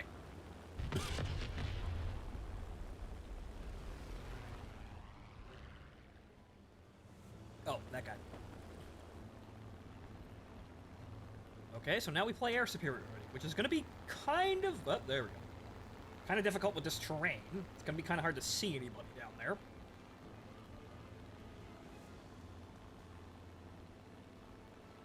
I'll save the energy when I'm not pulling 12 days in a row. Gambata, Martin. How the heck does one play a starfighter? Like a crazy person. Oof! That's a fucking arrow cobra. Go. Ah! Nope.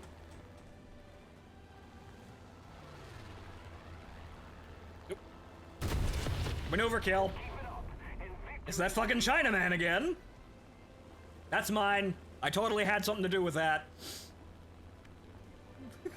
But now we're gonna withdraw because we got jumped again. We don't want to get jumped. That ain't much to go off of, lol. Just be incredibly daring and put the aircraft into immense amounts of danger. Just fly fast and, well, at best try to ambush people, because that's kind of the best thing about your plane. If they don't see you, you're golden, because you're going to be moving fast in a straight line. But if people see you, you're kind of, people know what you're doing. You're not going to fucking turn on them. You're going to be going really fast.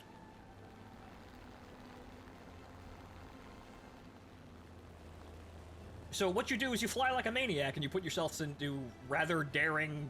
You don't think. You just fly towards enemy real fast, for the most part. You try and ambush people, because that's the only way you're going to hit anything with, like, AIM-9Bs.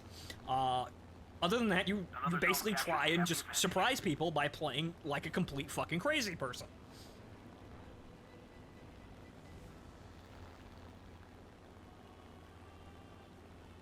Actually, funny enough, having a light like this makes it actually probably potentially easier to see somebody, since it's, it means I've got the gamma up. I'm stocking the F-104A. Well, you've got a billion rounds in that Vulcan. The missiles are nice, but also not great, because they're AIM-9Bs. Basically the guy has to not be paying attention at all for those missiles to work. They're nice, but they're not gonna fucking save you. Learn to get good with that Vulcan. Just start training and doing really high speed passes on shit. And again, you are a bullet. Otherwise, there's really nothing else you can do with that plane. You can turn if you really want to. You shouldn't, though. A little more effort, and victory will be ours. So you fly fast and attempt to not eat ass. That's it. A bullet equipped with bullets? Yes. That's basically it. You just fly towards the enemy and just hope your shots hit, and they're too fucking surprised by you suddenly appearing to shoot you dead. Because if they shoot a missile at you, you don't have flares, and you're very hot. I've seen AIM-9Bs track better on starfighters just because they're so fucking hot. So, really is, you dive in, you try to catch people off guard, and if you don't catch them off guard, you're going so fast that they won't be able to turn around and catch you. B1 biz. You don't really want to have this thing in your lineup, but it's probably better than having anything else. You probably want the South, or if you're playing just by yourself.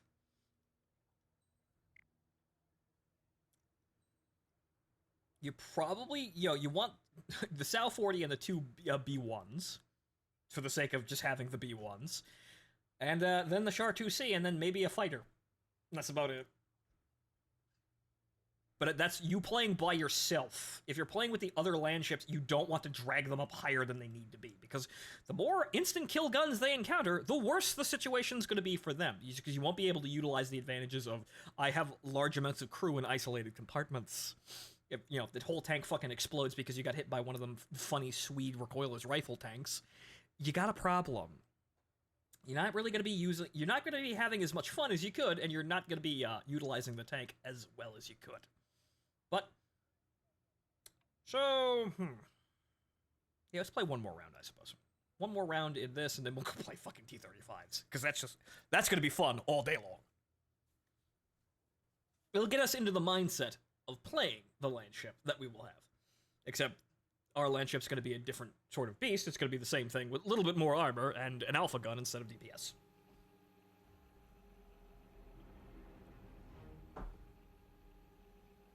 So hang on here. Right. OBS got shifted down. It's B1. I'll put the B1. The B1 Tur is 120. Wow, okay. The B1 Tur is more expensive than the B1. I mean, that makes sense, but wow. Petty much? But, the B1 Tur, otherwise known as the Bitter. Because of anything I am bitter about this entire fucking game being what it is. But now we've figured out a workable way to play lower tier, if we wanted to seriously consider playing lower tier. With land ships, of course, because that just makes the whole fucking day. So you play at basement tier, you play your land ships, as many as you want in whatever formation as you want, but you want to have as many land ships. But, you know, as many land ships as you possibly can, but you gotta prioritize air superiority with everybody that doesn't have good tanks, and for the most part, most people do not have good tanks. You could play with the funny American landing craft, which is kind of a land ship, but it's not really. But then again, you do have access to American planes, which are probably the best at this low tier.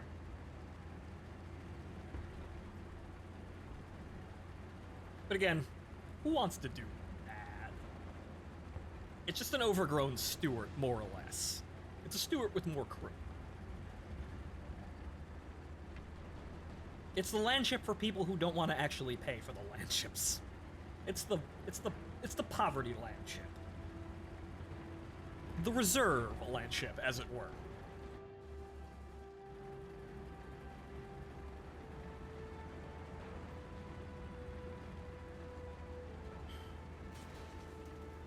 Poor man's land ship? Yes. It's the, it's the regular army land ship.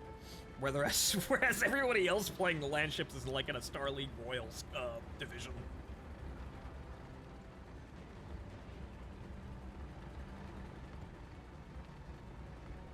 I just looked at the map and just kind of looking at the color palettes and how the entire map's laid out. This looks like a Car City Car Man. That's kind of funny. I can't really unsee that now that I've actually said that to myself. Man. Also, that is that funny fucking 40mm car. Who's probably gonna come directly towards us, but we could probably pull one over on him, being us. As long as we do front towards the enemy and ambush him before he gets a chance to set up. Wrong gun! Yes, hello. Oh no! Anyway. I couldn't see over the gun, but we're done. It's good. We're good. All of those shots were absorbed once again by my machine gun. Amazing.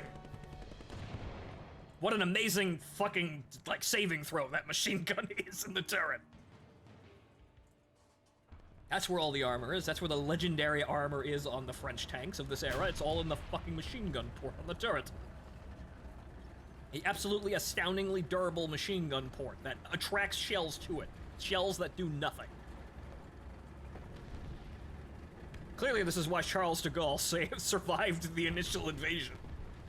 Every shot fired at his tank hit the machine gun port and did nothing.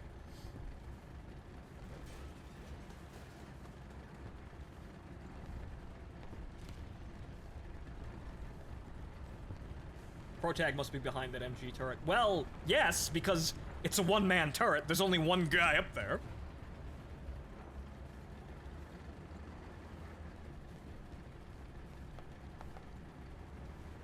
Enemy forces have captured a zone. See, that's the thing about French tanks of this era. They're all overgrown Renaults. Like, this has some, has more crew in it, obviously, but the turrets are all one-man turrets, where the commander loads the gun, aims the gun, and then directs the crew as well. And if you're the platoon commander, you also direct all of the other fucking tanks in the formation on top of using yours. Apparently this got so fucking taxing that, historically, after several months of active service, Samoa commanders had to be put into asylum for rest. So, ergonomics issues! But unfortunately, we're a video game, so we don't get any of that shit. We just get power creep. Also, that's a fucking Wolverine. I didn't ask for this.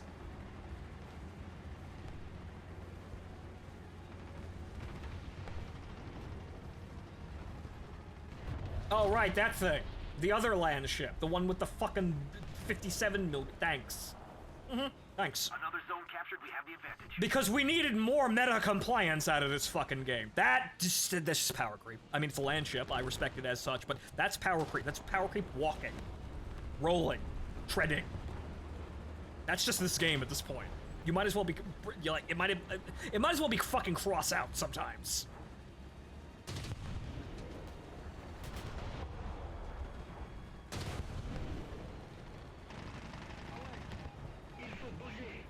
However, as I come over here, the point that I left behind is now being captured by the enemy. What a shame.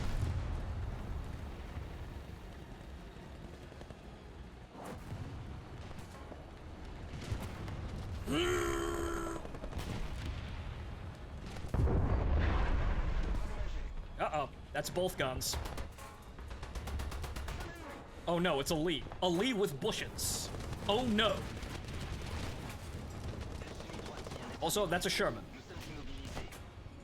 Look at this Lee. This power gaming Lee. Wow.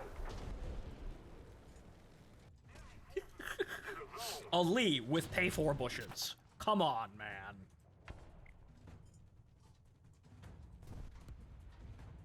I think the, I think this would probably be better than the clicks over there. Well, the click would probably be better than this, but it is, well, it's got a little bit more ammo. But so, you get one tank, and then you go in the air. I'm not really gonna be doing very much down there, even with the other B1, so I might as well just kind of get used to the air power up here. Because this is probably what I'm gonna be doing in order to keep the other land ships alive, should I die in the Char 2C, which is likely. But again, we really, really want to lowball the BR as much as possible. Because the power creep just gets worse. Instead of actually adding gameplay around, tanks and having complex engagements, what they've done is they've just added black guns. They just add, rather than actually having any kind of deep gameplay based around protection levels and maneuvering, it basically comes down to, well, we could make the game better, or what we could do is give you a gun that invalidates all forms of armor, so you just look at the man and you click, and then the man dies. Your weakness is that you can only click one man, but you will click him and he will die. Unfortunately, that man's a monoplane. I'm a monoplane, but I'm barely a monoplane, really, by this configuration. However, he's going to outrun me, which is very bad.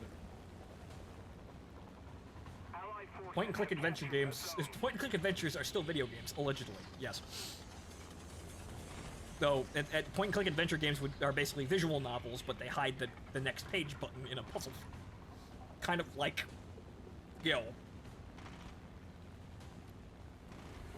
whatchamacallit. The Last Days of Europe. Except that's hiding, in New Order, they hide it behind learning how to play Hearts of Iron 4. That's where they hide it. It's not just hidden in a puzzle, it's learning how to play Hearts of Iron 4. Then you can know the rest of the story. It's effective, though. Because at least it's well-written stuff. Which reminds me, one of these days, Funny Clock Man. Come on, dogfight me. You can totally take me. I'm just a funny French biplane. What can I do? What can I do? Oh. Something's shooting at me. I don't think it's the base AA. Actually, it is just the base AA.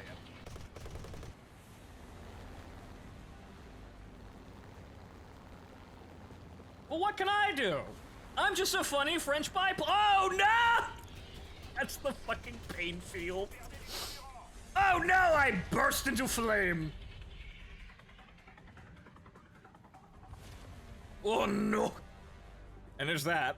I can't really do, I could play the BR, that's a little bit better there. We're gonna be playing lower, so we're gonna have fighters that are a little bit better on our, better in the situation. You probably want that German player, if he happens to die in the NBFZ, if you happen to use one in your formation, to use that 109B. It's probably pretty good. So, we're playing at a higher tier, so obviously our basement tier planes aren't going to be very good against a P-40. He will outrun us. So those planes, well, they'll be better when we're actually playing the tiers we should be playing.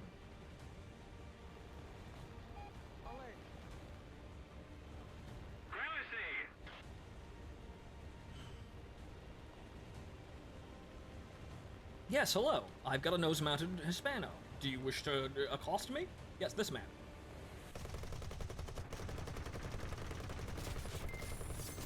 You are dead. That might go out. Come on, go out. Come on.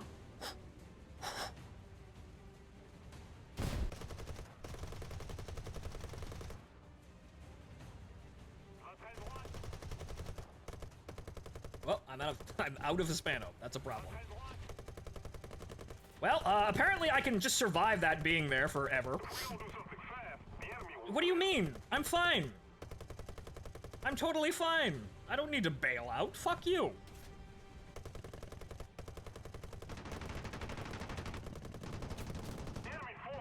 Fuck you!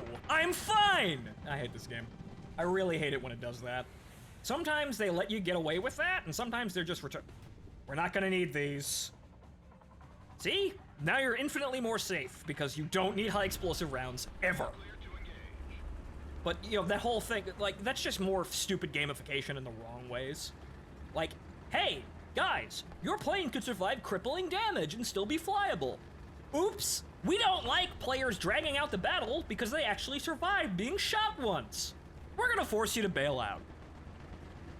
That keeps the match timers low and the window-licking fucking public players happy because they get to just get their kills, leave, and then hop in the next battle. They don't want depth. They just want to click people, as with the same thing with all of the stupid Sturm Tiger-esque vehicles. Even before the Sturm Tiger was a thing. The Sturm Tiger was just the latest one, and then after that, it's going to be the Char 2C. Players don't want depth, they just want to click buttons and hear the funny bell. That's really all War Thunder is at the end of the day, or really all it's devolving into. Remember that time you had 0 wings and still flew? Remember that time in the test server where I took out the fucking flogger, lost my wings, and lost one of my wings in a collision, landed perfectly fine though?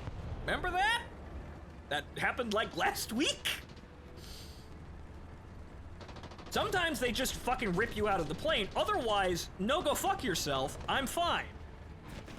I can still fly perfectly fine, but they yanked me out of the plane when I landed, even though I was totally fine, just bolt another wing on.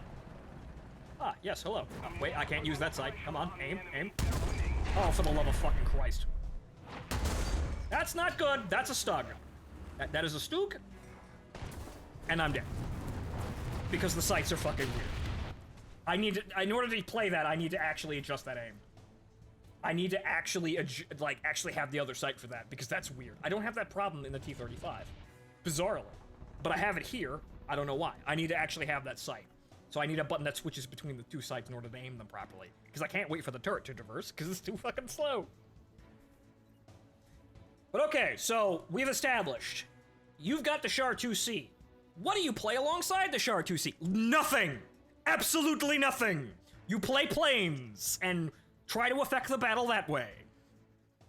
Play with other players that actually have either other land ships or other tanks at this tier to actually compete, because the French have really no support. And in order to get their better tanks, you make the situation infinitely fucking worse for yourself and the Char 2C and everyone else that you're dragging up. So, no. Okay, so we have established, we have played Interwar France. The problem with Interwar France is nobody lets Interwar France have its fucking fun. Even though, logically speaking, you should be some of the most terrifying tanks in the block. That's not this game. Really was never this fucking game. It was this game for like 5 minutes when the French came out. But even then, was still off because you were fighting things with, later than you and better equipped than you. You were never really in the optimal environment that you should have been in. Or were there for an incredibly short amount of time, and you had other problems like ahistorical matchmaking, because national balance doesn't fucking mean anything anymore. Nations fight themselves, for fuck's sake. The American Civil War when the Tomcat came out? Yep.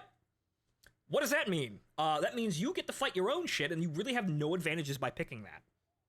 Like, the funny thing, all this talk on all the moderators and the community managers, like hand-waving away the F-16, not getting, its BVR missiles, even though the Chinese one does, is, the hand wave is, oh, well, you have the F-14 to compensate for your lack of long-range capabilities. Yes, the plane you're not fucking playing, the plane that you might actually fight because of how the matchmaking works, compounding your weaknesses. Ah, yes! This makes your gaming experience better. Horse shit. Absolute horse shit. They shouldn't add the Taiwanese F-16, but they're going to anyway. But apparently, they're adding another American F-16, i.e. the Block 15 or 20, which is essentially exactly the same as the Taiwanese one. That's what the MLU is. It's a fucking Block 15 or Block 20 F-16. Technically speaking, we have half of those upgrades because of the, whatchamacallit, the Mavericks on the F-16 already, but they're trying to be fucking stupid and cute and saying, oh, well, you have the F-14. You don't need any better planes. Well, go fuck yourself. We make all the better planes, because this is fourth-generation fighters. You're either flying Russian or you're flying American, end of story. Nobody else actually gets anything good, because everyone went, why develop a domestic fucking plane? We'll just go buy from the Americans. Or everyone was under the Iron Curtain and they had no fucking choice but to use Russian planes. That's fourth-generation fighters, and this stupid shit that Gaijin's playing like, oh, well, you have other planes that could balance out your flaws.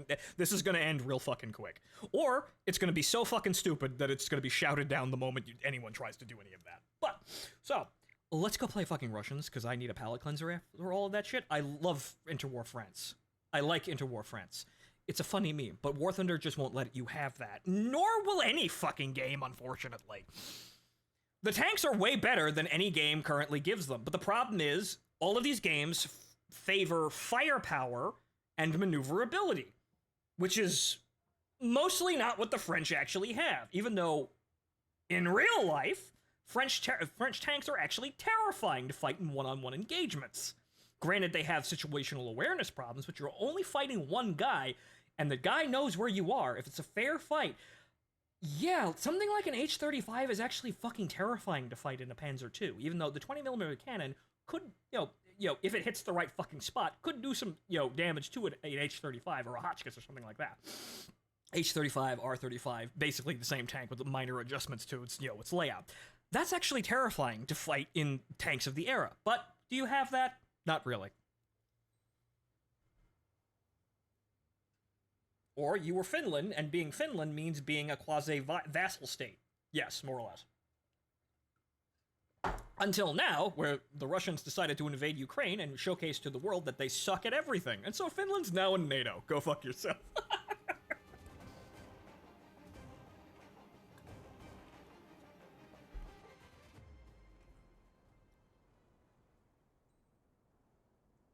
But, you see, this is the major issue that we have in this game for Interwar France. You just don't get any fun, because the game...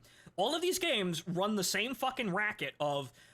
The only thing that's actually good is speed and the sword. You are not allowed to be an immovable object. Even... Buddy, this thing is like the only immovable object in this game. And it is so for really bizarre, odd, unique reasons. It doesn't have any armor. It's armored with the crew, and because of how the crew swapping mechanic works, that gives you the durability, not the armor or anything else about the vehicle. Backing that up, you have the best fucking guns at lower tier. Point blank, the best guns at this tier. The most universally, generally effective guns at this tier, bar none. The only thing that could be better is like the ZIS-30, which is also Russian, but that's also higher than you. So, you're just fucking great because you don't actually rely on armor. That's a lie. What you're doing is you're basically using armor, or rather the time that armor would give you. The breathing room is the crew dying. The massive amount of bodies that you're putting in front of the problem are standing in for armor blocking shots. You're not blocking shots, you're absorbing them with completely irrelevant people that you have in this tank. Otherwise known as the Vasco da Gama strategy. Why develop super impenetrable armor? Just have lots of expendable men in front of our force. If we have a large force of expendable men, it will take time to whittle us down. Therefore, we will remain effective as a fighting force for longer. Meanwhile, flip over to the servants, you just have a Challenger 1, basically. A tank that's really fucking hard to kill, and thus, because it's hard to kill, does more things with its single life. So, the Vasco da Gama doctrine is why this thing is effective. Throw more flashlights at it. Yes, throw more dice! Guardsmen, that's another fucking thing. Why are guardsmen really effective fighters? Yes. Are they individually very effective fighters? No. Why are they effective then? Because having 20 guardsmen with 20 las guns means you throw 20 dice at people. And that damage racks up pretty fucking quickly. So, this is the kind of weird shit that actually works in this fucking game.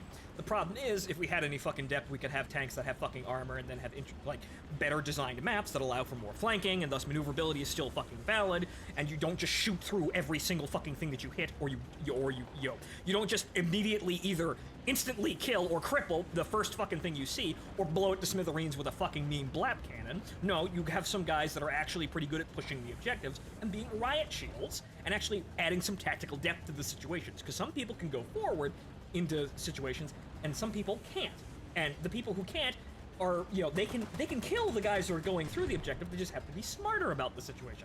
But, you see, in this game, that doesn't happen. The, I'm blocking your shots, you need to maneuver, is replaced by, the guy literally doesn't see me because this is all a fucking hide and seek. So, situational awareness takes takes the place of what armor should be doing. Unless you're playing this thing, which I have armor, in a weird-ass way. Speaking of which, though, is that man dead? Did we kill him? Because I know there's a guy over here. He's shooting at my friends. Actually, no, that was a friendly Panzer shooting over that guy's shoulder. Okay, I don't want to go down the avenue to go fuck yourself, so we're gonna go over here.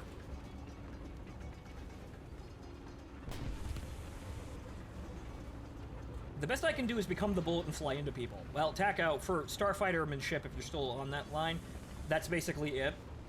There's some stuff you can do in the starfighter, but basically it's fly into people and live.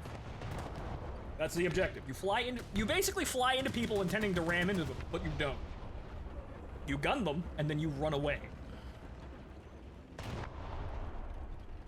Frankly, learning how to do really high-speed gun passes in the starfighter reminds me, actually somewhat reminiscently, of how Saber and MiG fights used to be when the game was still locked around Korea. It was that really fast fucking closing speed where you had seconds, really, milliseconds, to get the shot, or you don't.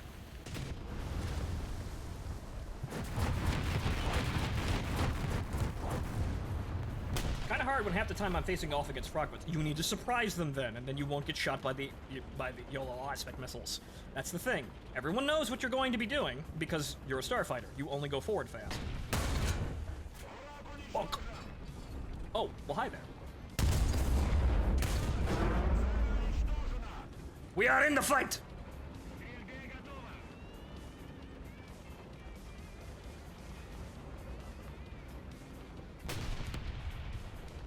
Oh. Wrong gun. Whoops! Wrong gun! Sorry about that!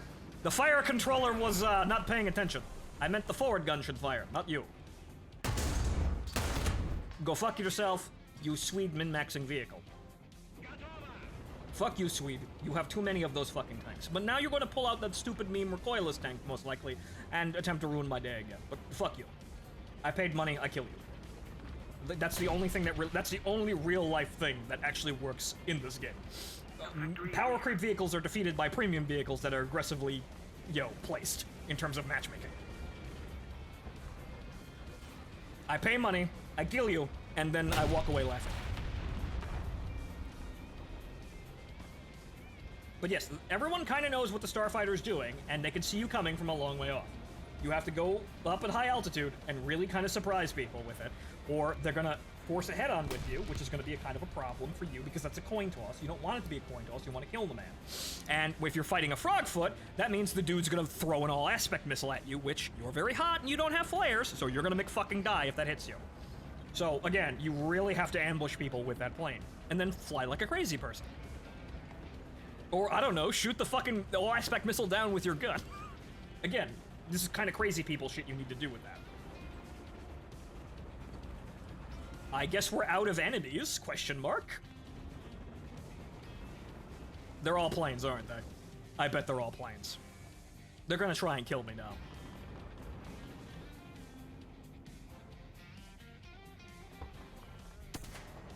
Oh! Well, where did he go?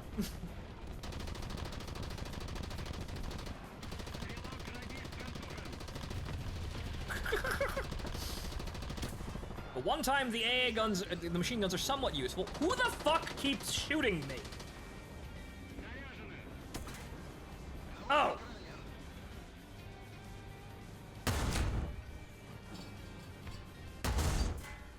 A guy from Go Fuck Yourself away.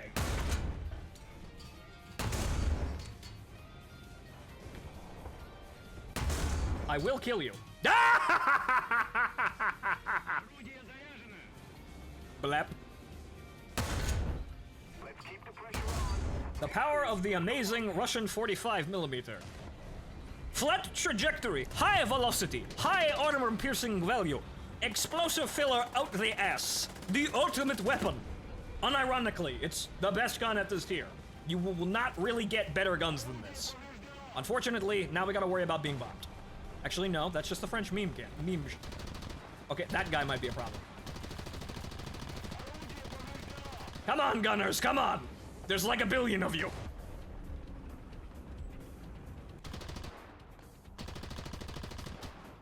I'm just...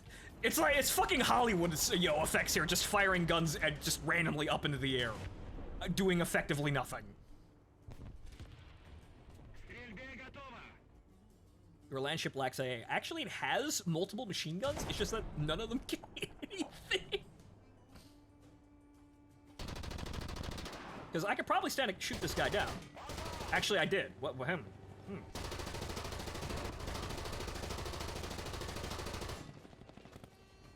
I wing-dinged him real fucking good, sir. Captured a zone. I'm literally just a battleship shooting at fucking kamikaze pilots, essentially. Operation complete. Job well done. Good thing he didn't have any ordnance. But, quite like real ships, planes are bad. So, this is why you want someone flying air cover if you can in this situation. If you're power gaming the ever-loving shit out of this. But you see, we're power gaming, which is what I deride those wacky Swede players for doing, and everybody else that uses fucking min-max and go-karts. But you see, I'm power gaming in something theatrically entertaining. See, I'm a giant fucking target. You can hit me all day long. I have ways of countering that, but you can hit me all day fucking long. I am fucking huge. If one of you meme vehicles actually gets a square shot on me, I'm probably gonna die fairly quickly. But I persist, because I'm super fucking good at T-35, or at least fairly okay. Also, again, for comparison, 30, 20, 20, 20... The Char 2C has double the amount of armor as this, and I think more crew.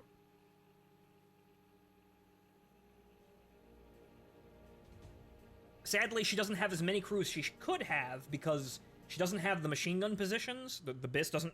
The BIS got rid of the firing ports for a lot of the other machine guns. So there isn't as many people as there possibly could be in the tank. It could have the same situation as the T-35, though, where everybody's just kind of sitting in the engine compartment and waiting to come up to the turret once people die horribly. You know, move the bodies out of the way and scrub the blood off the optics and get back to work.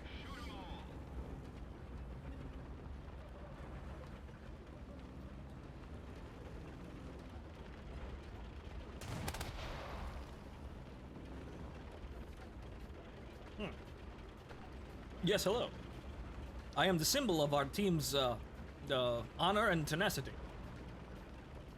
I go this flank. You follow me. Hopefully you all not die. You are all very glassy, though. Me, I can take a couple of hits, because weird meme magic. Also, the fucked up thing is that the Char 2C that's not as much armor as it possibly could have.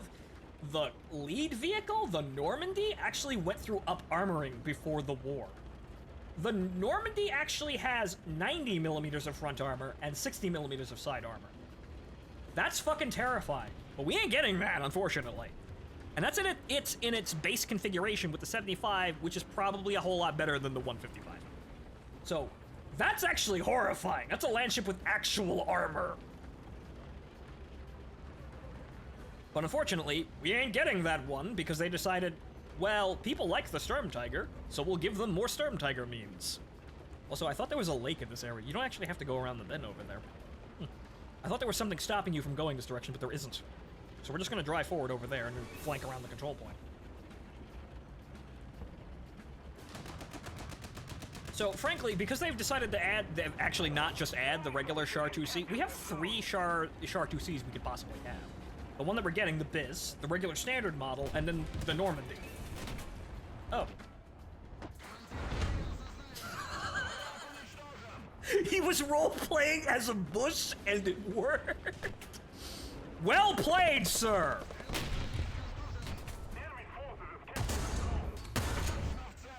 That guy was role-playing as a bush, and it worked.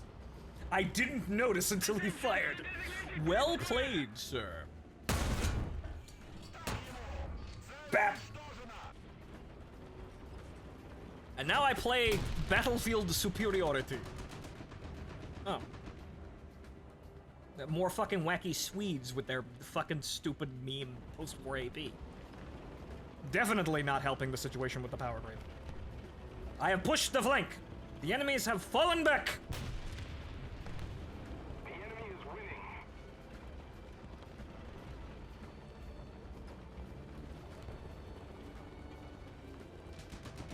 Right, and see you, Cinnamon. We're probably not going to be lasting too much longer here, but I will have my fun. Also, oof. It's a T-28. He was also being memed on by other people, so I probably will get this gun on him any fucking day now. Thank you. That's not where I aimed it. Well, he's dead anyway. That's not where I fucking aimed it, you cocksuckers.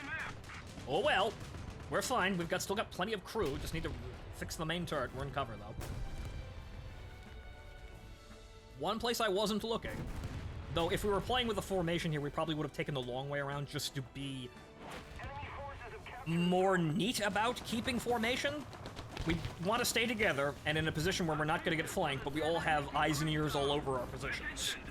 So limit enemies, the avenues of advance on us, and then just keep everybody's heads on a swivel. That's what we probably do, because we won't instantly die in this situation. We're one of the few vehicles at this tier that will not instantly fucking die when we're shot. Mainly because we're sacrificing the souls of our crew in order to stay alive.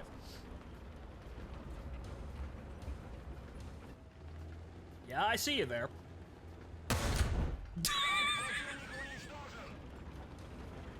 Blep. Yes, I see you attempting to use the terrain to your advantage. However, I arc shell over terrain and then blow your face off.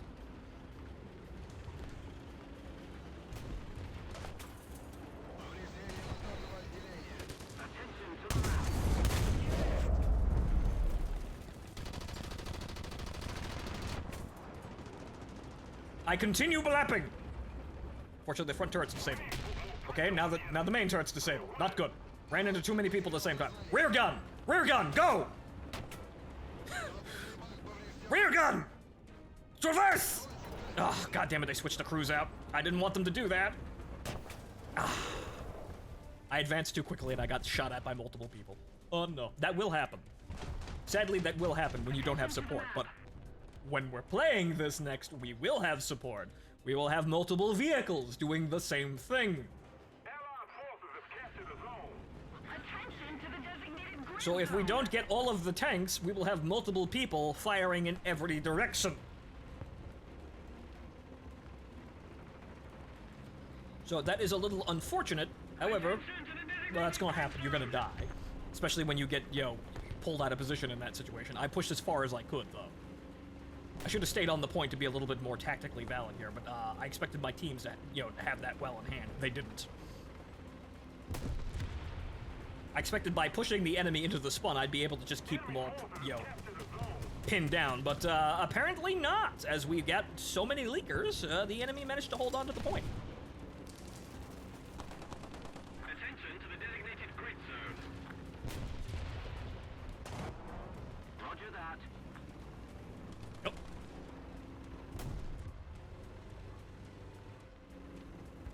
Just keep going. Keep driving, keep going.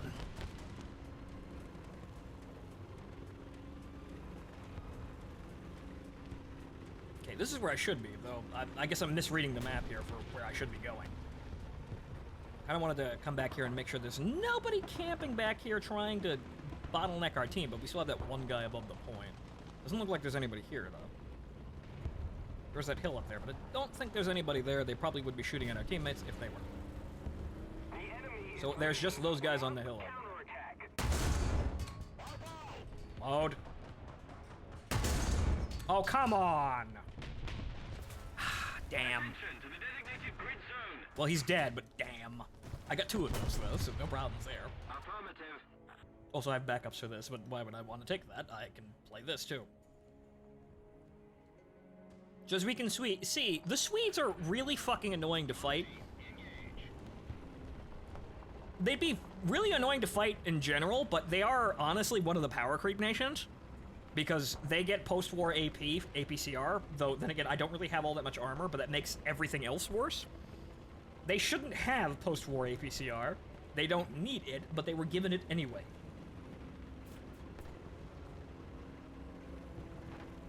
It's the same situation with the pasta fucking, the pasta go-kart that the Italians get, where it fights World War II vehicles, even though it's a vehicle from, like, 1960. I think.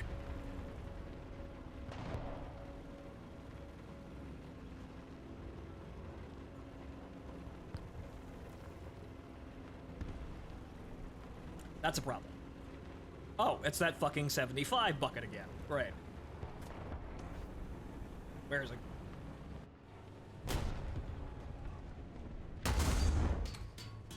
Well, it didn't hit the tree, I just didn't hit the man at all. Bam! Good. Fuck him. I don't have as many saving throws as I possibly could have here, but I can still hold this point. Most of the zones are under control. Again, the turrets have detached from the T-35 and become sentient vehicles themselves.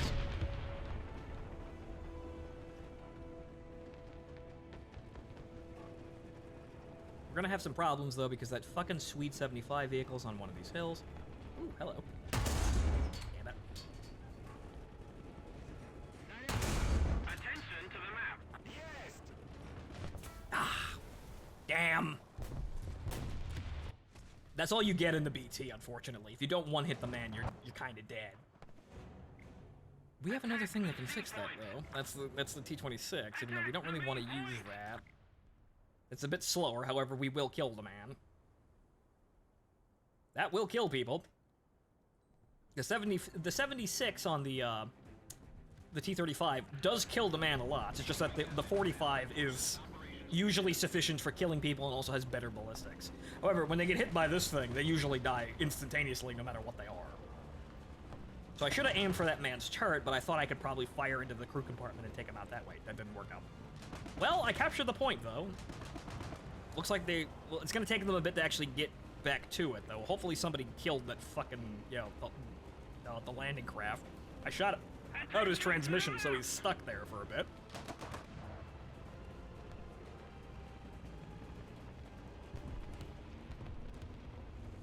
So as you can see, even if you lose the land ship, as the Russian player, you have a lot of options. You basically have vehicles that have not as many, not as much leeway, because they can all instantly die because they all, have very few crew, but they're also very effective vehicles in that they're not weighed down by useless armor like the French vehicles. They're very fast. They can get around and surprise people. And you have all the firepower you had in the T-35 in 2 tanks, really. 3 if you count the BP-5 as a different tank.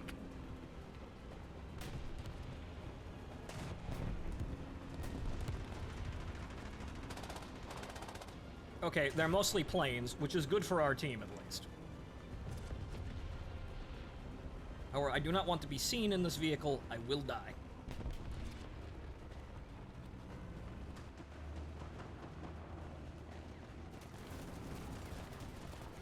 At least those guys are pea shooters and they don't have any kill power. I'm less maneuverable than a BT tank. However, my bonus is, when I hit someone, they're going to die. Like this fucker. We've captured most of the strategic zone. Who probably has seen me. However, I might be able to drive over the hill and then punch him directly in the face. So he's driving that way. hopefully he's still kind of absolutely just driven, just absolutely focused on driving forward, and hasn't turned around or checked his sides. I see his tracks. Oh great, he drove up there.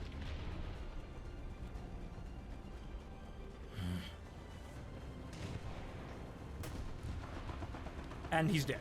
Damn. Oh, there he is. Come on, come on, come on, come on, come on, come on, come on, come on. Traverse down. Well, I would have gotten him. If the first guy hadn't killed him, I would have gotten him. However, I haven't actually played this vehicle, so I don't actually have any of the modules, and also the crews. The spare crews I never use. So, these guys do not have any of the, you know, any skills at all, really. If I was playing this routinely, I probably would have better crews, but the thing is, I don't really play this other than for kicks. Though, with the Char 2C, maybe we can turn this around and turn this into a bit of a spectacle. One of my own, I guess. Lots of people play the T-35, but no one really plays the T-35 like it's their fucking mainstay. This is one of the few things I actually find fun in War Thunder, though, so maybe I should actually be playing it more.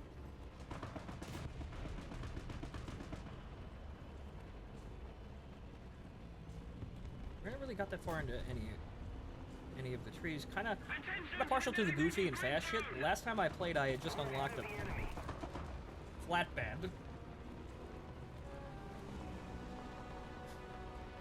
Yeah, those are entertaining for what they are. You can drive around as literally a truck. However, the super fast go-kart shit seeks directly into metagame compliancy most of the time. It reminds me of World of Tanks, and I fucking hate it. Where the game was run by, honestly, for a long time, go-karts with autoloaders, and still kind of is. Then you have really bizarre fucking meme, event vehicles that no one can get anymore. And a whole bunch of other shit that, honestly, I don't really care to keep up with. I just know the game is still shit. In the ways that it was always shit. It hasn't really improved. It's at best stagnated, or gotten worse. Well, Enemy forces eliminated. Nice over. work, comm team. I helped.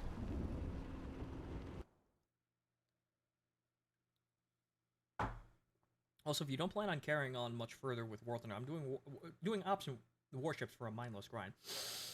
I think this is about it for me tonight. I think I'm gonna play one more game, and that's about it. That's 5 hours of fucking around. I think that's sufficient. So I'm gonna actually get something to eat for dinner, and then see about going to bed. Because I think we're gonna play Library of Ruina now. I've had my break. I think we can get back onto this. Artillery support. That's funny too, even though it's kind of placebo. It will kill people. Usually it doesn't, though. So we're going to play one more, just to keep us in the warship mood and understand what we're getting. We're going to need some time with the Char 2C's gun, though. You're going to need to place the shots, and if you miss, it's going to be absolutely painful. It's probably not going to have a 5-second reload speed. But that's going to be the major factor of it. When you hit someone, they will die. The problem is, if you miss, you have a problem.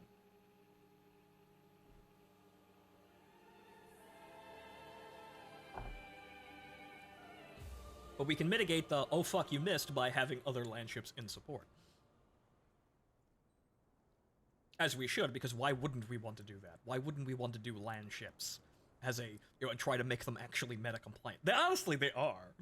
But most people don't actually care enough to actually make them, like, a scene force. They don't really make enough money. They don't really do anything other than get lots, gets lots of meme kills that are funny, and you will win matches like that, but it's, again, who cares about low tier is the next question.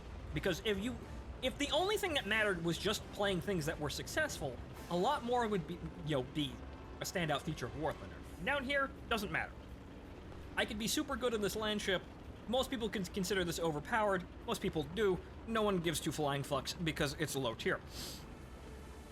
Most people have their attentions turned to top tier gameplay in terms of top tier tanks, and then jets. Like, for example, most people won't even regard the Char 2C is, coming into the game at all, because, oh boy, F-16 and Fulcrum. They'll just be up there doing that. That's the only time anyone will focus. I doubt anyone will... People will make meme videos, most likely. You'll see probably all the big hitter YouTubers buy the Char 2C and do a meme video where they just do, wow, big, long baguette tank, or some kind of clickbaity fucking article and thumbnail. Clickbait title and thumbnail, as they always fucking do. You'll probably see a cavalcade of those, but lasting opinions of the vehicle, there won't be any lasting opinions of the vehicle. It will just fade into obscurity then. People will use it for content, and then move on to what people actually give two flying fucks about. So you're not going to see any real representation of these vehicles past this. So maybe this is my thing. I'd kind of like it to be, because I like stupid land ships. They're fun. They're grandiose, completely impractical, but still fun.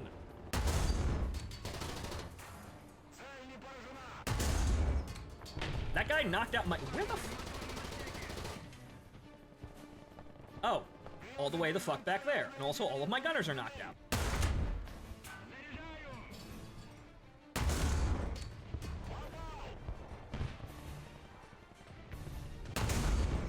There we go. That's a problem. However, we can get some spare crew. That was some critical damage really fast. That was bad. Also, we've lost engine power. Oh no. Also, oh Jesus. I should probably see about that. Probably see about that. Enemy forces have captured a zone.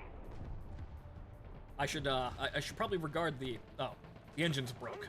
I need to get into the control point to actually get more bodies in the tank. Should probably pay attention to the whole fire thing. That's rather bad. I don't think there's anyone back there, but just to keep that corner secure. Oh, there is someone back there.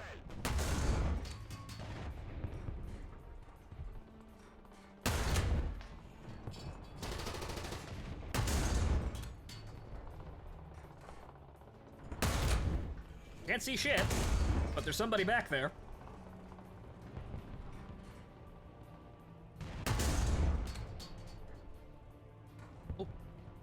Oh, it's a fucking BT-42. More meme sweet vehicles.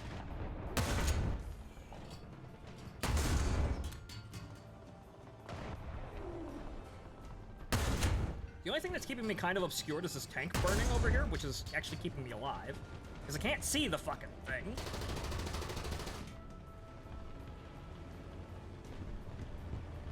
Okay, I have to advance. I'm gonna probably take a round directly to the face. But we gotta advance. Okay, they're not here. Good. Okay, so I'm gonna sit here, and I'm gonna press that magical plus key and get another dude. More buddies! Warm up the cloning vents!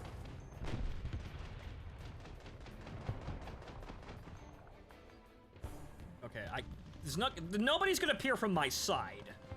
Oop. Okay, well, I guess I know where he's coming. Or he's gonna stop.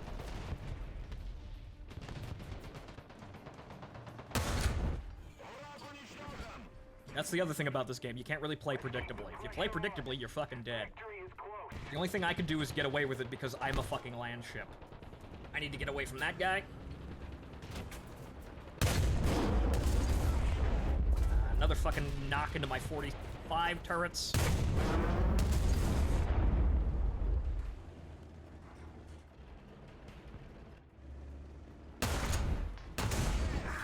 Jammed again. Forward to victory. And by forward, I mean killing this guy, and then, abruptly stopping, fixing the turrets, and then going back my way. However, he is gone now. He probably is attempting to flank. If he had any sense, he'd be running away now, but he's not over there. So most likely he is on this side of the house, and trying to pull one over on me. As if I have never seen that one before in my entire life. Yep. What do you know?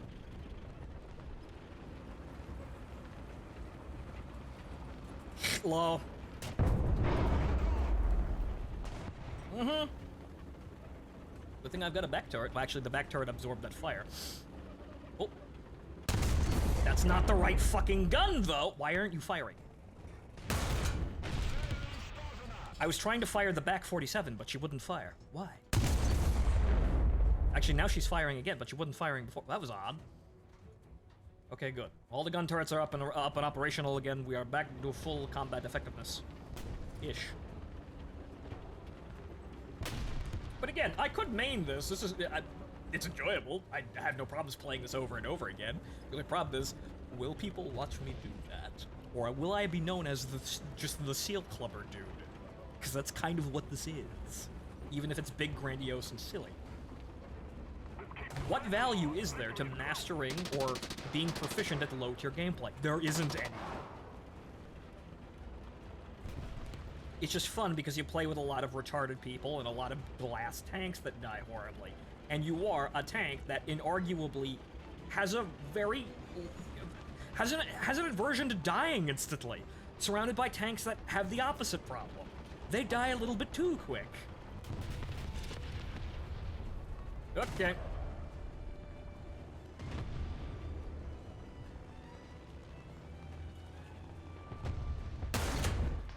Dead. We have now broken into the enemy spawn. We will now engage them in the field of battle.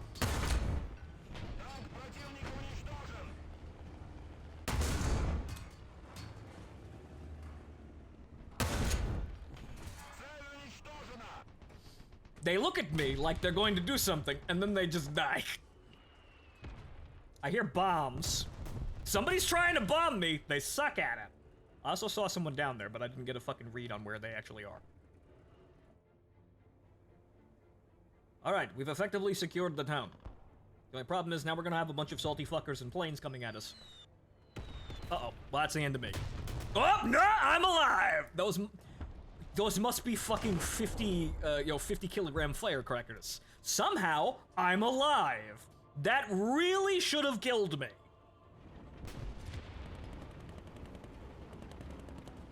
The magic of Soviet engineering. Ah, you see, the fragments, they just fly through the tank rather than staying inside. Therefore, crew unharmed. Tvorish, that's not how it works. Shut up.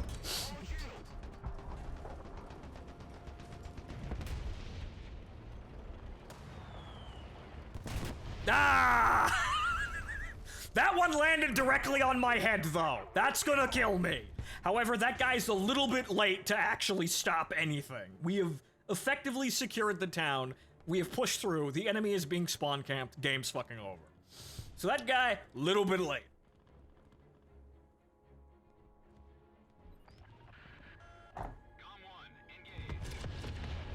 Little bit late to actually kill me, but I suppose the man got his wish. Oh, well, you could just bomb the... you would just bomb the land ship, and then he instantly dies. Joke. We've already won the game by the time you get a chance to do that most of the time.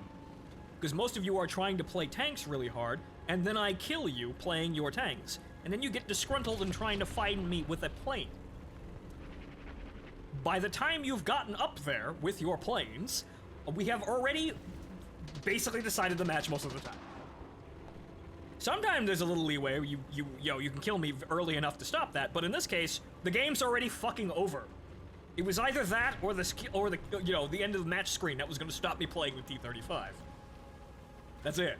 We've won. But again, who cares? It's low tier. I'm a Seal Clubber. You see, I'd love to play things that I enjoy, but here we are in something that I enjoy that doesn't really have a future, unfortunately. Operation complete. That's the sad bit. Most of the things that I enjoy nowadays are things that aren't really relevant. Aside from drinking. Drinking's always relevant, but I can't drink on stream. Or rather, I shouldn't. I could. I don't want to.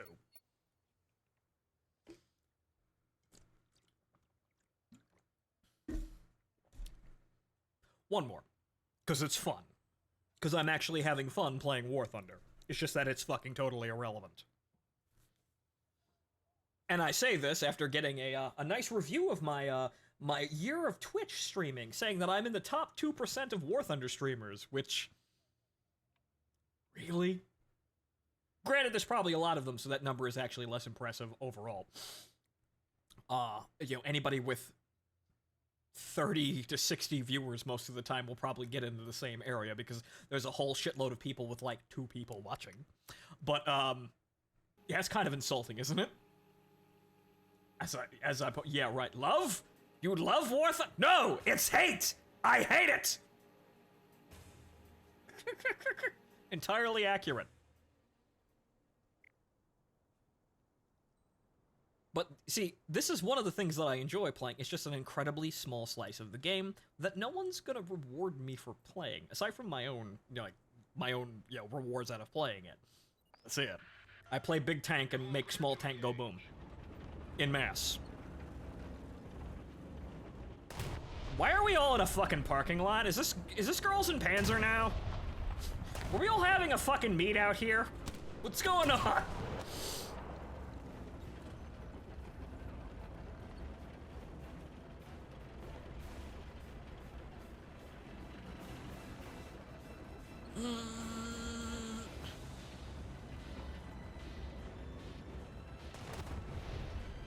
Attention to the map. No, it's Village Dad's tank grill out. Yeah, we just want to sit and fucking grill. And then the other team started shit. Just want to grill. Yukari's drug deal busted by the Sun Shadow League cleared. Yep. What's wrong? Hotline Orai. That one magical series of fucking posts that I unfortunately did not read all of, but was still magical. When people take Girls in Panzer way too fucking seriously, you don't know what the fuck you're going to get. That's true with anything anime, honestly. It's mostly smut, unfortunately, yes. And that is true. When people take anime girls seriously, you get a lot of smut. Thus the thin book market. However, I haven't seen... I don't know. In my travels in a long time, I haven't seen anything magical with an actual plot in it. Because there have been some things, to go off on a wild fucking tangent. There have been some H-Dojins with plots. Some of them are emotionally crippling, but they still have plots. I don't know, it's been a long time since I've seen one. They're probably out there, though. It's just probably nothing that I usually, see.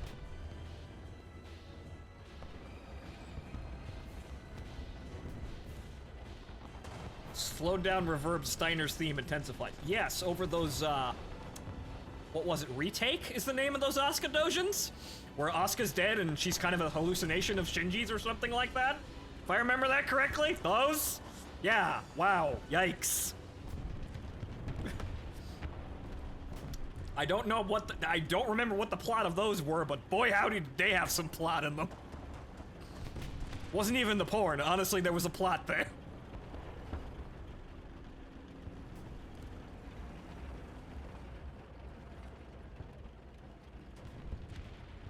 You know what? Now that I think about it, for all the movie references in the TK Dojin, I can't remember if Cross of Iron fits in there. Oh, is that what Retake is? Yeah, I believe so, if I've got it right. That's the whole I can't remember the exact plot, but I know, there's a sex scene between Shinji and Asuka, and then Asuka's a hallucination, and Shinji's doing the obvious thing. Wait a minute. Wait a minute. If Asuka isn't there, that means Shinji's. Oh, riveting. Yes, I know. There was some plot there to again reveal my power level and showcase that I've been around the block. Haven't seen one of them in a while. That's what I mean. Haven't seen one of those. Our victory is near. I don't remember what the plot was, but it's all a weird thing concerning Asuka and her being dead, I think. Sir, why are you... Is that a firework? It is. Also, he's got a fucking police siren!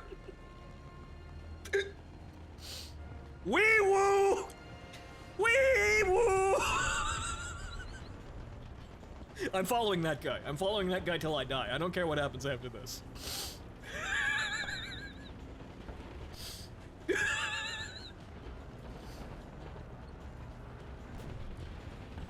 Yes, I know. An amazing change of, topics there. Oh, I should have fired quicker there. But yeah, I know. Amazing change of topics there. Fucking riveting, potentially emotionally scarring Evangelion dojins, and then SpongeBob references. Oh, fucking sweet mother of God. Oh, kill it! Kill him! Kill him! Kill him! Kill him! Kill him! Kill him! Kill him! Kill him! Kill him! Kill him! Kill him! Kill him! Fuck! Wait. Where is he? Oh. Sweet air.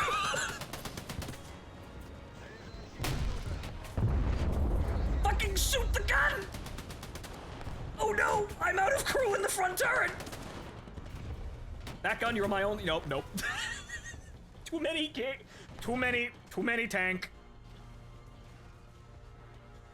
That turret was completely disabled though. Came around the corner, too many tank. He's dead though.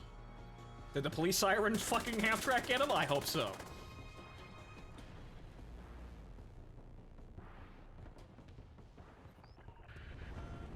Comm team, engage.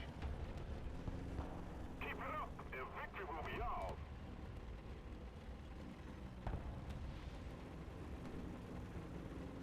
Looking for a couple of fun new tanks to play. Any good recommendations for zippy fuckers that can actually take a hit?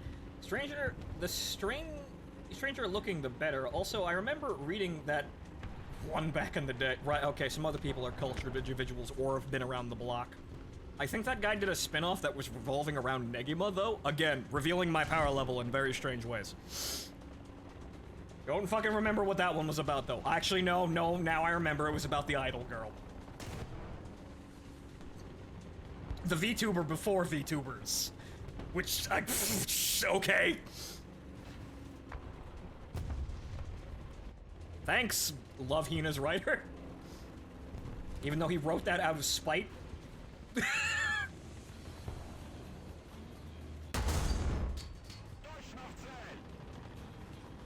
Also did a depressing K on Dojin or two.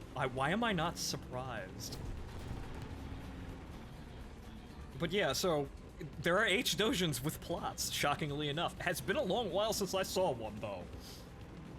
These are mostly from back in the go fuck yourself, years ago sort of dimension of Faku is not a pay-for site, and also Eris dies. Once again, power level through the ceiling. Holy shit, Mados.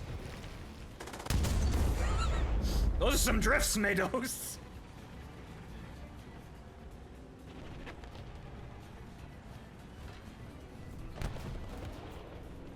Oh. Oh no. Oh no. Oh no, load the gun. Oh no. Oh no. Oh no. No.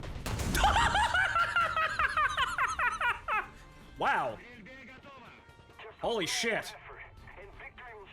That guy got rocked off his fucking tracks. Wow. Good time for a bomb.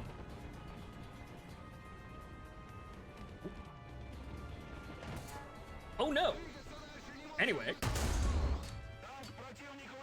Ah, yes, the tank that I was playing before, rather stubbornly. Oh, you've got one over on the BT. BT instantly one-shots you. Yep, now I'm on the other side of the equation. Yep. That's what happens when you change sides.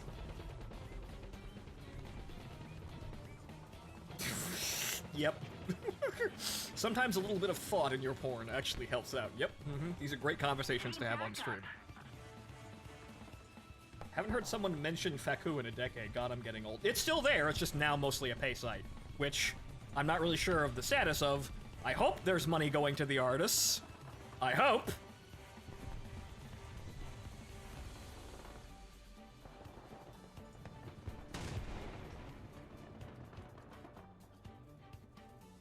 Can we move? Yes, okay, good.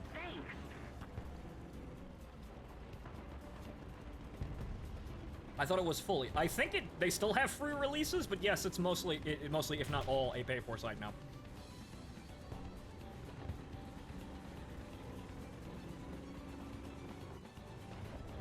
So there's not enough free releases to actually check, but boy howdy, do I remember what it was like in, like, 2004? It's a simpler time. Though, funny enough, now that I remember this, Faku and Eris Dies also had backgrounds that were pink. I mean, Granted, it was the red light district of internet sites, so that's kind of fitting. But Lavian Rose. Abouts. Once again, revealing my power level, but hell, I'm 30. Who gives a fucking flying fuck?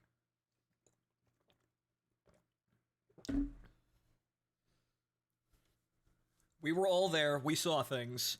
I didn't cruise things like Rotten.com, but I know they were there. G-Bomb's World also saw that too for a laugh, and a couple of other things as well that still survived to this day, but have faded mostly into obscurity. I was there for all of this shit.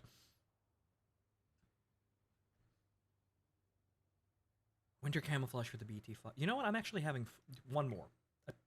I could walk away whenever I want, but I'm actually having fun now. It's not a crippling fucking illness. I'm not searching for a better match to end on. I'm actually having fun! Albino Black Sheep. That's a name I haven't heard in a while, but yes, that too. Newgrounds as well, but everybody knows about that one. Jesus fucking Christ. Albino Black Sheep. Thank you, Magic. Ah, Jesus Christ. I haven't heard that one in, honestly, like 15 years at least. Holy shit. Does that still exist?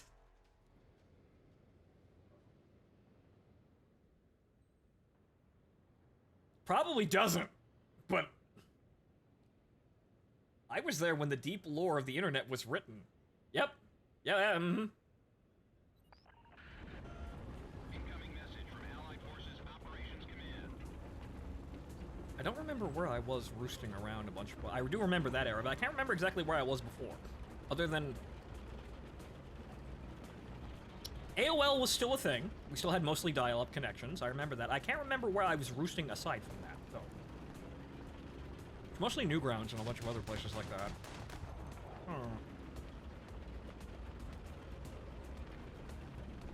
The first forum I joined was Face Punch, and well, that place don't exist anymore. But in some places, I'm glad that shit don't exist anymore.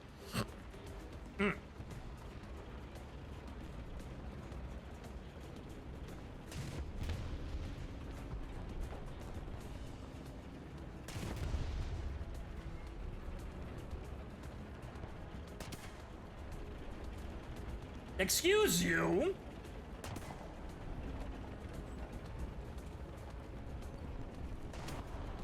Sir, I will save your life.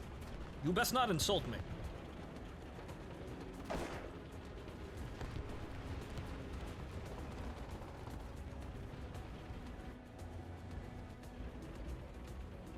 Okay, so we don't want an incredibly long line of, a firing line, but we do want to get into the C point. Oh, I always go C on it. Mainly because there's just less shit to deal with.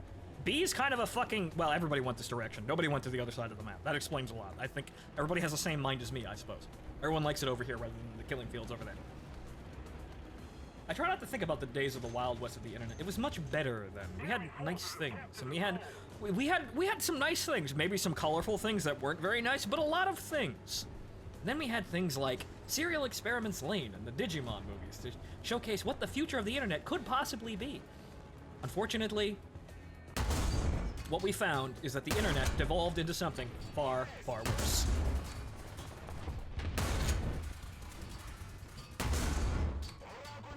I think that that's a Scott. I think that ricocheted off the Pintle Mount machine gun and killed everyone in the turret. Oof.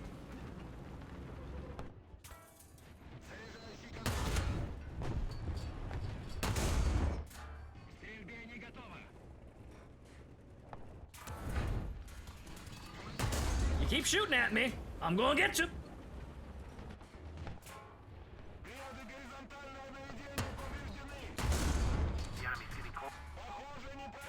They aren't shelling us.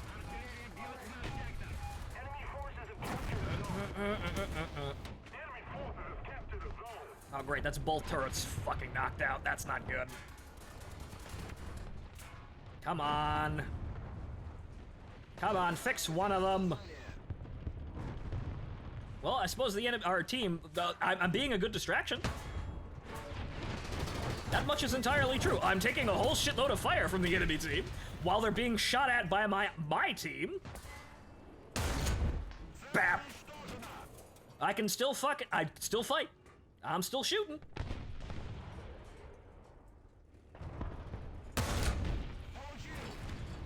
I'm still alive, fuckers!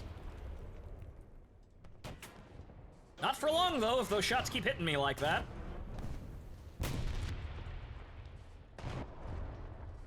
See, this is what I mean. The armor is the crew.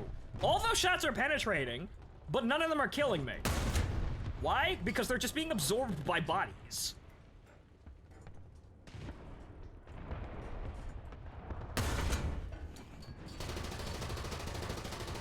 I don't know if he's still there. I think he's dead, though. Yeah, he's dead. Nope. Thank you very much. Okay, front turret's disabled. I still got one crew, but he's in the back turret of all fucking things. That guy's out. And then I got bombed because I stood still. Oof. Eventually that was gonna happen, but we killed a whole shitload of people, didn't we? It's nearly 10, but I feel like I've done fuck all in World of Warships. Incoming message from Alex. It's a long... It's somewhat of a long-term fucking game to be playing, honestly. Things happen very slowly, they take lots of time. This makes grinding kind of painful because it takes so long to do anything. It'd be nice if there was better things to work for than the the middling things that we actually have to. At least we have operations, so eventually this is going to get a little bit better once they actually realize, oh, PvE, that's a good thing. We should probably add more stuff for that. This is the opposite. It's just quick, expendable fun, but it could be so much more than that.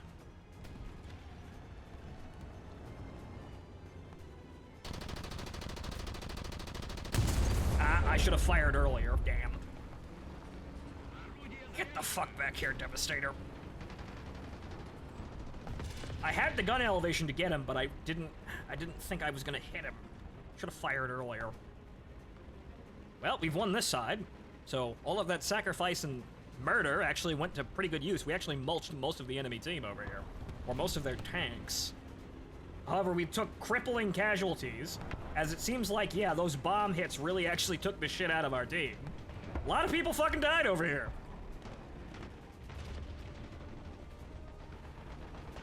Probably shouldn't rush directly into the enemy position like that, though.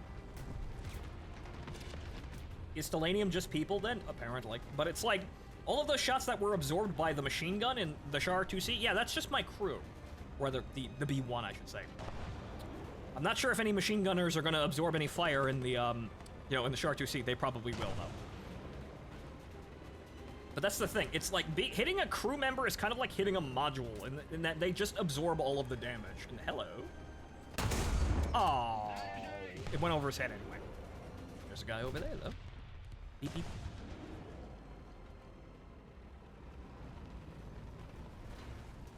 Ah, it's an M2. Beep. Oh, damn.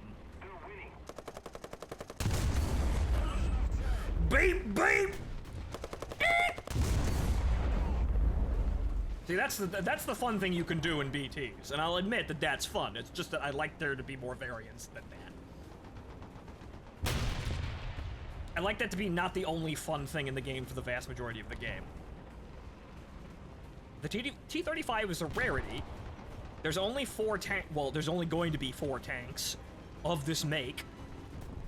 And unfortunately, the T-35 is the best of them. So if you play the T-35, you already got the best in this regard. What I could probably do is break away here and capture B real fucking quick here. I know there weren't that many land ship designs, so this is kind of limited. The SMK is there, but isn't very good. I have it, I just never found a reason to play it. Because it's really not that good. It's a little over-tiered for what it is.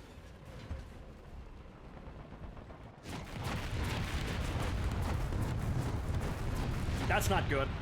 Okay, I survived that. I almost ran directly headfirst into an artillery barrage, but thankfully, artillery decided to once again be placebo. Hooray. Is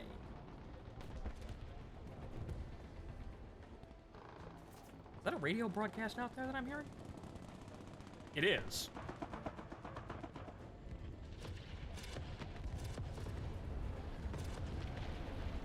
Ah.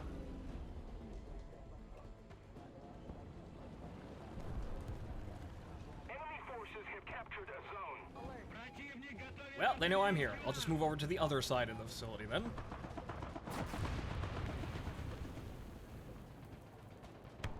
Since apparently there's no way to get through this area. Captured a zone. Get to the center of this area, and the area that I have left is now owned by the enemy. That's great. Counterattack. Actually, no, it's not. It's fucking terrible. Can we at least maintain something here, guys?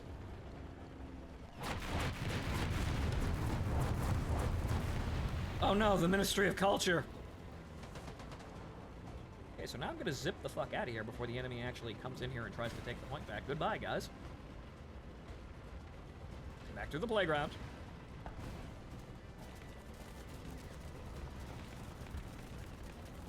And I will sternly attempt to actually get into the sea point. Enemy forces have captured a zone. I will do so by going all the way the fuck. Oh god. Ha ha! You missed, fucker! Also, I missed, but I'm out of. Running in the 90s. I'm just running in the night. That's funny.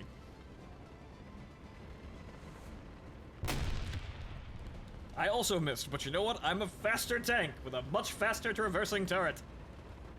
However, I should have gone the other way, but I didn't want to actually draw more fucking attention to myself. And now the B point is being captured by the enemy. Where is my fucking team? I think there's an enemy unit in here, and amongst these fucking wrecks.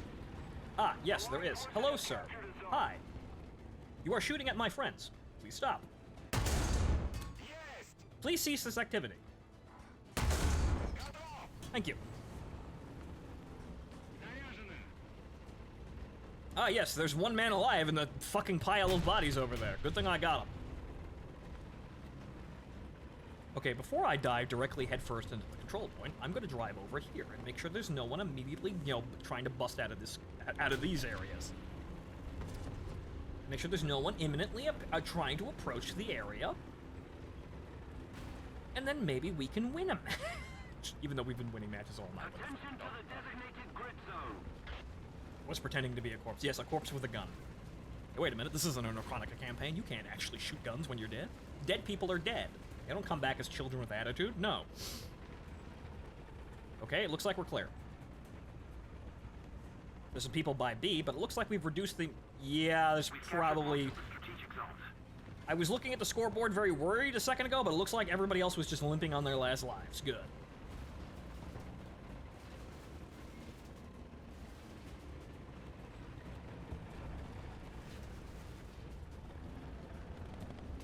We're controlling most of the zones.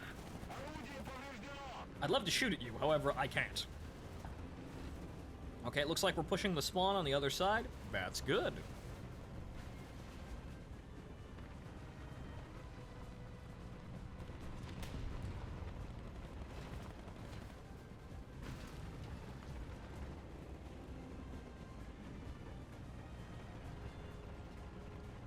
Well, nothing left here to push my luck and maintain control of the back area.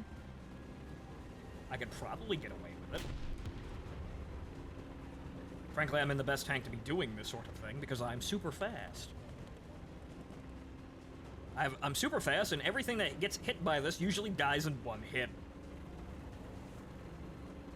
So of all things that I should be pushing my luck in, this is probably one of the better tanks to be risking. I will instantly die, however, basically everything instantly dies if you're not a T-35.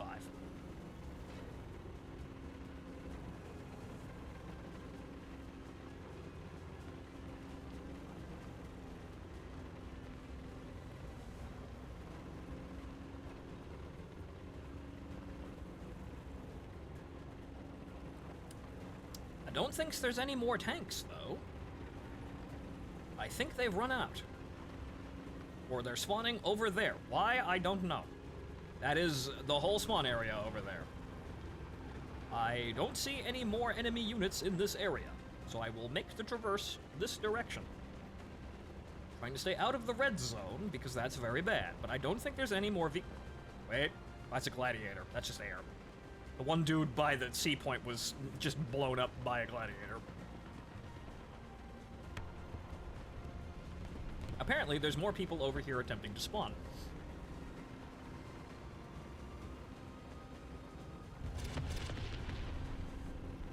we're losing the A point.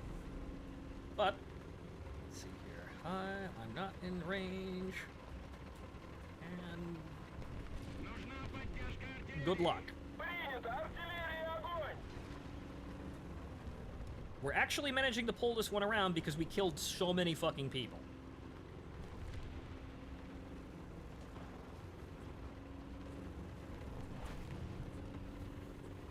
Will the artillery hit anyone? Most likely not, because once again, artillery is kind of placebo. No hits. I managed to force him off the point, I think? In sheer panic, but that didn't fucking kill him. Which is kind of what I needed it to do. I might have lit him on fire, though, if I'm still getting hits. Or that artillery barrage that I heard wasn't actually my artillery barrage. And he's dead. Well, made it over here in time. We're losing C now. Great.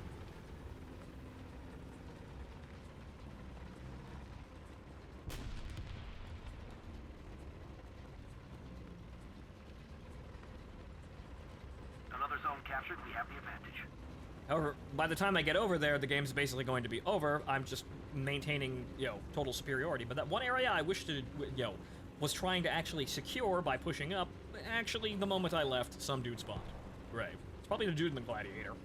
We thought, oh, I killed the only guy here. I might want to come back in a tank and then go cap things. Fucker. So the rest of my team is perfectly fine at A. I'm not even going to get there in time, most likely.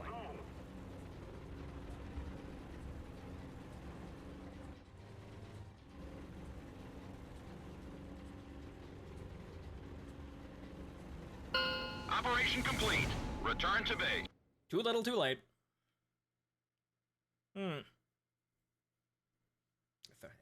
This is going to be my last one, guys. 30 minutes later, still playing.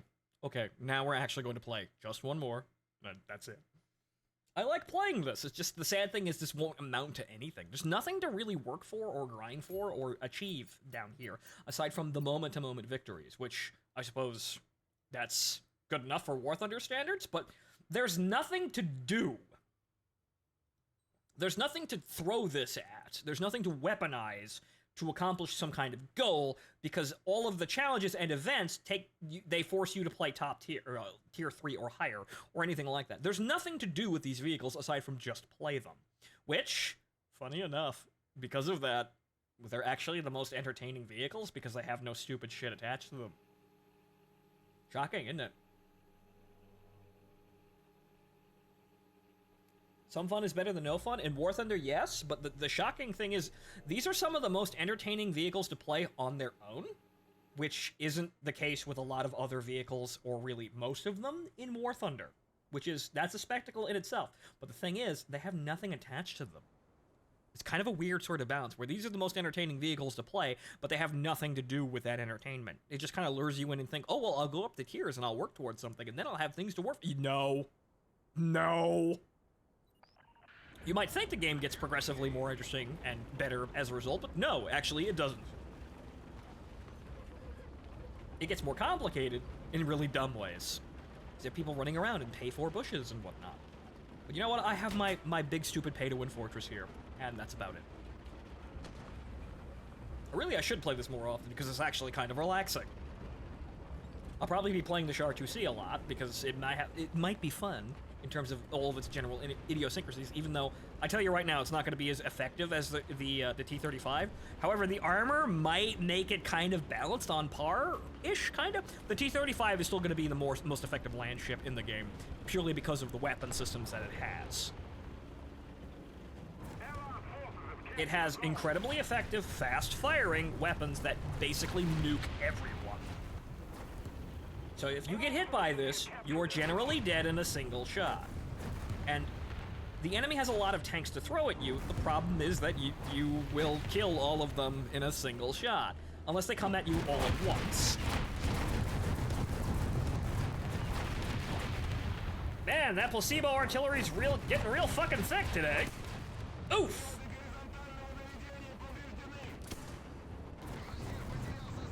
Oh, great.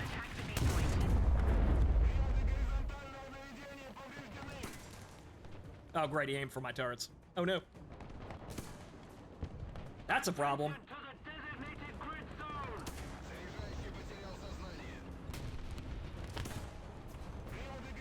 Little help here. Little help.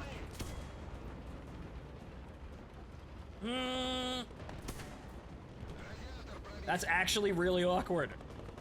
Because that guy actually knows what the fuck he's fighting. Oh no. I need to get some of these guns working.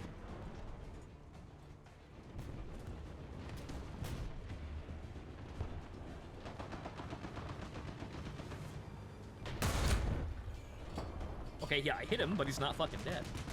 That guy actually, yeah, open environments, not good. I forgot about that. Yes, the bushes are back and they're fighting me again. Sir, the bushes. The bushes are fighting us. I'm not misidentifying bushes. The bushes are actually the enemy.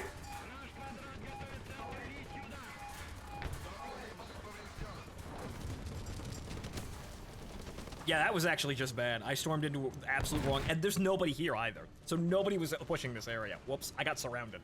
So there's a guy behind me, guy in front of me, guys over there. So that was actually literally the worst possible situation I could have gotten myself into. Whoops. I didn't know that until I came over here. Whoops. Oh well, you're gonna have a garbage I guess that means we're playing one more after this because I'm not ending on that. Fuck that, no. 1 round out of 100, I managed to get actually shot by a bunch of people. This is actually probably, funny enough, this is one of the earliest maps in War Thunder, and probably now one of the worst. But they all suck, so that's not necessarily an amazing thing. That's not a new and amazing fucking feat for War Thunder. They all kind of suck. Vroom, vroom, vroom, vroom. Fuck you. That was for my tank. Now I'm shutting this fucking party down. Another zone captured. We're shutting it all down.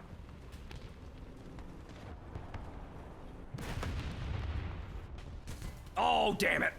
I had my gun on him, son of a bitch. Oh well, I've got another BT over here. So now I know, don't come over here. That's actually a very bad area to be in with multiple fucking shots like that. And the guy actually was picking my turrets off, so he actually knew how to fight me. Good on him, I guess. But I didn't know the situation was going to be so shit until I got here. Basically, everyone abandoned C and went for B immediately.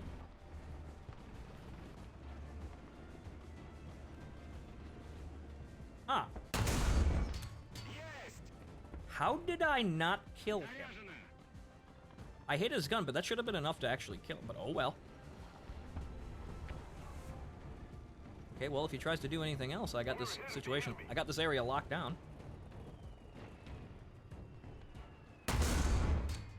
Son of a whore. And then I'm bombed and spawned because amazing War Thunder mechanics, but okay, fine, whatever. I've got plenty of shit to throw at you. Fine, we'll do this all day. Again, amazing spawn mechanics. But oh well. These guys actually banded together to actually hold a point, so good on them. The only problem is that guy destroyed my perfect firing position. The bastards. Or I could just come back right back. Just do exactly what I was doing before. If I can find the mans, who are all... Do I? Nowhere. There we go. That's one.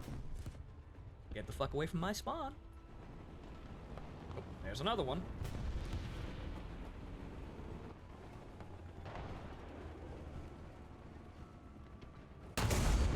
Two. Finally got that cock-sucking Daimler. Okay, there's somebody else back there, but he's behind everything, so I'm not gonna advance directly into an Su-76, but he's been buttoned. There's somebody capturing C. That's a problem.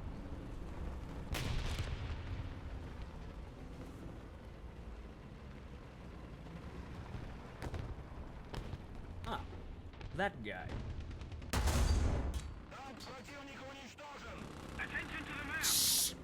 Get out of here, SU!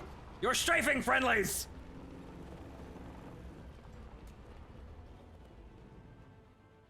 come back and try that shit again? Probably not. Wait, actually, wait a minute. Dropping.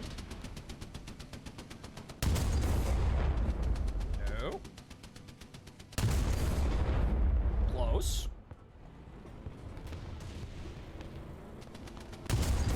Nope, not enough lead. And that guy, I think, impacted a bunch of trees. Man's dead. Got him. Nope, didn't come low enough. Come on, swing. Swing! Nope. Here I am, shouting at birds. Oh. Well, while I was doing that, some dumbass blundered directly into the line of fire. Where is he?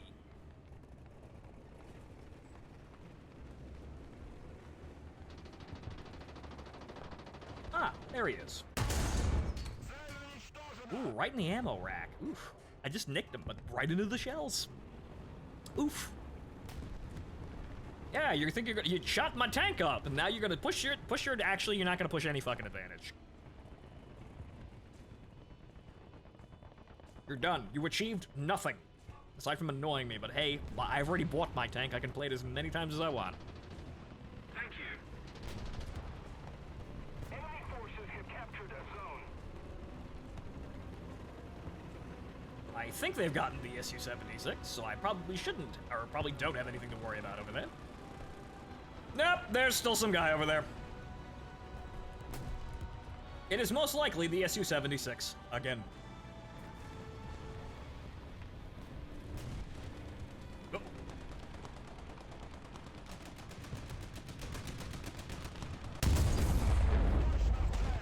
Need cover. Dead.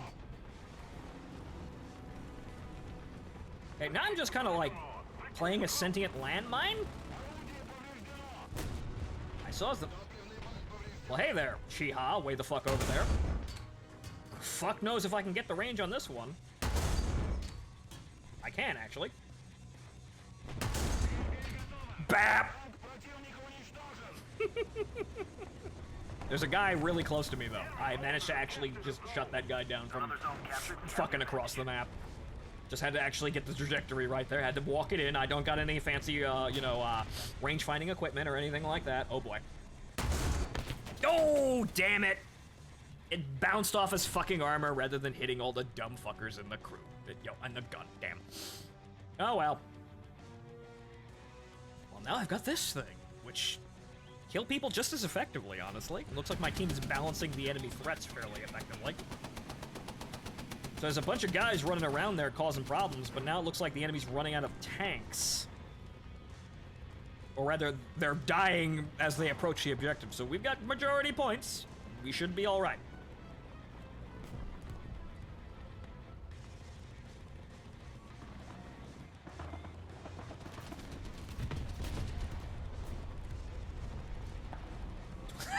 Hey, look, you got 2 more crates. Nice job, Barton. They're trying to sucker you in.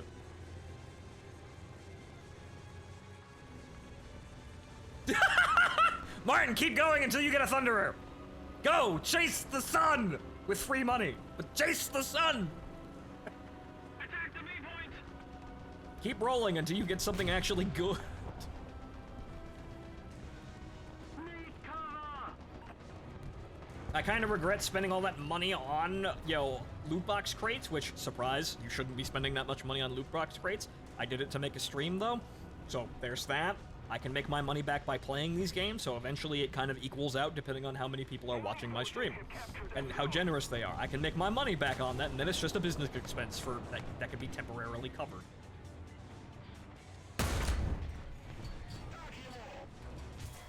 Motherfucker! Where did that guy come from? Oh, up there. Well, actually, that wasn't him, but he was also up there, too. Damn.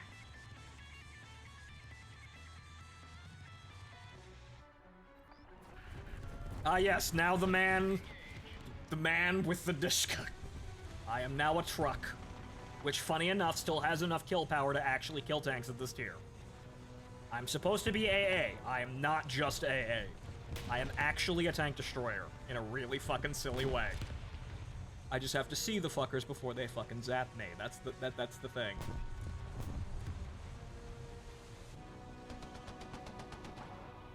Okay, so there are two guys out there. I just can't fucking see them. Ah.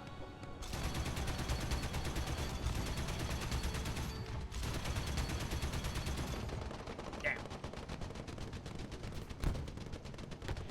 Flag's an economic one. Dawg. Drive truck with grandiose aggression. I probably should. However, there's too many guys over here. I'm probably gonna get zapped the moment I come out. However, just in case I don't, I might be able to actually get a couple of kills. Ah.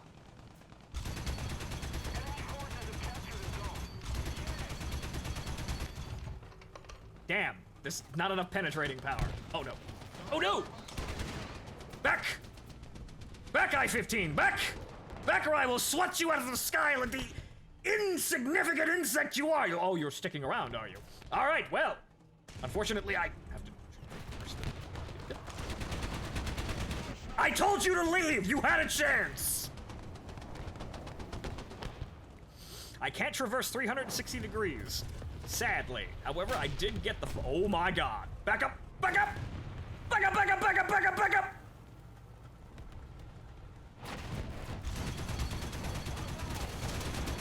Oh! I just got through the armor and just only barely managed to nick the commander. Damn! Hey, I actually got a plane. Unfortunately, that advantage that we had was now eroded. What a shame. Probably should have stuck to the B point. Know that now. That's just not a good area if they're actually pushing that, but most people aren't pushing that point that organized. So good for them, but, well, fuck you. Oh well. It's low tiers, who gives a flying fuck? They win one game. They don't really win anything of it other than just their own fun. They keep their fun today, but I will play the next match and probably be a fucking nightmare. One more. Can't end in a loss like that. That's just shit. But you're gonna have those games eventually. You're gonna have the times where you actually, you know, you'll drive out with your silly land ship, and then some jackass gets a shot on your ammo rack and you die. Oh, look, the same fucking map. Great. All right. Round 2.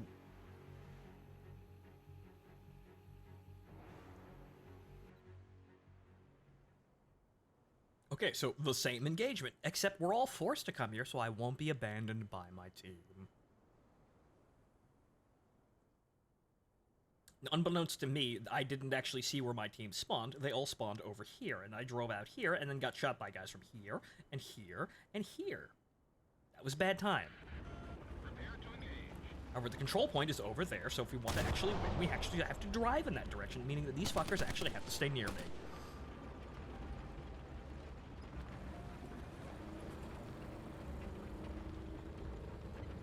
You and your little beefy fucking mopeds.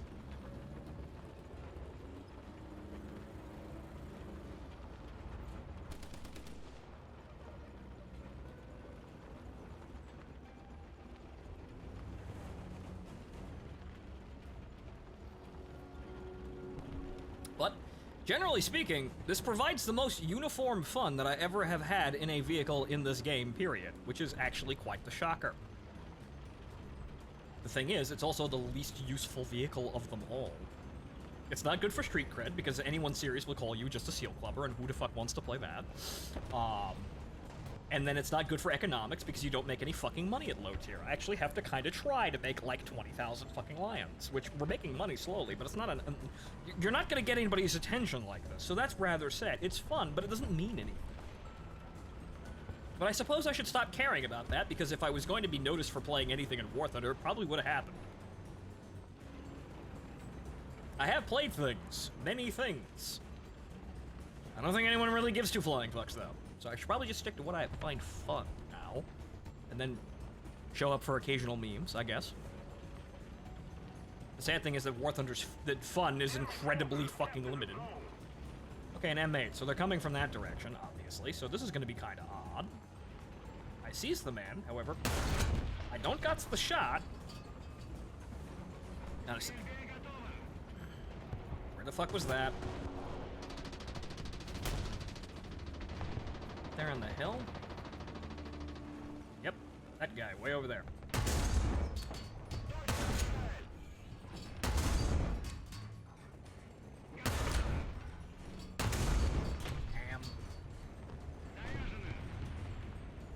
He's up there. That isn't him, that's a rock. Shame. He's still alive. I only nicked him.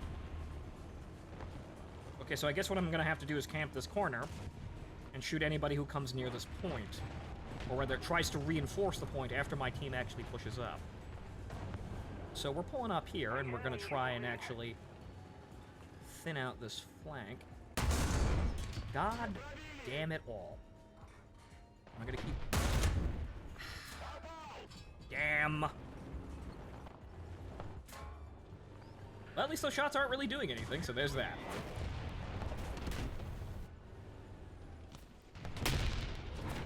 Okay, so this is now my flank. This is now what I'm doing. Unfortunately, shots are limited. Everybody in the 100-acre wood is still trying to fucking shoot me, though. Good lord.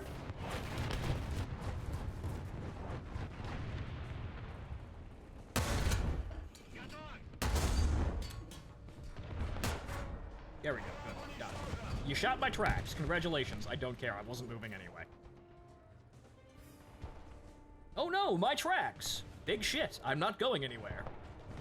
I'm gonna have to hold... I'm gonna try and not make myself a massive target for air power, but I don't think that's gonna actually be possible. We should get under a tree.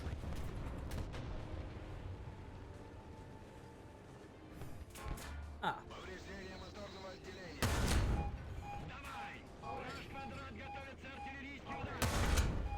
There we go. Fuck you, Greyhound. They're going to shell me, and unfortunately, artillery fire may not be placebo, and I knew there was going to be somebody who comes up behind me, because I didn't trust my team worth a shit to actually secure that area.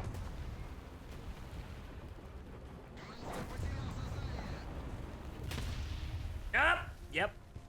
M8. That's just a bad position to be in. Also, he's behind all of us. Great. Nobody's watching that flank. See, this is where you get into really odd situations, because you get really uncomfortable objective spawns, and you kind of have to rely on your team or go a long way. This is actually, the funny thing is I was having more success ignoring where my team was going. Funny as that is. The maps in this game are still shit. They're still absolutely shit. They're prone to... Sure, they have flanking routes, but most of the time they're prone to punishing you for advancing, because the avenues of advance by enemies coming out of their spawn exponentially increase the closer to that spawn that you get, so you really shouldn't advance past the center of the map. However, also, the game has a massive problem with spawn capping. Where? Oh, up there. However, the guy doesn't seem to be able to get a shot on my crew compartment, so good. I can't hit him, though, but I will try. I did hit him. Aha!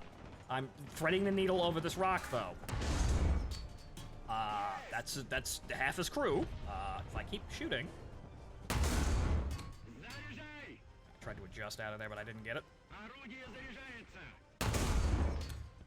He's moved.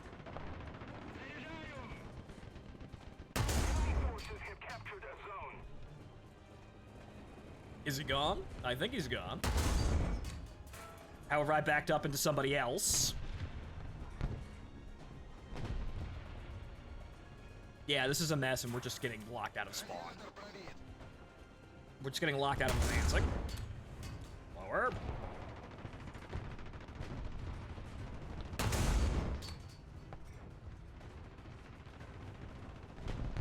But then again, this is kind of how War Thunder runs this gamut of maps. They all kind of suck. There's occasionally something that functions, but usually most of them are uncomfortable to bad. Looks like we're getting all the bad games at the end of the stream. There we go. Fucking finally. Now where the fuck am I being shot at? I'm being strangely durable. Looks like mainly because they can't really see anything other than the ass of my tank. They could shoot me all day long, but they can't kill me.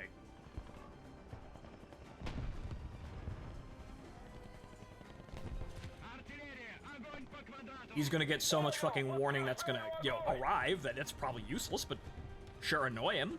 why not? The enemy team's annoying me in, like, a bunch of ways. Is winning. Unfortunately, it looks like, yeah, we're just running out of teammates.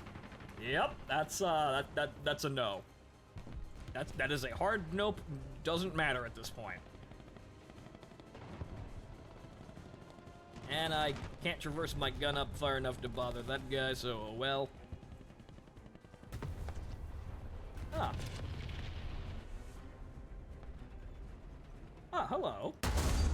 Unfortunately, that's way too fucking high.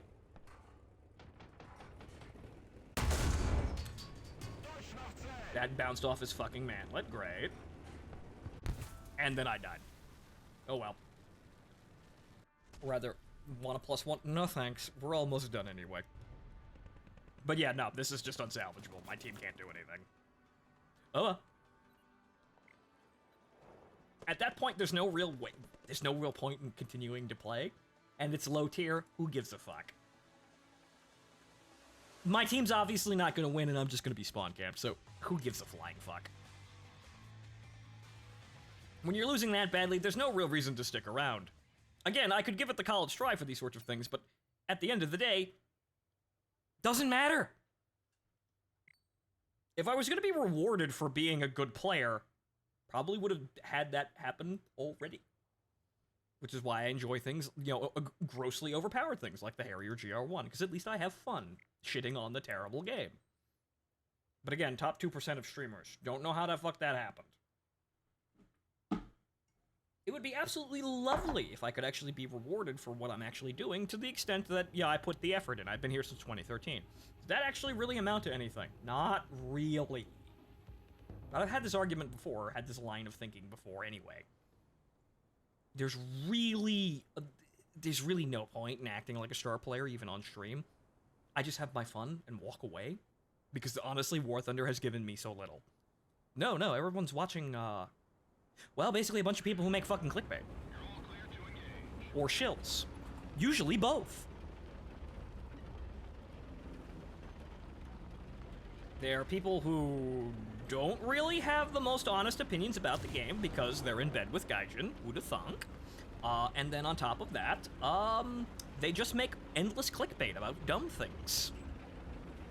And then have excruciatingly stupid fucking titles. However, most people actually watch them. I guess that's what people actually want. Dumb clickbait shills. And if you disagree with me, well, why am I not famous? I was certainly here putting in effort and trying to be a sensible voice in the room. Clearly, you should shill harder for the snail. Apparently I should, however, I'm way too honest to be given any sort of contract. This game has crippling fucking issues about it that really ruin most, if not all, of the good things about it.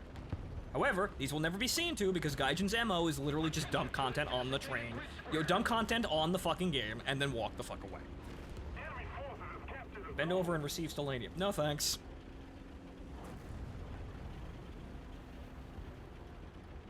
But apparently, according to every sensible, well, actually the results, honestly, most people could say, oh, well, we want informed opinions and smart people that aren't, shills and whatnot.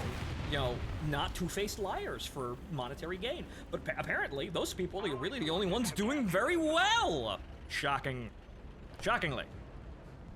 I've been honest here my entire time, my whole time. I've got very few people that actually reward me for being so. The enemy is controlling most of the zones.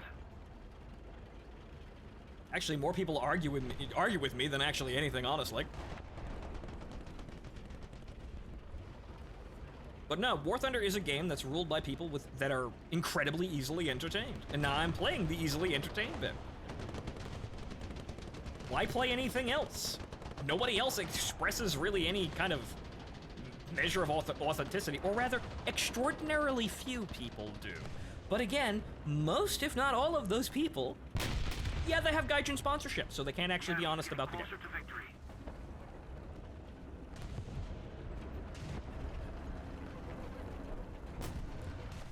At best, they play passive, easy cop-out opinions about things that they really should have more stern opinions about. But, for the most part, most of them don't actually really engage in things that they should.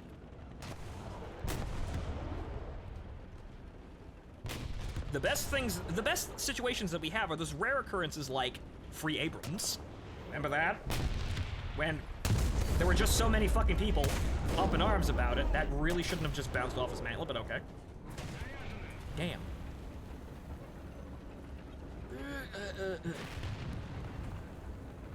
Like I was saying, though, the best situations you have are those ones that are like free Abrams and, you know, free parts in FPE, where there are so many fucking people up in arms against it that there isn't really any time to have any counter opinions. It's just so fucking stupid that there isn't anything but a negative response. Then they don't really have to say anything out of the blue.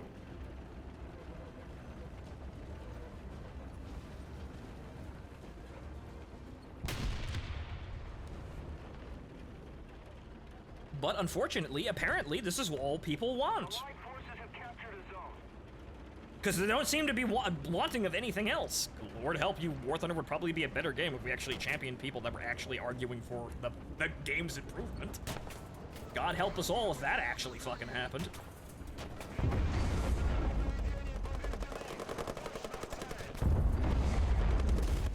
Okay, he's dead.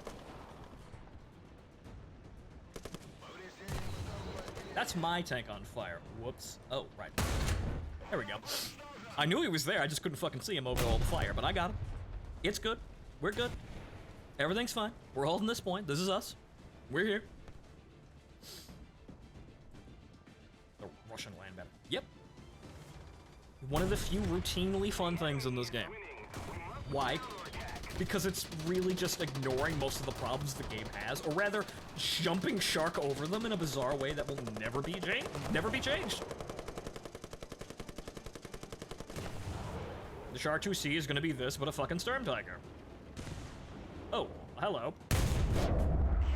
Ah. We don't have the advantage anymore. Right, I should have fired. I didn't notice my other gun. I had to look down. So I had my stern gun pointed at him.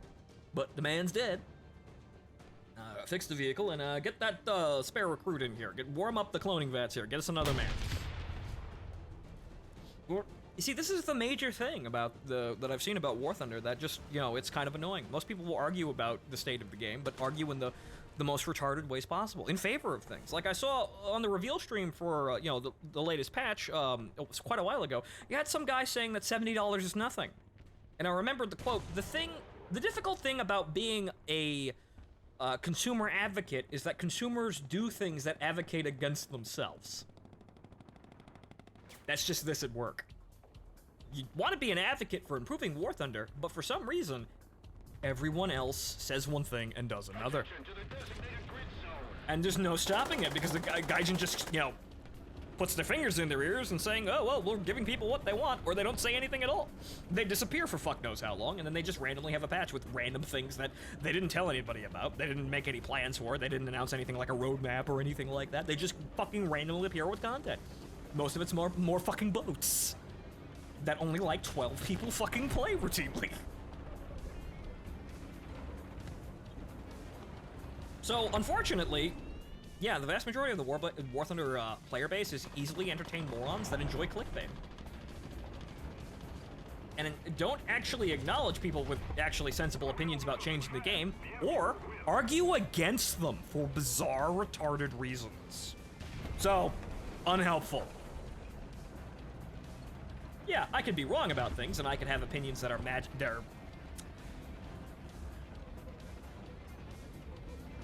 conflicts of taste, I should say.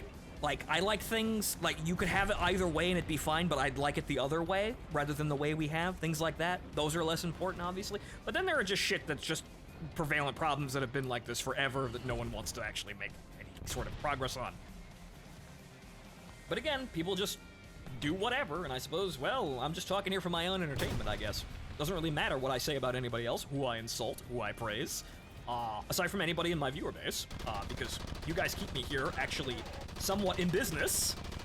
But I suppose I'm just kind of in this weird fucking blank spot where I'm this dude that makes all these meme videos. But again, past that, no one seems to care if I'm alive or dead or what my opinions are. This kind of side fucking shooting, like, my neck, it's jammed. I'm gonna hit these guys with my peripheral vision. Everything's fine though, they're all dead. Start saying slurs, no thanks. Twitch might take issue with that one, as long as I don't say anything outlandish or actually insulting. But it doesn't really matter in terms of the War Thunder community, because I don't think anyone really regards my opinion with anything that's actually, like, with any sort of, like, reverence or anything. Even though I've been here, I'm one of the original fucking meme video people. Does anyone care? No. They'll laugh at my videos in isolation, but most people don't even realize all of my videos are made by the same person. I'm here doing the streamer gig. I'm here with the major updates, playing things and saying shit over and over again about my views. Things never change. People usually nod their heads while they're here and say, yeah, no, it could be, it could be better than that. But as for what effect has that actually done? None, because most people playing War Thunder are apparently so easily entertained that no forward traction for changes actually happens.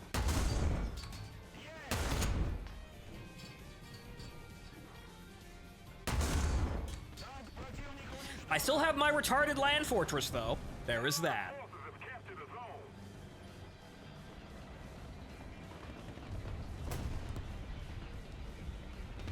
So I suppose it really doesn't matter what the fuck I play. Ever. I suppose the only people that are actually War Thunder, amplified, War Thunder voices are, again, paid shills, or people who got really lucky with the algorithm and basically can play whatever the fuck they want now because they already got all of the viewers years ago, before everything kind of collapsed in on itself.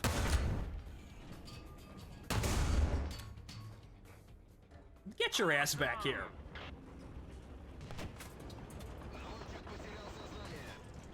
Hmm? Oh. Once again, a man who is a bush. I'd like to aim the gun down, please. I'd like to aim the gun down, please. Actually, no, that's not the gun. My front gun got knocked out, and the main gun got knocked out as well. So I had a crosshair on them, it just didn't do anything. Oh look, man, that is bush. Well. Oh well. I did a pretty good job holding that point, but it looks like we're not going to win either, so it looks like we're playing another match. Should probably stop complaining and actually play the game, too. I could complain all fucking day, though. You've seen me do that. But I guess at the end of the day, the finality of the thing is that, yeah, War Thunder is played by a bunch of people who are largely easily entertained and don't actually raise any issue with things when they really fucking should. And I'm just kind of alone on an island, I suppose, as they say, when I actually champion for things. And I suppose every negative thing that the War Thunder player base gets, they kind of deserve at this point for being so easily entertained. Could have had a better game, but I guess we're not getting that better game because no one actually wants to play anything other than... Actually, I don't know what they play because there's only like 12 people who play boats. Yet we keep getting the... What is it with the fucking boats? There's only like 12 people that fucking play boats. Why are there so many fucking boats for a game mode that has objectively failed? Twice even, really. Oof. Damn. Couldn't bring my gun up to shoot him, but he was prepared. Oh well. I bless you with good maps, but bad nations and team. Well, I guess that's it. That's kind of what I'm doing. Also, why is there no one over here? What the fuck are you guys doing? You're all clear to engage. We're good, but A is completely uncapped. Come on, you dumb fucks. They got that over there. There's a bunch of tanks over there. They can handle that.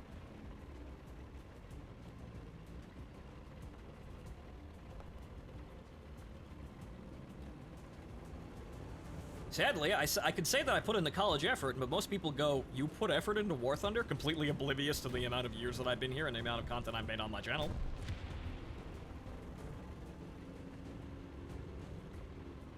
But again, go back to the clickbait artists that are sponsored by Gaijin. That's apparently all you guys want to watch. Not you guys, you're here, you're fine, I'm not talking about you, but for the most part, yeah, if you guys were, I think the game would be a better game at this point if my audience actually has any sort of control over game commentary or anything. If people who are in my viewer base actually had any sort of control over this game, most likely we'd have a better game. Because you may not all agree with me, but largely, you're not dumb fucks either. That's a problem, he's now looking at me. Actually, no, he's not. Sir, what are you doing? I just shot at you. Forces have captured the zone. Okay, man's asleep at the wheel. The end. Okay, we've got the point. Looks like the opposites have. Well, actually, we've lost most of our team, but the enemy seems to be crippled in the same capacity. We've lost more tanks, though. That's bad. If basically anyone I watch consistently had control over the game, we'd have a better game.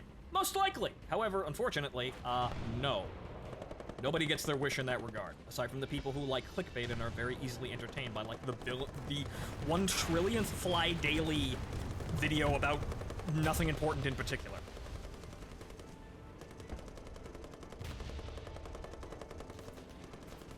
I don't know, it must be like Quickie Baby and fucking World of Tanks where you know, no, not Quickie Baby. Because I'm not sure that I'm not sure if all of Quickie Baby's audience is entirely children. Ninja in Fortnite, that's who I'm thinking of, whose audience is entirely easily entertain children. I guess that's it.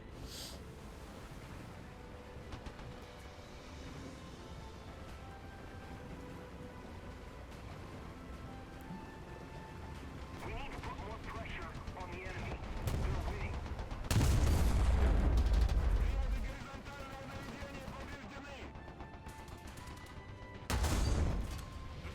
Gun elevation, not good enough.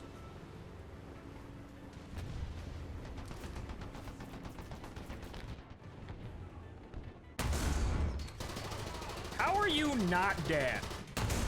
There we go.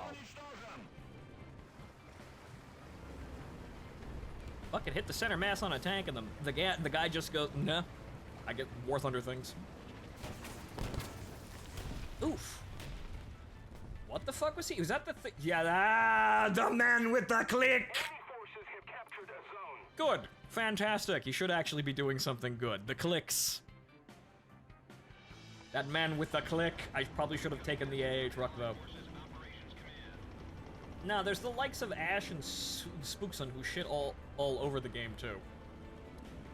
Well, if they actually are sensible, God bless them. However, it doesn't seem like we got enough sensible people here to actually form a single voting block. Not like Gaijin really cares, anyway. But, the free parts in FPE shit proves that, yeah, you can most likely get Gaijin to do shit if you raise a big enough stink about it. But unfortunately, the vast majority of the player base doesn't want to actually unify to do really anything at all. And as I said, most of them are easily entertained children that watch clickbait. Evidently. Again, I'm just reading off the statistics here.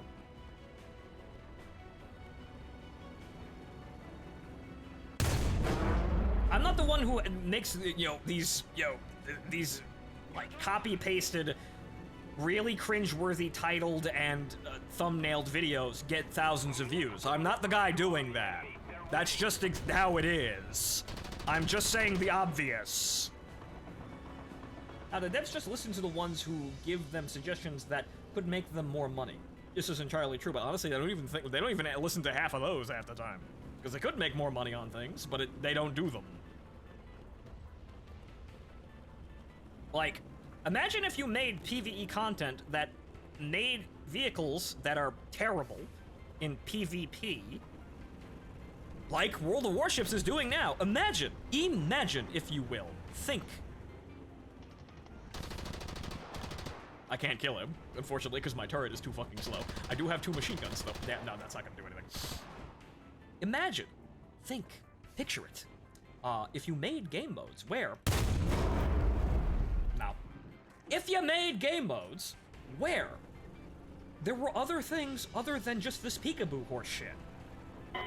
Operation failed. Return to Imagine base. if you had game modes where the opponents of the players didn't play as optimally or as min-maxy, honestly, as they do in PvP, to whereas more things could be valued. Imagine, for a moment, if all of the machine gun turrets on a T-28 actually had a fucking purpose, rather than just sitting there being stupid fucking sparklers. Imagine if that actually did something. Imagine all of the content that is now viable for people to play that you have already made sitting in the game. Imagine all of those irrelevant vehicles that have fallen by the wayside because no one wants to play them because they're not fucking good in PvP situations or not the best. Who gives a fuck?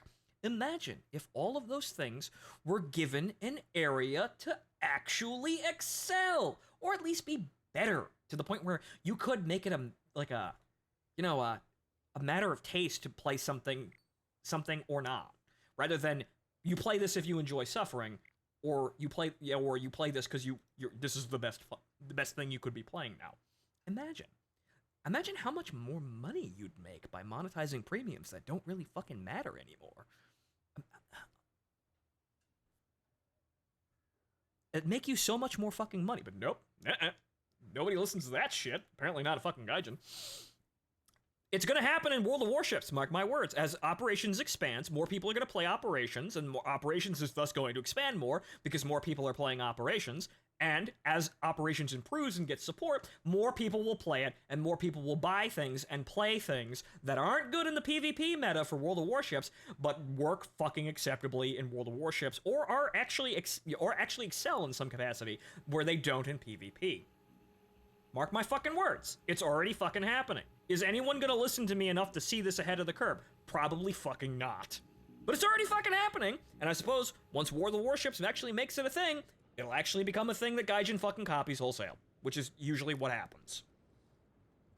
Because, yeah, there's those Battle Pass things that World of Tanks and World of Warships, World of Warships, World of Tanks, and then here in War Thunder. But that Battle Pass thing. Where did that come from? Oh, right, Armored Warfare did it, and it was successful, and it's actually dragged the game out of being dead. What does that mean? Oh, that means we copy it. That's how these stupid games work. They don't do anything their competitors aren't. And sometimes, occasionally, you get some sort of weird fucking experiment once in a blue moon, like the Battle Pass for Armored Warfare, the Spec Ops missions as well, but this is part of the thing. But once in a blue moon, you get somebody trying something that's really fucking obvious, and it works. The once in a blue moon thing currently is Operations in World of Warships, and we'll see if that actually gravitates to the rest of the game. Because War Thunder largely already has PvE elements, they're just totally underutilized, because they don't matter to affect the outcome of the game, largely. And when people say, oh, well, they matter, but not to the point where they could be, or not to the point that they did a long-ass time ago. So, that's the thing, and mark my words, that's where we're going, and good that we're finally getting onto it, because Jesus fucking Christ, these games are massive fucking rotting piles of refuse for irrelevant content that doesn't mean anything, that could have meant something if they were in better games or had roles. Now they're going to get them, and it's going to be like a fucking light switch. It's going to be like, oh, wow, there's a reason to play totally useless tier 2, 3, 4 planes that aren't really all that good. Wow, ordnance load actually matters. Or things like that.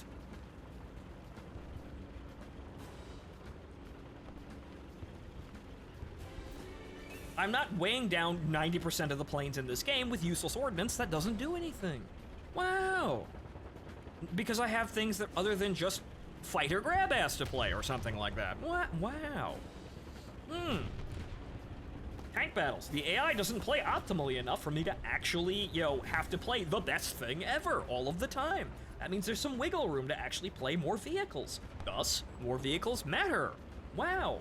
There's more reasons for people to play different vehicles, and thus variety becomes more important again. And honestly, ways that it's not, because look at where we're going with top tier. There's one fucking plane per nation coming in. Actually, most of them are copy-paste, aside from the Chinese one, where they get a better F-16 because they fucking said so. Probably because China is the fucking stupid power creep nation along with Sweden. But this is obvious to anyone with fucking eyeballs, but no one wants to work on it until somebody else does it. No one wants to champion any of this because, I don't know, some people may be championing it, but they clearly don't have enough of a voice in the community to really do things, like me. And then the people who are paid shills don't draw attention to glaring flaws in the video game. Unless something's grossly fucking broken, and then they're just playing off of the crowd rather than actually forming their own opinions. They don't risk anything. They just play whatever's loudest for the community so they can just hide behind it and they can pretend that they're not ruining their sponsorship. Whenever there's a serious fucking problem, though, then they all shut the fuck up real quick. Like, for example, how many people do you think are actually raising a stink of the Gaijin sponsors are actually raising a stink over the whole... Well, that man instantly fucking died the moment I actually clicked on him, wow. But how many people do you think are actually raising a stink that are on Gaijin's payroll about the whole F-16 situation, where China's getting a better one because they fucking said so, even though that doesn't make any fucking sense? How many of those shills are actually mouthing off? None. They're actually avoiding it most of the time. Why? Because it puts pressure on Gaijin, because then they have to do something they didn't want to do, and then they actually have to fix a problem, so what the fuck are we paying for? Shut up and entertain the fucking stupid yuppies. Get out there, fucking chimps. That's how it is, really. That's how it's been for years.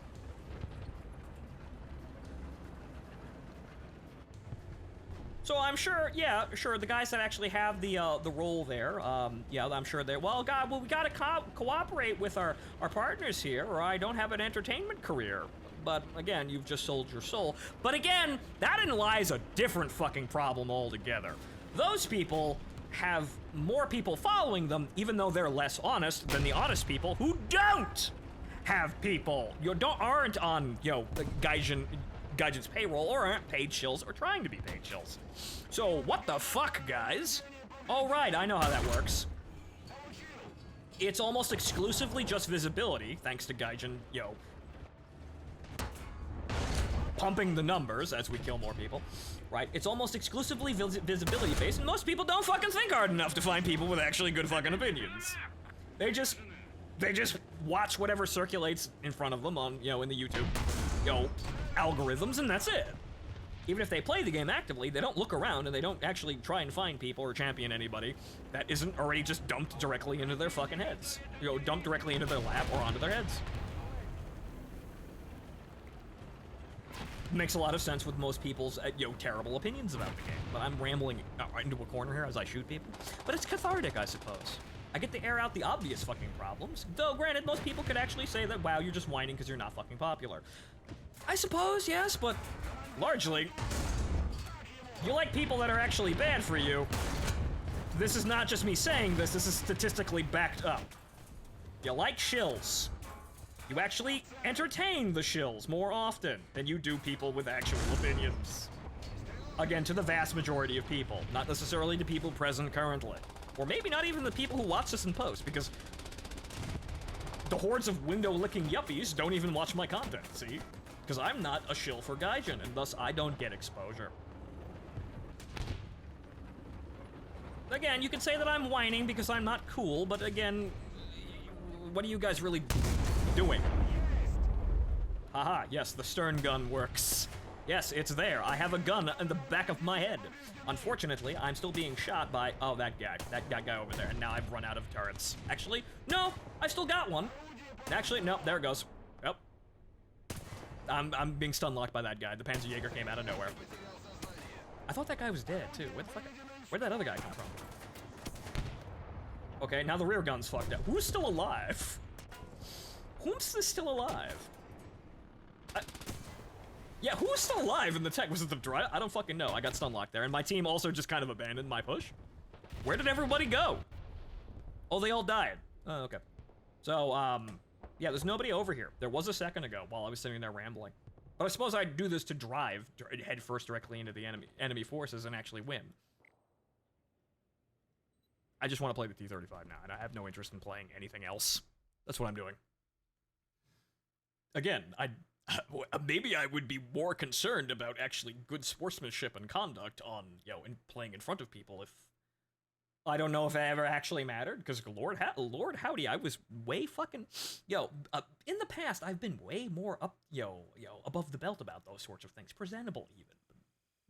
Why now?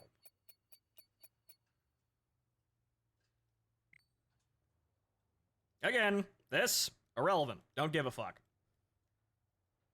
Looking for a good place to shop. But I suppose we'll be playing another land ship, so that's acceptable for what it is. You know, we'll move on. We'll be playing something else later on, and it's another land ship, and we'll have fun with that. Because it'll actually be probably a whole lot of fun for what it is. So it doesn't matter if I play anything, something, that's just another land ship. That's all I'm going to be doing down here, because that's the only thing that really matters to me anyway. No one really gives two flying fucks how cool you are in a BT-7.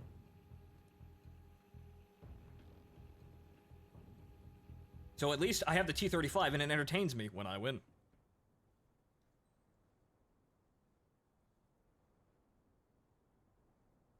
That's about the only thing I'm actually searching for right now in terms of War Thunder. Push comes to shove, no one cares what content that I put forward. No one's really gonna watch it.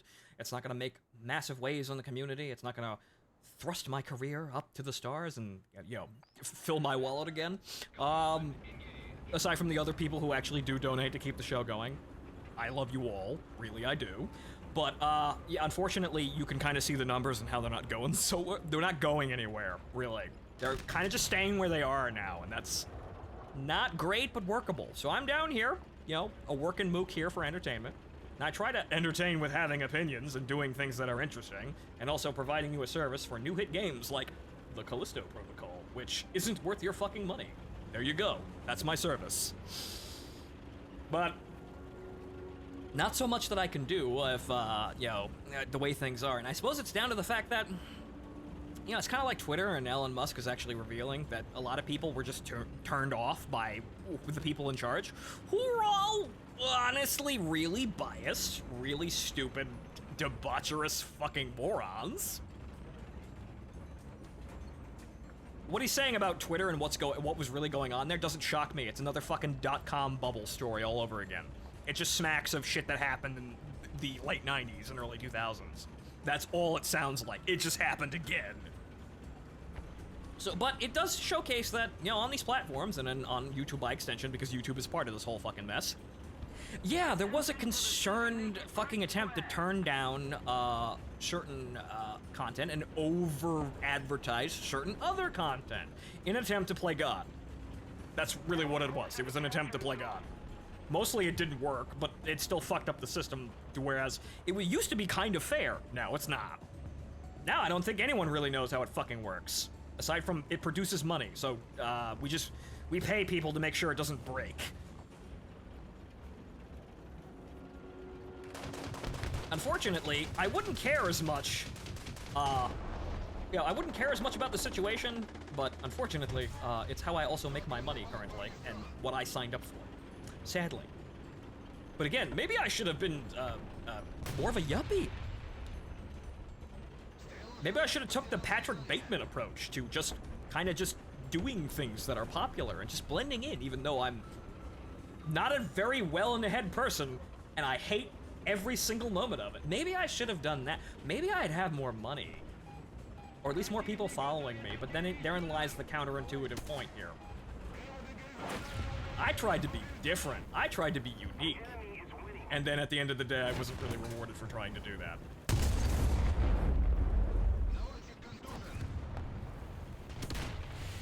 Damn. That's that fucking armored car thing. That's the ammo rack, though, sadly. Now we're getting shit games now. Oh well. I'm more talking than playing the games now, I suppose. We need one more game, though, to end on. We should have ended before, but this is why you walk the fuck away from the table with War Thunder, that even when things are at their absolute best, you will still get handed shit game after shit game after shit game after shit game. You will still suddenly be basically gambling with your mood. I'm sorry, armored car? What armor? Haha, fun joke. Metal bus. Metal shopping cart with gun on it. But then again, shopping carts are also made of metal, so where's the distinction? These maps suck, though. I really don't like this map. I don't like the other map. They all suck. What? They all suck, but this is something we already know about fucking War Thunder. All of the maps suck. Gaijin's major weakness is their game design department, who sucks at everything. They suck. They've always sucked at everything they try to do. The moment they try and create something, it's usually full of holes and is massively oversimplified and just relies on people driving forward and dying. And not caring about driving forward and dying. See the massive problem with spawn camping in your favor and against you. And the solution is to just let it happen because Gaiju's just not clever enough to design fucking maps or game modes that actually do anything. See the assault game mode that we haven't seen in a while, where it was kind of functioning good, but apparently the major problem with that one is the map sucked.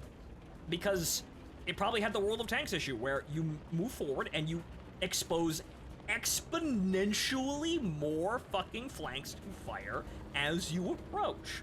And so playing the objective aggressively and maneuvering is impossible, because the moment you step out, you get shot to shit. So it becomes a waiting game for other people to do that, which dates back to World of Tanks. The first mistake is playing the game. You trying to play the game. No, you don't play it. You sit and wait for other people who try to actually attempt to play the game, and then you shoot them. And then you win by not playing the game.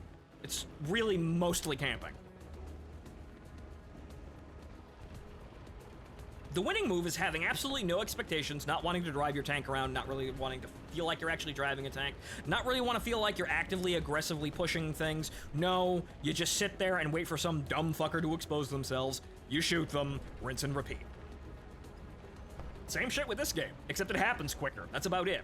That's about the only thing the realistic damage model gives you, even though there technically are still health bars in this game. Just very, very small ones. So, like I said, this game is everything that World of Tanks is, but worse, which is why I don't really typically play it. Except I do, or rather, I should say, don't really play tanks. That's accurate. I still play War Thunder, because I guess it's just easy. You get things like the frog foot occasionally, which are fun, and break the entire balance off over their fucking knee, because they do silly things like have all aspect missiles when they really shouldn't. What the fuck's going on there with that brick of metal? Anybody over there? No, because I'm doing the thing where I'm not fucking watching again. I'm complaining, and I'm just kind of in a tiny corner in the back of my head. Where is he? I know you're here. Oh, there you are.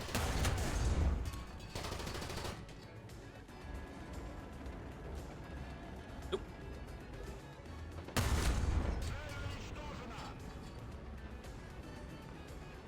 Is there anybody else over there? Nope. Hullbreak was a dogshit mechanic, and I will never forget the time I got hull broken by a 3.7 ram by a rifle caliber coaxial machine gun. Yep. That's gone, for now anyway. It randomly comes back, because Gaijin seems to think they can get away with that. They never do.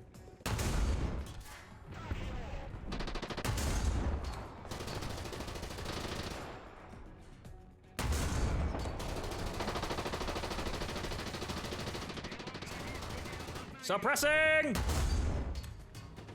Okay, I know he's over there and he's fucking shells at me.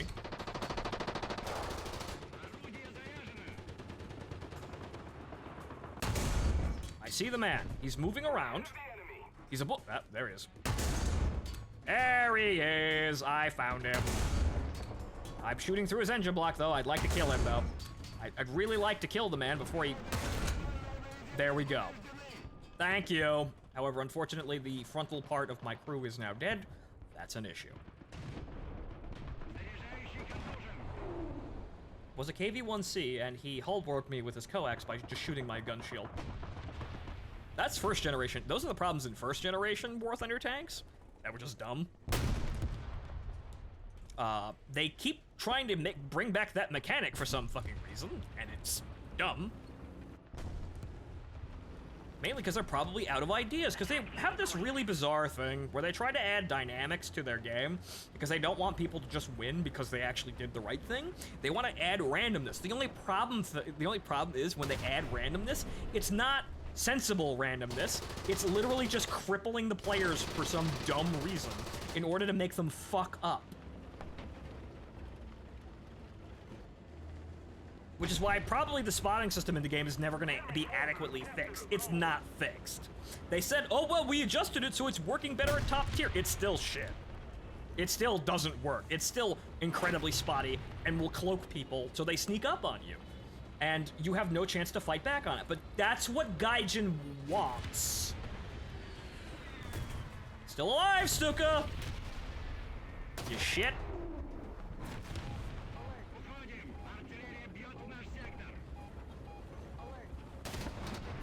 But you see, that's what Gaijin wants to do because that's good game design in their department. They want to add more dynamic elements to their battles, but usually it's just situationally crippling people so that other people get wins when they really shouldn't. That's just all it is. This is why the spawning system will never be fixed. Because they want you to get fucked. They want you to fuck up and die, so the other player can go, "Wow, what a great game!" When they really shouldn't have actually won.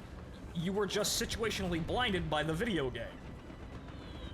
This is why the dots will remain the only mechanic you can rely on, but the dots don't even appear past 35 kilometers anymore. They got rid of that.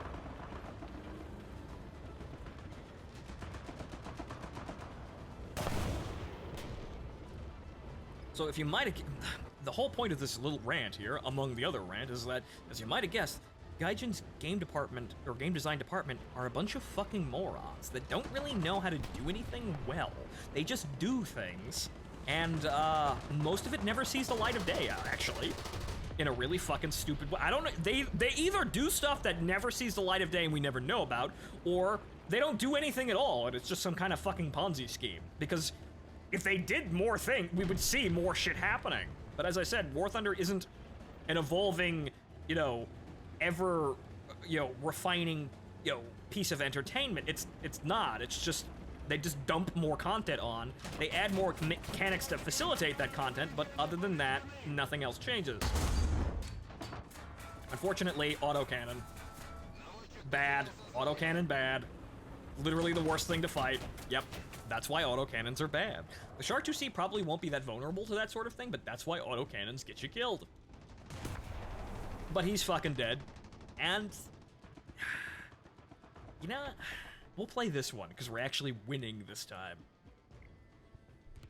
I only ever play like 2 matches at any given time, because the first one I get fucked by some random shit mechanic like volumetric armor, or the magics of spawn pushing. Right. But there are some things about this game that will never change, and really they'll only get worse, and Gaijin will claim that they fixed them, and then they're not actually fixed. Attention to the map. These things and situations will never actually get the, they'll never get the attention they deserve, because, well, the shills with all the viewers won't actually highlight them. They'll just pretend that they aren't, they aren't an issue, never talk about them, or God help you, argue against them. Of which, all the lemmings that follow them will just parrot whatever they say and think it's not an issue, even though those people are retarded, and if the game was in the hands of any of those people, it would probably be even worse than it is right now. I'm unfortunately asking too much of people. I'm asking people to think critically about things and come up with actual workable solutions. However, that's not exactly possible, just like it isn't in World of Tanks or whatnot, because we had people who just did stupid shit even when presented with a better game. Like, I played Sandbox 1.0, and I keep going back to this. I played Sandbox 1.0, and it was actually a major step forward for the game as a whole, because it relied less on stupid peekaboo mechanics, and armor actually mattered, because fall-off was actually quite extreme, and thus suddenly you couldn't penetrate the side of a mouse from across the map. Pretty big fucking change. Everyone argued against it because, oh no, my gold-spitting medium tank can't do anything anymore. And then on top of that, you had people arguing against stun in ways that clearly showcased it, that they just wanted to make the mechanic irrelevant and keep their retarded one-hitting artillery. Like say, oh, well, we should make these rounds, different rounds, and keep the AP and HE and heat shells, so that no one uses this mechanic and I don't have to actually do it or change. I'm so fucking amazing at creating arguments and actually leading into discussion, aren't I? I actually called out several people attempting to do that during the sandbox test. It was rather fucking stupid. But there were people who said they'd rather instantly die than be stunned by artillery for like 5 seconds. These are the caliber of people we're dealing with in these games, unfortunately. They're just fucking retarded, and they wouldn't know a good game if it slapped them in the fucking face. But Gaijin just tries to curtail these people, or rather keep these people's attention, by just adding flashy things, like haha Storm Tiger. Haha, it has no depth. It's literally just another fucking tank of billions at this point that just one-clicks people. Wow! War Thunder's such a good game, guys. We have a free event where you play this other game that really isn't helping anything about the fucking game's balance. It just fires funny rocket, and then it blows people up. Wow. Watch, like, the 8 billion clickbait videos that all of the sponsored War Thunder YouTubers, there aren't any VTubers, thank God. They're safe. There aren't any sponsored VTubers. They're still safe for now. But YouTubers in general, just watch watch people go, haha, this is really fun, while playing shit like the Storm Tiger, which advances the game really in no way. And it makes certain problems worse by just adding to the incredibly vapid state of how the game works. Armor, actual objectives, in-depth combat? No! Just click on the men with funny 380mm rocket. Watch them go boom. Feel accomplished. Which is why I'm playing land ships, really. That's what the Char 2C is going to be. Char 2C is just another one of those. At least it's a funny land ship this time. And that's the thing. It's the same thing, but it's in a shape that I actually enjoy. So that's why I'm here. But I'm going to be straight up honest with you about that. A lot of people wouldn't. They think that everything's great and happy, but honestly, if you really sat down and tore apart War Thunder, there are problems left and right that will simply never be changed. Good, I can ramble and one-hit people. That feels nice. I'm just driving around aimlessly now. I shouldn't be in this area, but apparently the spawn zone's lying to me. Apparently I can drive a little bit further in here. How far can I get in here? So when's the pain field actually show up? There's their company command tent, apparently? I can... Oh, I instantly died. That's where I... There. Because a random man shot me from across the map. He saw me through a bush, too, right? Victory is close. Having used the Storm Tiger, it's nowhere near as much of a comedy as one might think. Mission complete. Return Did to you base. bother getting it, Chief? No! Why the like, yeah, sure, the Storm Tiger, it's, an entertaining vehicle. In War Thunder. Also, you had to put effort into actually getting it. Sure, I could have bought it for the sake of it, but again, it would just be one of those videos that, again, is one of the billions of YouTubers and streamers that just did, haha, Storm Tiger. Just like there's going to be a billion people who playing the F-16 and the Fulcrum for all of that's fucking worth. They're just going to milk that and then move the fuck on. It wouldn't have really done me anything for all of the effort. But that's the problem with this game. They just keep adding things that make the game shallow or keep the game as shallow as it is. They've created a problem for themselves, and that wasn't good enough for me. I need more. Maybe it's just I'm rambling now. That's about it. But they just create more problems for themselves rather than fixing anything, and they don't seem to comprehend that. Or they just don't care. They just do, haha, it was just, you would be funny. What, bro? What if we added the Storm Tiger in it? We made it an event vehicle so people actually grind for it, maybe even pay for it. Ah, that's a good idea. Well, what would it do? Oh, well, it just clicks people. It just click, and big funny rocket goes into tank and explodes with zero strategy or depth. Oh, wow. That actually really get a whole lot of people to actually play our game and then, make some quick money. You're a genius. I know. That's why I'm fucking content supervisor. That's it. That's Gaijin's entire MO. They don't think any harder than that, clearly. Or they're thinking harder than that in really dumb ways that don't ever get, that we never see because they don't go anywhere. They just create shit ideas that they wind up like saying, in-house going, well, this is a dumb idea. We shouldn't do this. But this isn't as fun as I thought, guys. We'll just abandon this. Or rather, it's flawed. We can't make any money off of this, and this actually causes people to bot or something. Just get rid of it. But we never see any of that. The ammo loaded in a tube can be MG'd to detonated. The breach counts as fuck all armor, so you can be overpressured by like 20 meters, from like 20 meters by a 500-pound bomb. And the flat parts of the front are like 60 millimeters effective and have all of the ammo behind them. Even though there actually isn't any ammo in the Storm Tiger, it actually didn't carry any of its ammo internally. It had a crane and a follow-along vehicle. You don't actually... I'm pretty sure there's no internal ammunition rack for that. They just kind of created it. I'm fairly certain, because where the fuck would you put it? What, are the crew wearing it for hats? I know it's a Tiger chassis, but... No, you're thinking of the Carl Garot. Storm Tiger has ammo in it. That must be very brave individuals, and also very hardy individuals to move 380mm rockets around when you needed a crane to properly load the vehicle. You don't load that internally. You have to load it through the breach. You actually have to load it down the barrel with said crane. You don't actually load that from inside. You can't. It lines the walls like the Brumbar. This is kind of a shock to me because I would think that they would just be too fucking big to put in the vehicle. Or rather, not a smart idea. You do. It has a rammer. That actually is completely inaccurate. You can't do that. But then again, I suppose Battlefield 1 also got the Storm Tiger wrong, or Battlefield 5, I should say. So, okay! You don't actually load those from inside like shells. You have to load them externally, which is what the crane is for. That funny hook arm on the back of the, the back of the tank, that's what that's for. You don't load it in the tank, you load it from outside.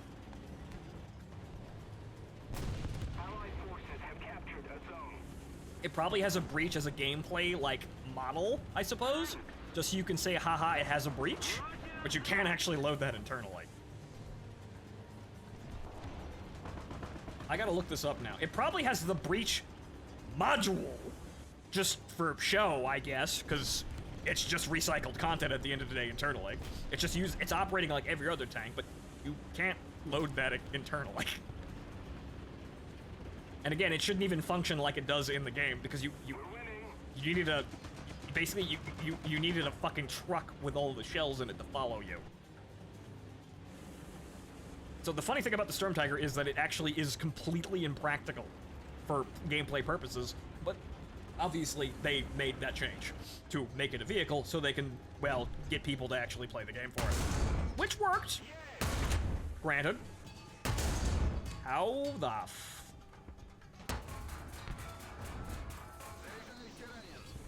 Oh great, everyone in my fucking crew compartment is dead, thanks. Oh well, move more bodies out of the machine gun turrets, that's what the replacement crew is for. Due to the bulkiness of the ammunition, only 14 rounds could be carried internally, of which one was already loaded. With the other in the loading tray, the rest were carried in 2 storage racks to help with the loading of ammunition into the vehicle. A loading crane was fitted at the rear of the superstructure next to the loading hatch. Even then, the entire 5-man crew had to help with the loading. Copy-paste from Wikipedia. Oh, maybe, well, I suppose I misinterpreted that. I didn't think that they were actually internal loaded. I thought the whole crane loading thing was to load the gun. That's just loading the ammo into the tank. My bad.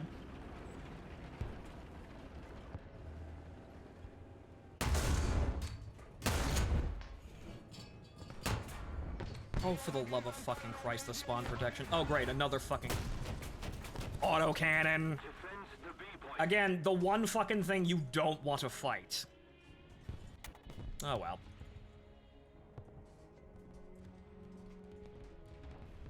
If for a muzzle stuffer, the crane would need to be over the front of the tank instead of the back. Yeah, my bad. I always thought it worked the other way around. Maybe perhaps I misinterpreted that one, but the point of the matter is the tank is still, just a comedy tank, really, at the end of the day. Yeah, sure, it could be played seriously and has some glaring issues, but that's mainly because it's a comedy tank to actually help balance the fact that you hit anyone with it and then instantly they die. So that's it, really? That's the same thing with the Char 2C, but the Char 2C is probably actually going to be somewhat more competent because not a whole lot of things can actually kill it instantly. It's an unpractical joke. Basically, that's what it is. But the thing is, if it's a joke, why isn't it on the tree? Why isn't it actually on the tree for people to grind? Why, if it's not that big of a deal, and isn't really all that effective, why isn't it a tree vehicle like the Brumbar? Actually, wait a minute. Wait, no, the Brumbar was another event vehicle, wasn't it? If I remember correctly. Defend the B point! Well, I fucking killed him! Brumbar's a premium. Ah, right. You see, I know it wasn't a tree vehicle, it was fucking premium. But I killed him. But I suppose I could ramble all night about this stupid shit. Again, I'm just talking to myself at the end of the day. Some people actually listen to me, and God bless, but there's very few people that actually do anything with any of this information. Most people don't even share my content! This is what I get for being honest, I guess. See, I wanted to avoid doing the stupid shit that other people were doing that were clearly gaming the system and not being honest about anything. You know, just, you know, trying to boost through the algorithm rather than making actual fucking content. I made the mistake of actually thinking that, you know, being a person that wasn't a paid shill or a robot was actually going to work. Sadly, I started basically a year before it stopped working entirely. And, whoops, got shot down the highway. See, now I'm just... too high. Lower, lower, lower. Nope, higher. Nope. Only had one shot. See, if we weren't carrying, we'd just be we'd be playing arcade battles, and thus we never miss. Oh well, now we're just getting shit games, but I guess it's just getting too late. It's 11 o'clock too.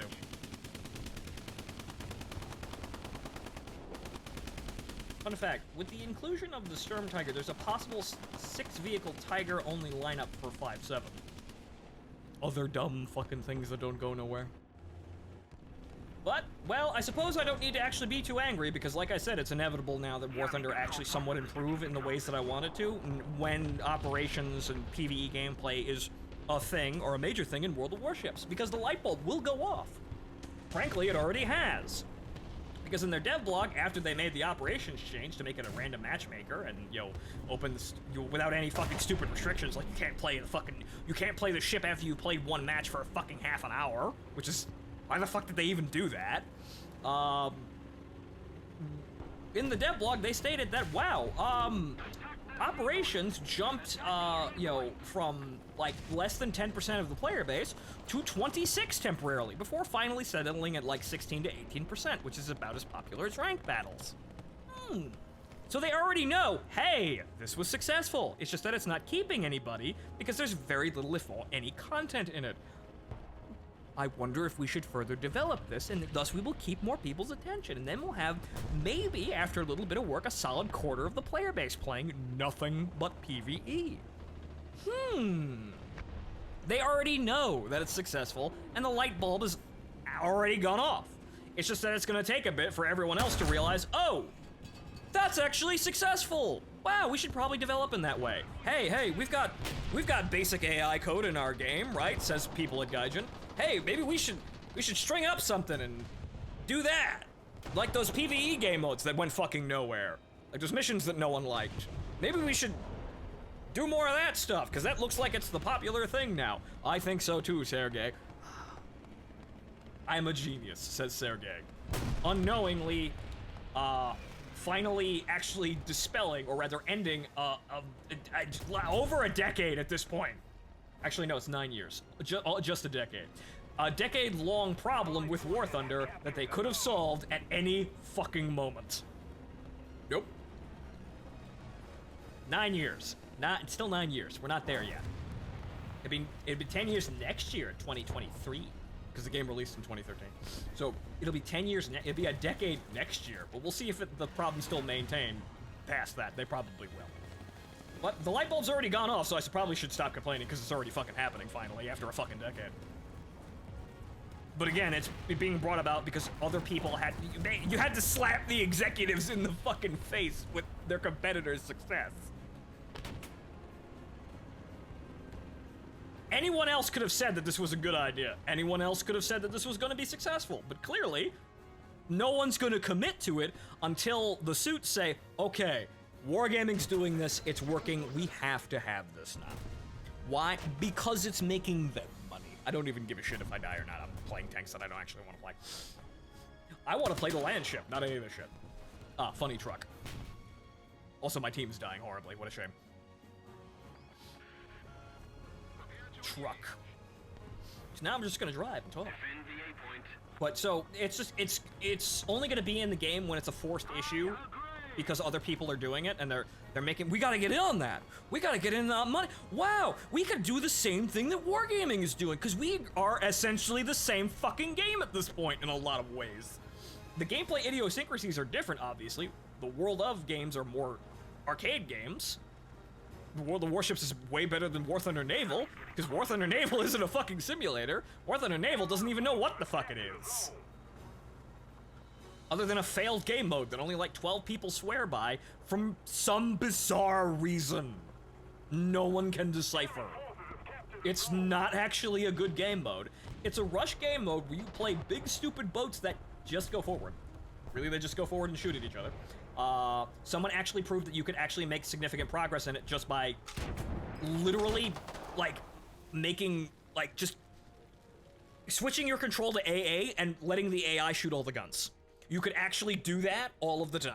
Someone actually proved that that is actually a way of making progress, and it works. You just let the game play itself.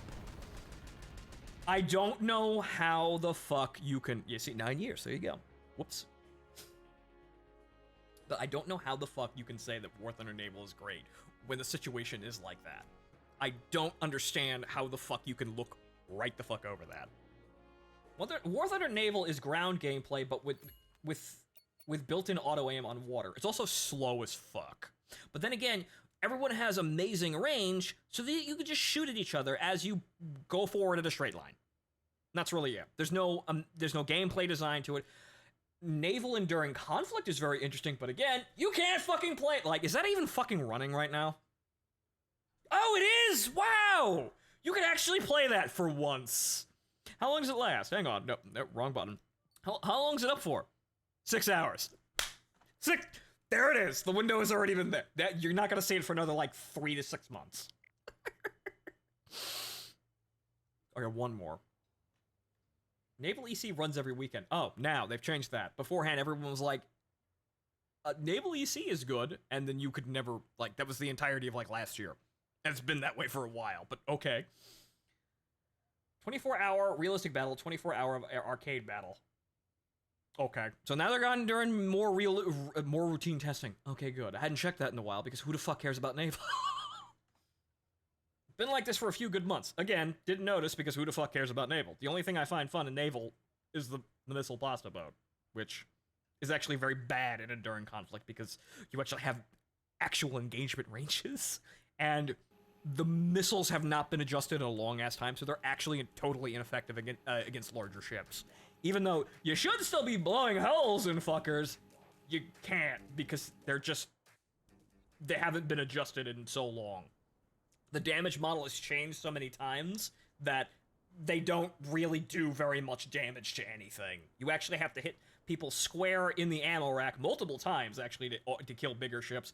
The mosquito boats just explode violently, still. Actually, I stopped playing Naval EC after the Kronstadt was added. The thing that just fucking broke into fight against.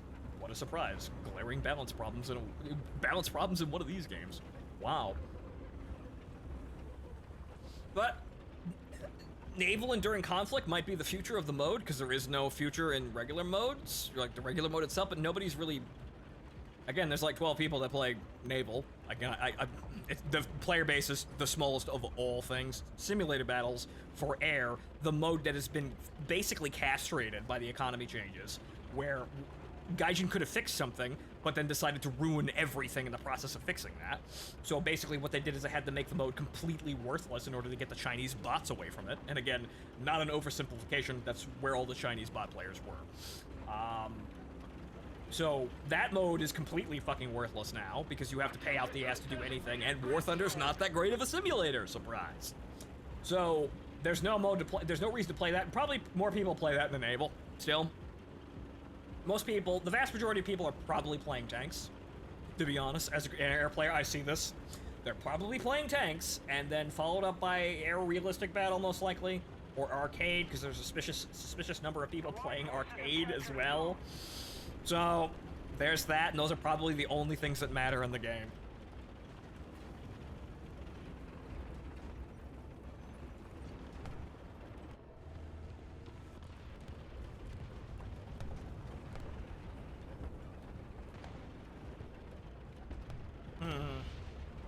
But, like I said, I've been talking about these things routinely for years at this point. No one cares. Or rather, nobody who actually can do anything cares, because they're all basically self-interested and just don't want to do any more work. Just farm money the easiest way possible and not actually contribute anything. Tanks, sadly, is the ultimate cash cow for them. Also, apparently, people playing premium lineups in arcade is also apparently a very large source of income for them. Bizarrely, there are actual people that will buy lineups of premium vehicles and play only arcade. Why is this large plume of smoke there? Is there someone there? No. Weird. Oh. You're shooting at the wrong spot.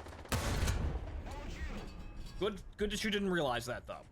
You see, when some people do that, they shoot at each turret. And that's how you kill a T-35.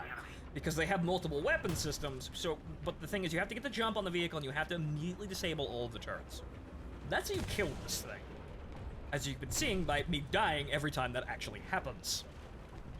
Because you disable the vehicle, and then it can't shoot back. And then you just keep shooting it until you find an ammo rack or something like that, or decrew the entire vehicle. Because you don't have any armor, it's very easy to do. It just takes longer than it usually does for him to one-shot you. That's the strength of the vehicle. The saving throws of the crew typically absorb incoming damage that, long enough for you to put out the shots that instantly kill people. Is there nobody watching any of these fucking flanks?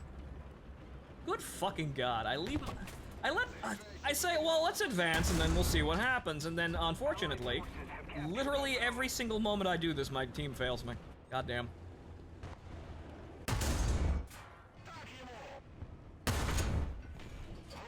Whap!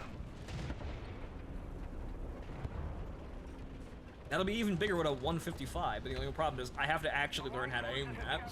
But then again, I could always just play arcade and not have to aim at all. I can have the game aim for me. Probably get matches faster, too. I have to deal with more people, playing killstreak planes. But okay, we have the initial aim advantage. No. I knew someone was up there. No.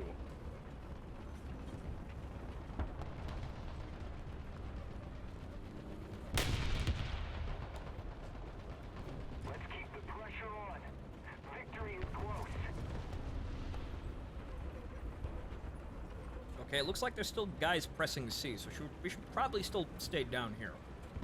That's another whole fucking can of worms over there. We're just not gonna go. Hey, wait a second. Nah, not even close. Wait, well, that guy's already a fucking burning. Oop. Nope. See, I'm totally off range for this. I'm never gonna hit these guys. Well, wait a minute. Nope, that was close, but still behind. It's the back of the vehicle. Wait, come on. I'm not gonna throw it off for the 76 because I'm not gonna fucking hit you. That's the gun, or the top of the gun shield. Come on. Ah, damn it, just clipped him. Almost sawed off the ammo again. Now you stopped and I've got your range.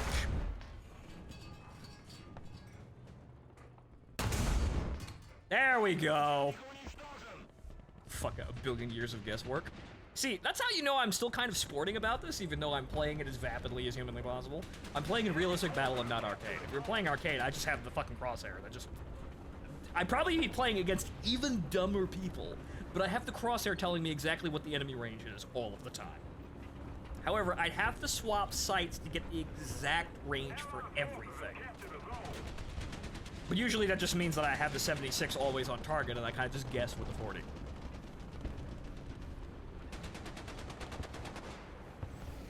Tanks and top-tier jets. Well, yeah, also, yeah, that being the current cash cow with the $70 fucking premiums, which are still not worth any of your money. Like, some of them might be kind of effective, but they're all incredibly mediocre premiums that are no way worth $70. If I'm paying $70 for a fucking premium, you bet your fucking ass it's actually interesting, or in a good game, like, say, the Kearsarge, for example, but I got that on sale, too. But you bet your ass it's the GR1 level of fucking stupid broken. You bet your ass that it's something that goofy or broken.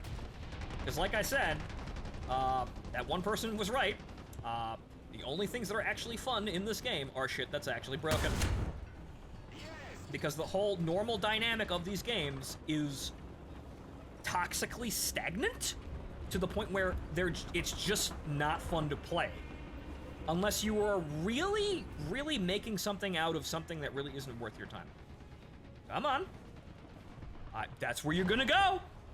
I know that's what you're gonna do. You're gonna try and Hop out, and you're gonna try and shoot me. I can't shoot you now, but I know that's where you're gonna go. Come on, I can see your cupola. You're looking at me. Come on. Oh, now he's gonna try and shell me. However, unfortunately, his friend is gonna come around, and he's kind of in a problem. Oh. Come on. Any fucking day now, kiddo. Oh, his friend's coming up. He doesn't know what's going on. Nope, they're all hiding behind that stupid fucking rock. Okay. Well, in the interest of not instantly dying to the Panzer 38T, we're just gonna go forward and shield ourselves with these fucking buildings. Unfortunately, both of my turrets are now inoperable. How did you miss me? How the fuck did you... Seriously, how did you miss me? Where did that shot go?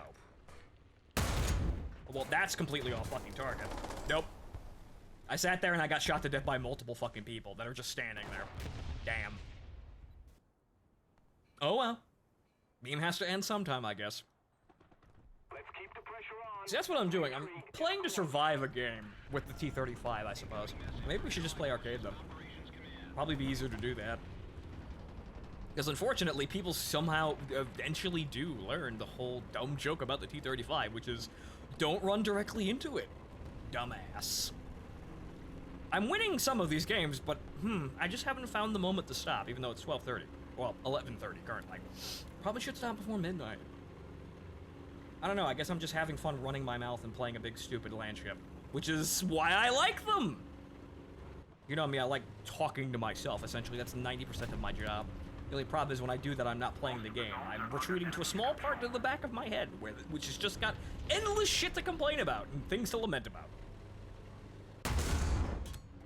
Really, truly endless things. Infinite complaining. Really, there's no shortage of shit to complain about in my situation. I'm fine, though. That was... Oh, come on! Alright, there's no automatic fire extinguisher? Sir, this is BT.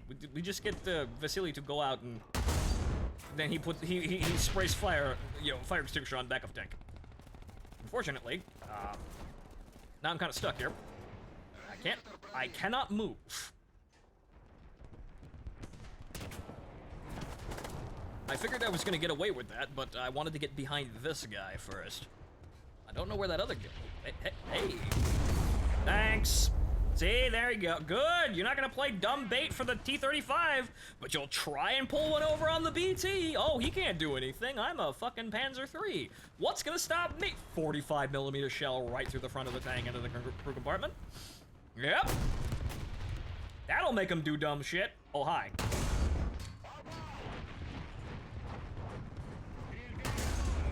Right into the ammo.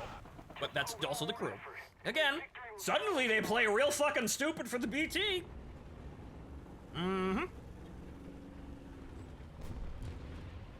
They play real fucking dumb for the BT. Oh, it's just the BT. What could possibly go wrong? Instantly dead. Remember, the turrets fly off the T-35, and I play the other vehicles in my lineup, which are all just the same guns. It's like one of the engines on a B-17 ripped itself off and took some of the 50 cals with it and called it a P-47. Because that's what a B-47 is. It's a sentient B-17 engine.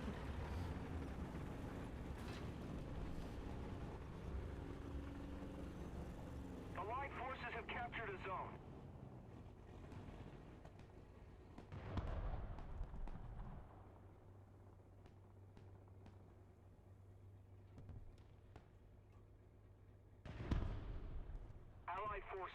Fun fact, you should be able to shoot through buildings so long as you've got enough pen anyway. Yeah, apparently I managed to shoot through a window there, so that worked out for me. But again, we're winning here. I didn't get my super awesome, amazing kill streak, but I suppose then we won, so that's about it. It's not always going to be about the land ships if I start playing down here, but maybe that's what I'm trying to figure out here. Aside from the interwar French shit, which we stopped rather quickly. Well, not rather quick. We took 3.5 fucking hours. Was a pretty easy way to see that shit ain't gonna work that well. Some people would have told me that, that from the get-go, but I decided to see for myself. Dead. And dead. I suppose that's satisfying enough. I suppose, again, I'm gonna have to play something other than the goofy-ass land ships if I'm going to be playing down here routinely, even if playing realistic battle. Ooh. Plane. Oof. Can't do shit about that, unfortunately. Oh well, I have another one. Not like it matters, though. Actually, hang on. Truck. I might be able to shoot a plane down with the truck before the game ends. Incoming message from Allied Forces Operations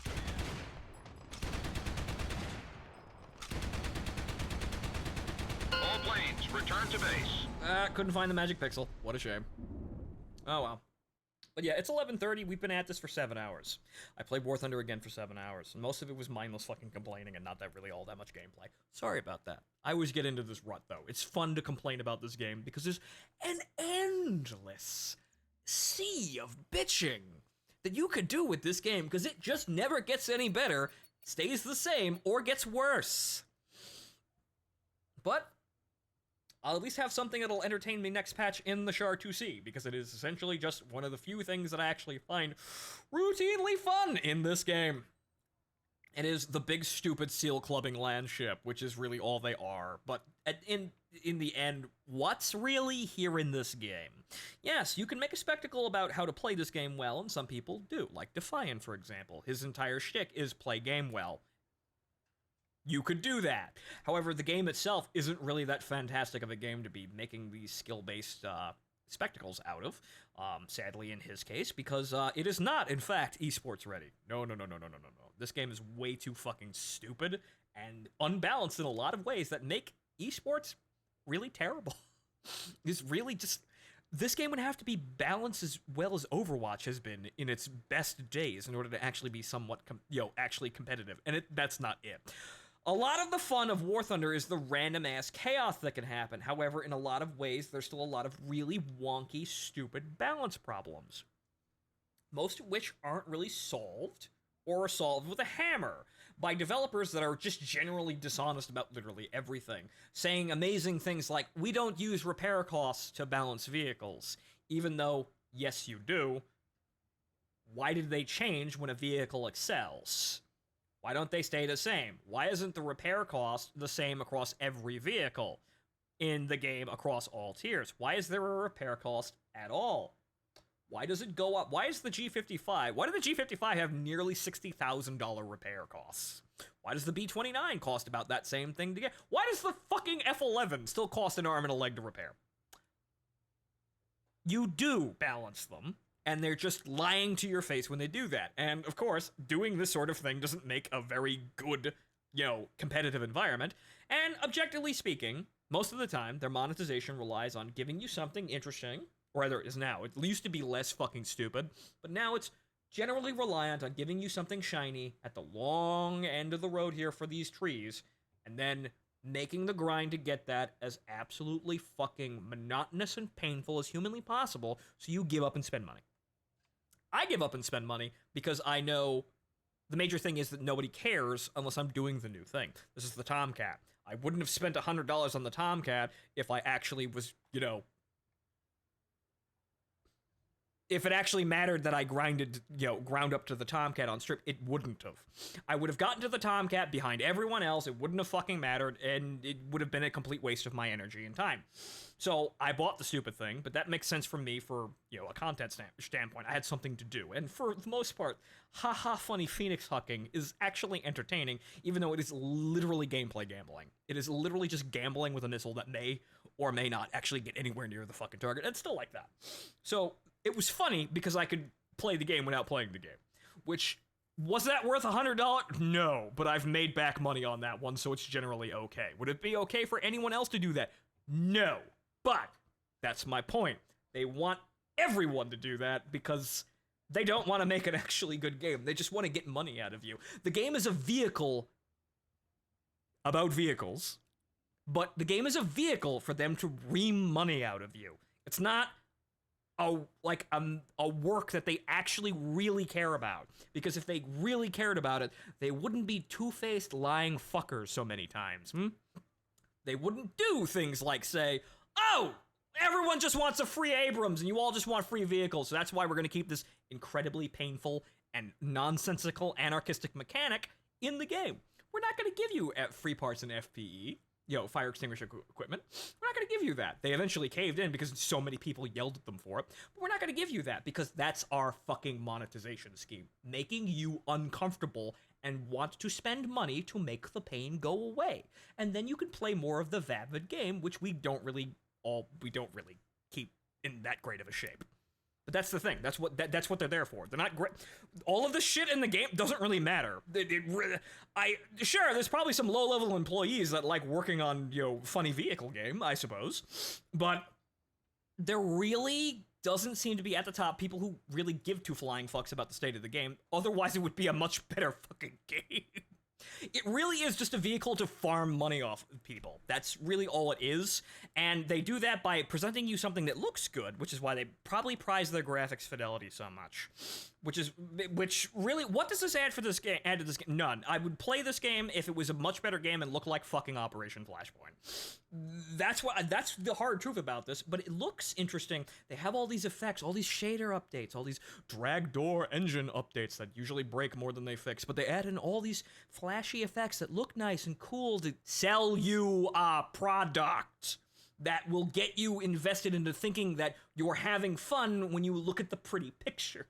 Rather, are the pretty pictures attached to anything? In most cases, no. Top-tier gameplay in tanks and planes is actually incredibly painful, unless you're playing from a completely vapid standpoint. Yeah, you could skill it, and you can get more results out of skilling it, but largely the game is not worth the effort that actually, gets you that. So, really, what they're doing is they're putting effort to make the game look like it's fun. Look interesting. And then when you actually get down to the nitty-gritty of it, it's actually a complete fucking mess of a video game that has not seen major updates in the 9 years that it's actually been, been running. Yeah, sure, they've added things, they've changed things. This is a very different game from when it was back in 2013. This is basically IL-2 but an MMO back then. We played Wings of Prey. We saw that. That's basically just the demo for War Thunder. But it's changed significantly over that time. However, the major gameplay issues that arise are never really fixed. Some people would argue, yes, they are. Some of them. But a large portion of them never get fixed. They just add new ones, and the problems with those really never get fixed. Or they take years to, even, if ever. So, they're not really all that concerned with the quality of the game, aside from if it presents a pretty picture and makes money. It gets you in, you play this, you want to think that this is the best game ever, and the accessibility of the controls works out. That's about it. That's the best thing about it, but the controls don't really go anywhere with the accessibility. That's the sad part. They don't lead to a very good game. But that's their entire monetization scheme. It's just, it looks fun, so it must be fun.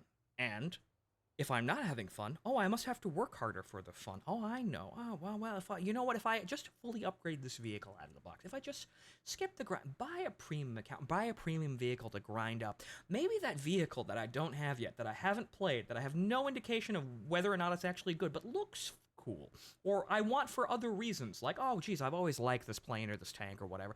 Maybe that vehicle, maybe that's where the fun is. Maybe over there, I should spend money to get to that faster, because maybe that's where the fun is. Over there, on the other fucking side of the field with that greener grass. Maybe on that hill over there. Maybe that's where the fun is. I'm gonna throw more money at it, and I'll get there eventually, and by the time you actually get there, you're probably gonna be stuck with a sunk cost fallacy that even if you realize that this hill is the same as the other fucking hill, because the game doesn't get any better. So, you get my point, and I've articulated this a billion fucking times, but I guess I just have fun rambling. Maybe eventually it'll sink in. Just like a tiny little chisel. Just a little nail being hammered into the skull of somebody who can do something. Maybe one day I'll get that magical little bullet of a fucking moment where someone will actually listen to a word that I'm saying, or a word that anyone else with sensible opinions is saying, and then maybe we could start to maybe have a better fucking game out of War Thunder. But until such time, I'm fucking just hammering a solid steel wall that the sound doesn't even get through to the other side. It's just not fucking doing anything. I'm just doing it for my own entertainment because, haha, I like banging a hammer against a wall, I guess. I'm sitting here rambling, going mad, I suppose, but that's about it. This is what happens when I play War Thunder for 7 hours. But at least we had some fun doing this. We had some fun. In a T-35, you're still going to have killjoy moments, even if it is the magical seal clubbing vehicle, which will never see major changes or adjustments, because the way it works is actually reliant on an underlying system that no one wants to change, so it will never change, i.e. the whole crew mechanic thing, where crew doesn't appear outside the vehicle, even in closed compartments, so the way crews shuffle around a tank, artificially just teleporting from position to position. That's the reason why the T-35 is the way that it is, and that's too much to fix. You would have to change every fucking vehicle in the game, and Gaijin doesn't want to, they don't care about making anything realistic or sensible, so you're never gonna have this fixed. So, there may be somewhat of a problem with the Char 2C, as I can imagine, because the compartments aren't as sectioned off. There's kind of a main one where nearly everyone sits, but the commander also sits in his own isolated cupola in the biz, which is really goofy. I wonder how he actually talks to anyone. Probably an intercom that probably doesn't work very well. And then there's people in the back of the tank in the engine compartment, because there's actually like a crawl space, or honestly a walk space, that both of the engines are on either side of the aisle. So there's going to be people back there. It doesn't have as many machine gunners as it should, but oh well, it'll still probably be good. Like I said, though, the T-35 is probably going to remain king supreme of stupid bullshit land ships, because it's just got so many things about it that makes it good. So, we'll have fun doing that, and at least I'm having fun doing that, rather than screeching. Well, not necessarily screeching. I don't really yell at this fucking game. I don't do that anymore. I don't get... I get annoyed at this game, but I'm never to the point of actually yelling. Aside from when I'm complaining about things or try to articulate things. But then again, it's never really like, oh, god damn it, I hate this fucking game, and I don't actually do that. I just get frustrated and detested at this game. But, see, the weird thing, the T-35 and other land ships do that the least in this game, if at all. Sure, like I was saying, you're gonna have killjoy moments where you die, and, you know, well, some guy actually got you in a bad spot, and you happen to die, unfortunately. However, there's a million fucking games, and they come around really quickly. Far faster than they do at top tier, honestly, with, low tier stuff. He uses a wrench and bangs out code to get the crew to do things most likely. Most likely, in his cupola that spins. That's the whole, it's like a pneumatic fucking drive. It's in Battlefield 1. It showcases, they actually, in Battlefield 1, they took the time to actually model how the fucking cupola works. It's two interconnected, like circles of metal that spin in opposite directions. So it's one of those things where there's gaps in between it, and if they spin fast enough, you can actually see through all of the gaps, like there's no gaps at all. It's, again, weird fucking interwar French bullshit. It's terrible at deflecting bullets. They thought it was going to be better at deflecting bullets, because, there's always a piece of metal there, but if they're spinning so fast, all the gaps are a single, a single ring around the commander who can see everything. But he can see everything, but there's always metal directly in front of him. So that means he's gonna be totally protected. Actually, no, that's not how that works at all. Stroboscopic motherfucker be like, yeah, I forget what the fuck it's called, but it's some weird ass shit like that. It's, again, goofy. It also whistles. I don't know where they got the sound for it for Battlefield 1, but they made it whistle, kinda. It's like a pneumatic fucking sort of like, basically like a fucking locomotive. It's really fucking weird. But that's just kind of what I like about vehicles like the T-35. They're really huge, impractical, stupid death traps. But there's a grandeur about them that I enjoy, which is basically what I'm gonna be saying, repeatedly over and over again when we're playing the Char 2C. Because for the love of fucking Christ, it's the largest vehicle, it's the largest tank ever put into production. There were only 10 of them, and for propaganda purposes, they named them after ancient regions of fucking France. They gave each one a sort of personality to work for propaganda. This is the most glorious fucking thing, or glorified thing you could imagine. Like, imagine, if you will, that this shit actually worked. You would have tanks wearing the heraldry of the nation's historic fucking locations, and just, riding in the battle like these fucking gleaming giant fortresses or just like knights, on horseback. Tanks always do that, but again, imagine if tank warfare was BattleTech. Come on. That's kind of the interpretation they wanted to give through propaganda, and it mostly worked up until France lost in 4 months. But again, it's fun to think about those sorts of things. So when I'm driving around in something like the T-35 and then the Char 2C, it's fun to imagine that that's actually what's happening as I run over several hundred fucking people along the way.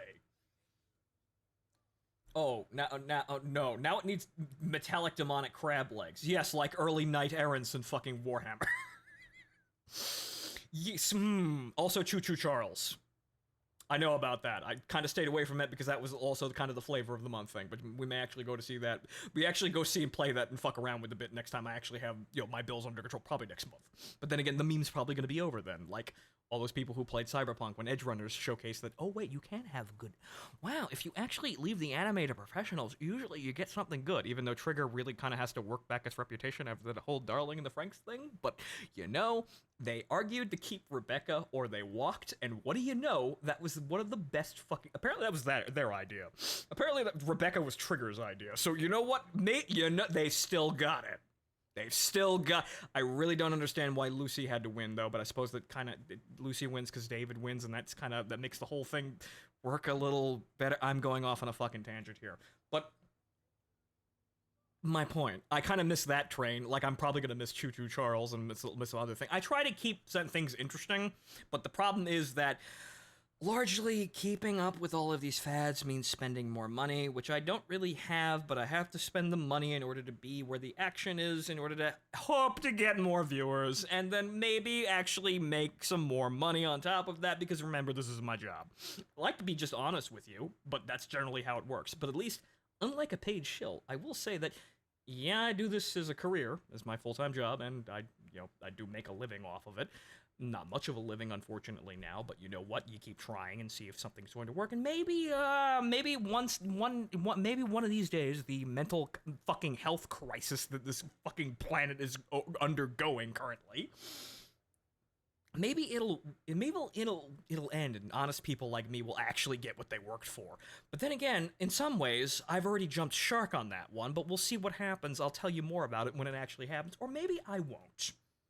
Maybe... It's nothing illegal, by the way. Maybe by that point I could actually give up this stupid fucking pipe dream of a career and actually go on to do things I like write more books and run Necronica campaigns endlessly in the corner, write those amazing stories, turn them into animes, and live like a billionaire recluse. Maybe one day. Mental health crisis is an understatement, I think. Yeah, the whole world's gone fucking nuts out there, if you haven't noticed. It's really kind of concerning, and it also showcased that the utopia isn't real. It will not be us that brings it about, and God help us, if we ever did attempt to bring it about, it would be a nightmare, or just the most terrible fucking thing you've ever seen. Or the dumbest fucking thing you've ever seen on top of that, because we're just far too incompetent to do any of that. Really, you lose faith in humanity, but I suppose, honestly, I haven't lost faith in all of humanity. I've just lost faith in the vast majority of people that are currently alive today. We could still bring it back, I think. But currently, the direction that we were all marching towards is the dumbest fucking thing I have ever seen, and if the entirety of humanity was behind us. Collectively, the whole souls of all the humans that have ever existed were looking at us right now, they would slap the shit out of us for being this dumb. Some of them are retarded too.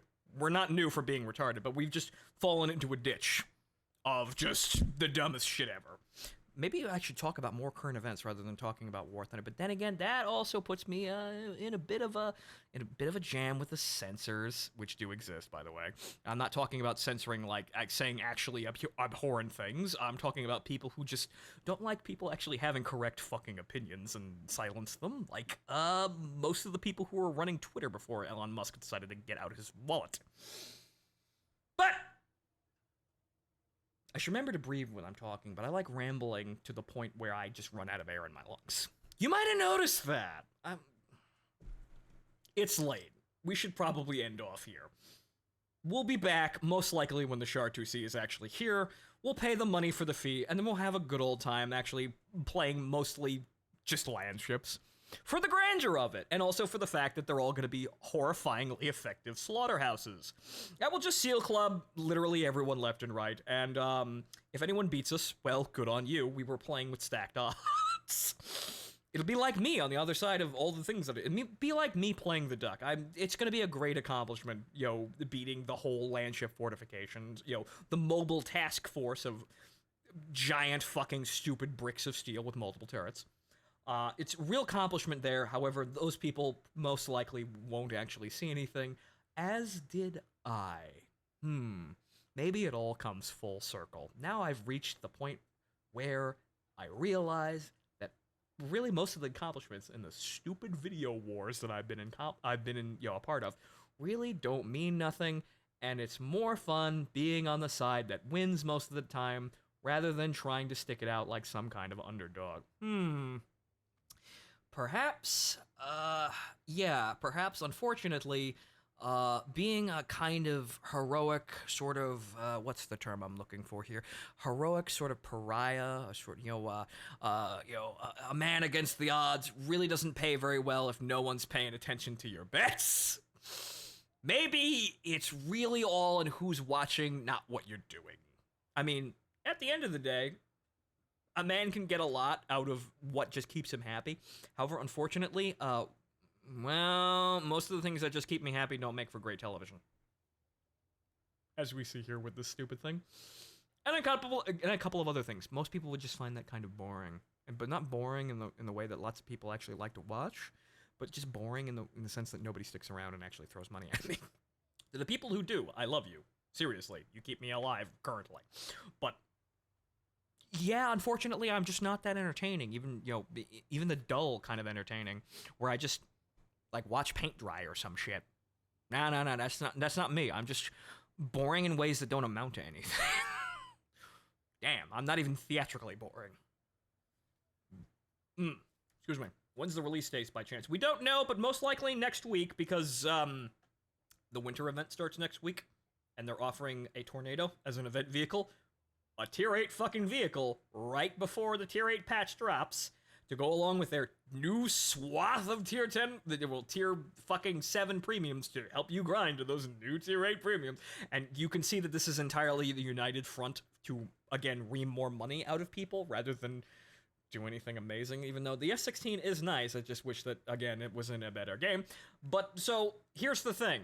How can they offer a Tier 8 vehicle as a prize for an event if the Tier 8 vehicles don't fucking exist yet?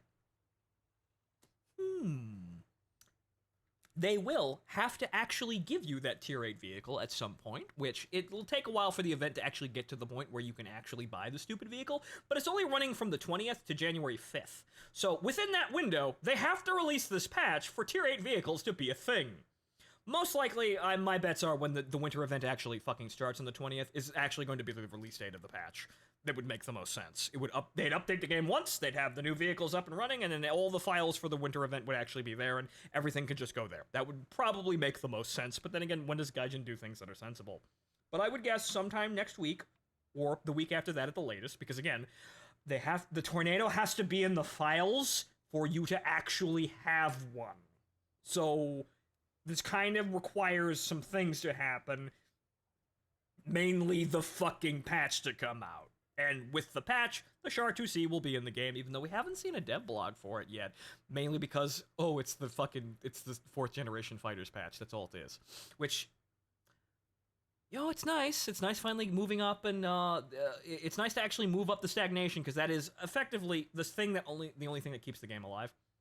The stagnation gets really, really obvious and crushing and fucking boring when there's no new mechanics. So this is how the game walks forward. It walks forward on power creep and just adding new shit on top of it. Content drops with power creep in them because they just break up the monotony of the game that really they don't want to stop and improve, so that stops fucking happening.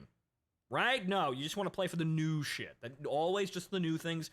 There's really no reason to stop and play anything at all in between patches. Eventually, everyone just gets bored unless you have an amazing fucking reason to play. I don't know what that could possibly be. because a lot of the things in this game really aren't that worth working for. I've never played World War mode, but nobody asked for that. It's probably not that good. Squadron battles, again, the whole competitive scene for this game doesn't exist, or is a joke, so I have no idea why you play this game for long periods consistently. I just kind of hop in and out when either I'm just bored, or I have a reason to play because of a new patch, like the vast majority of fucking people.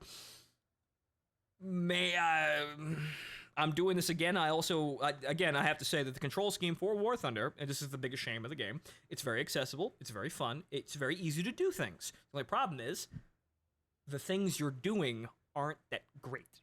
That's the major problem. It runs nice. It looks nice now, because they focused on graphics. And the control scheme is incredibly useful and intuitive for what you want to do. The problem is, they don't care about making the game around any of these elements any fucking good, or any different, or advance it past everything else, because the game was already good. Why would we need to change it? Even though we've had glaring problems for nearly a fucking decade that have never been solved. In fact, some of them get worse. But here I go again. I could do this all fucking night. If you could somehow dump a blizzard on Kansas City so I could get loads of overtime, I may be able to assist in your endeavor. I'd love to. I really would love to facilitate other people paying me money. Unfortunately, I'm not God, and I only survive on the generosity of people, and the few people who are still currently here listening to me ramble. I don't know how many, because I've turned off my viewer and session time. I have session time on OBS just to check it casually, but I turn those things off on the Twitch deck because I just hate seeing them. The longer I go, combined with the viewers not really being all that amazing, just adds fatigue on me. So you know what? Blindfold. Get rid of it. This is my job. I need to do this to make money. I can't be depressing myself with statistics that I can't really change all that well. Unfortunately, those numbers have been getting worse, but honestly, they're not really worse anymore. They've just been staying where they are. For some bizarre reason, I can't tell how, I'm still somehow able to pull about 30 people out of a hat no matter what I'm doing. I would like it to be more than 30 people, as I had before. However, they're all watching VTubers, I guess, which some of them are genuine entertainers that are more entertaining than me. In that case, oh well, that's a skill issue for me. I should be more funny. Maybe I should get more material. Maybe I should hire a writer. But, really, I just turned that shit off because it just makes me depressed and I can't really do anything about it. I've got no other option, like many people these days, no other option but to simply get the fuck up, roll with the punches, and keep walking forward. As my uncle said, even though I didn't, at the time, didn't really need the encouragement, but the man was dying, so he had to say something valuable, so I will listen to him, and you know what? It was something valuable. Keep going! That's it. That's all we can do now, because everything is really awful out there. Everybody knows it, so we all just kind of... Again, this is gonna suck. We know why most people know why it's sucking so much. Other people are deranged and making the problems worse because they don't want to admit that they're wrong and caused more problems than they fixed because of a multitude of fucking issues we won't get into because that's an entire another conversation. The point is, it's a bad fucking time, and we all just need to keep walking forward to survive it. That's it. It's not going to be great, but if we all, again, keep on keeping on, we'll survive to see the end of it, whatever the fuck that looks like. And hopefully, things will be better when we actually get there, whenever that is. Always gotta check, too. But I've got my reasons to keep on keeping on, not just because this is the only way I make money. Money is very nice for keeping yourself upright and entertained. Most of the time I turn that to, streaming, but for me, honestly, it's... The job being the major stress of my life has actually robbed me of actually playing things for fun, which is, honestly, it's kind of debilitating sometimes. It's really hard to entertain me now. I could sit here rambling and talking, but you see, why I'm entertained is because I ramble to other people who are listening to me currently, like Stranger Suffused and Shadow here. He's there. He's a well-paying customer. Magic was back there too. Swarth was there too, and anybody else that's back there lurking. I know someone's listening. I'm just saying things that make myself feel better, I guess. And on top of that, it's something that might actually result in me doing or getting something good. Like money. And money, well, I use money to buy things like, well, takeout to actually make myself feel better, even though... Packing on the pounds here. Gotta stop doing that. Gotta get back out and exercise because I actually feel heavy and kind of bloated again, which is never a good fucking sign. I was supposed to slim down in Texas years ago, but unfortunately, see, here's the thing. I had to choose between the job, growing as a person, and, taking care of my health like that. Yeah, all of that kind of basically fell apart, and it was all the job. It still kind of is all the job, really, honestly. So, that's the sad bit. But, well, I like talking when I know people are listening, and, my opinions aren't that fucking unsound, are they? But again, I'm rambling to myself and looking like an idiot, so I should probably call it a night. It's midnight. I've successfully rambled until midnight. It is now tomorrow. The end. We'll be back with more War Thunder later, but... Well, you can't say I don't put the hours in. I don't talk in front of people. I'd love to, talk and, talk about current events, even though that's a massively divisive topic.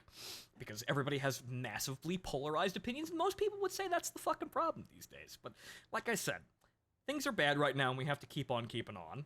I'm no different from anyone else. And so, the streams will go on in whatever fucking capacity they may, and I will attempt to find some note to entertain myself with, or just keep me upright whilst doing this. But most of you already know that, and you don't need some schmuck like me on the internet telling you the shit you already know. Right? You're all smarter than that. But until then, ladies and gentlemen, I have been your host, Phontomen. I love rambling like this, however, this is mostly also a gaming site, so maybe I should play more games. Maybe. Leg fell asleep, because I was sitting with one leg up. Again, out of shape. Need to fix that sort of thing. But again, one step at a time. Unfortunately, the whole one step at a time thing kind of gets a setback when you get knocked on your ass back several hundred steps and have to get up and do it again. I hate doing things repeatedly, but sometimes life just forced me to do them over and over again for some reason I'm hoping will be notable in the end, maybe? Read my memoirs. They'll be fucking fantastic. Really, really entertaining ride. Right, but good night, folks. See you tomorrow if I get up at a reasonable fucking hour. I'm running on coffee. I should probably stop and go to bed. We'll be back most likely with the Library of Ruina tomorrow. Good night, ladies and gentlemen. I have been your host, Phontomen. I will see you next time. I hope you enjoyed the show. Good night.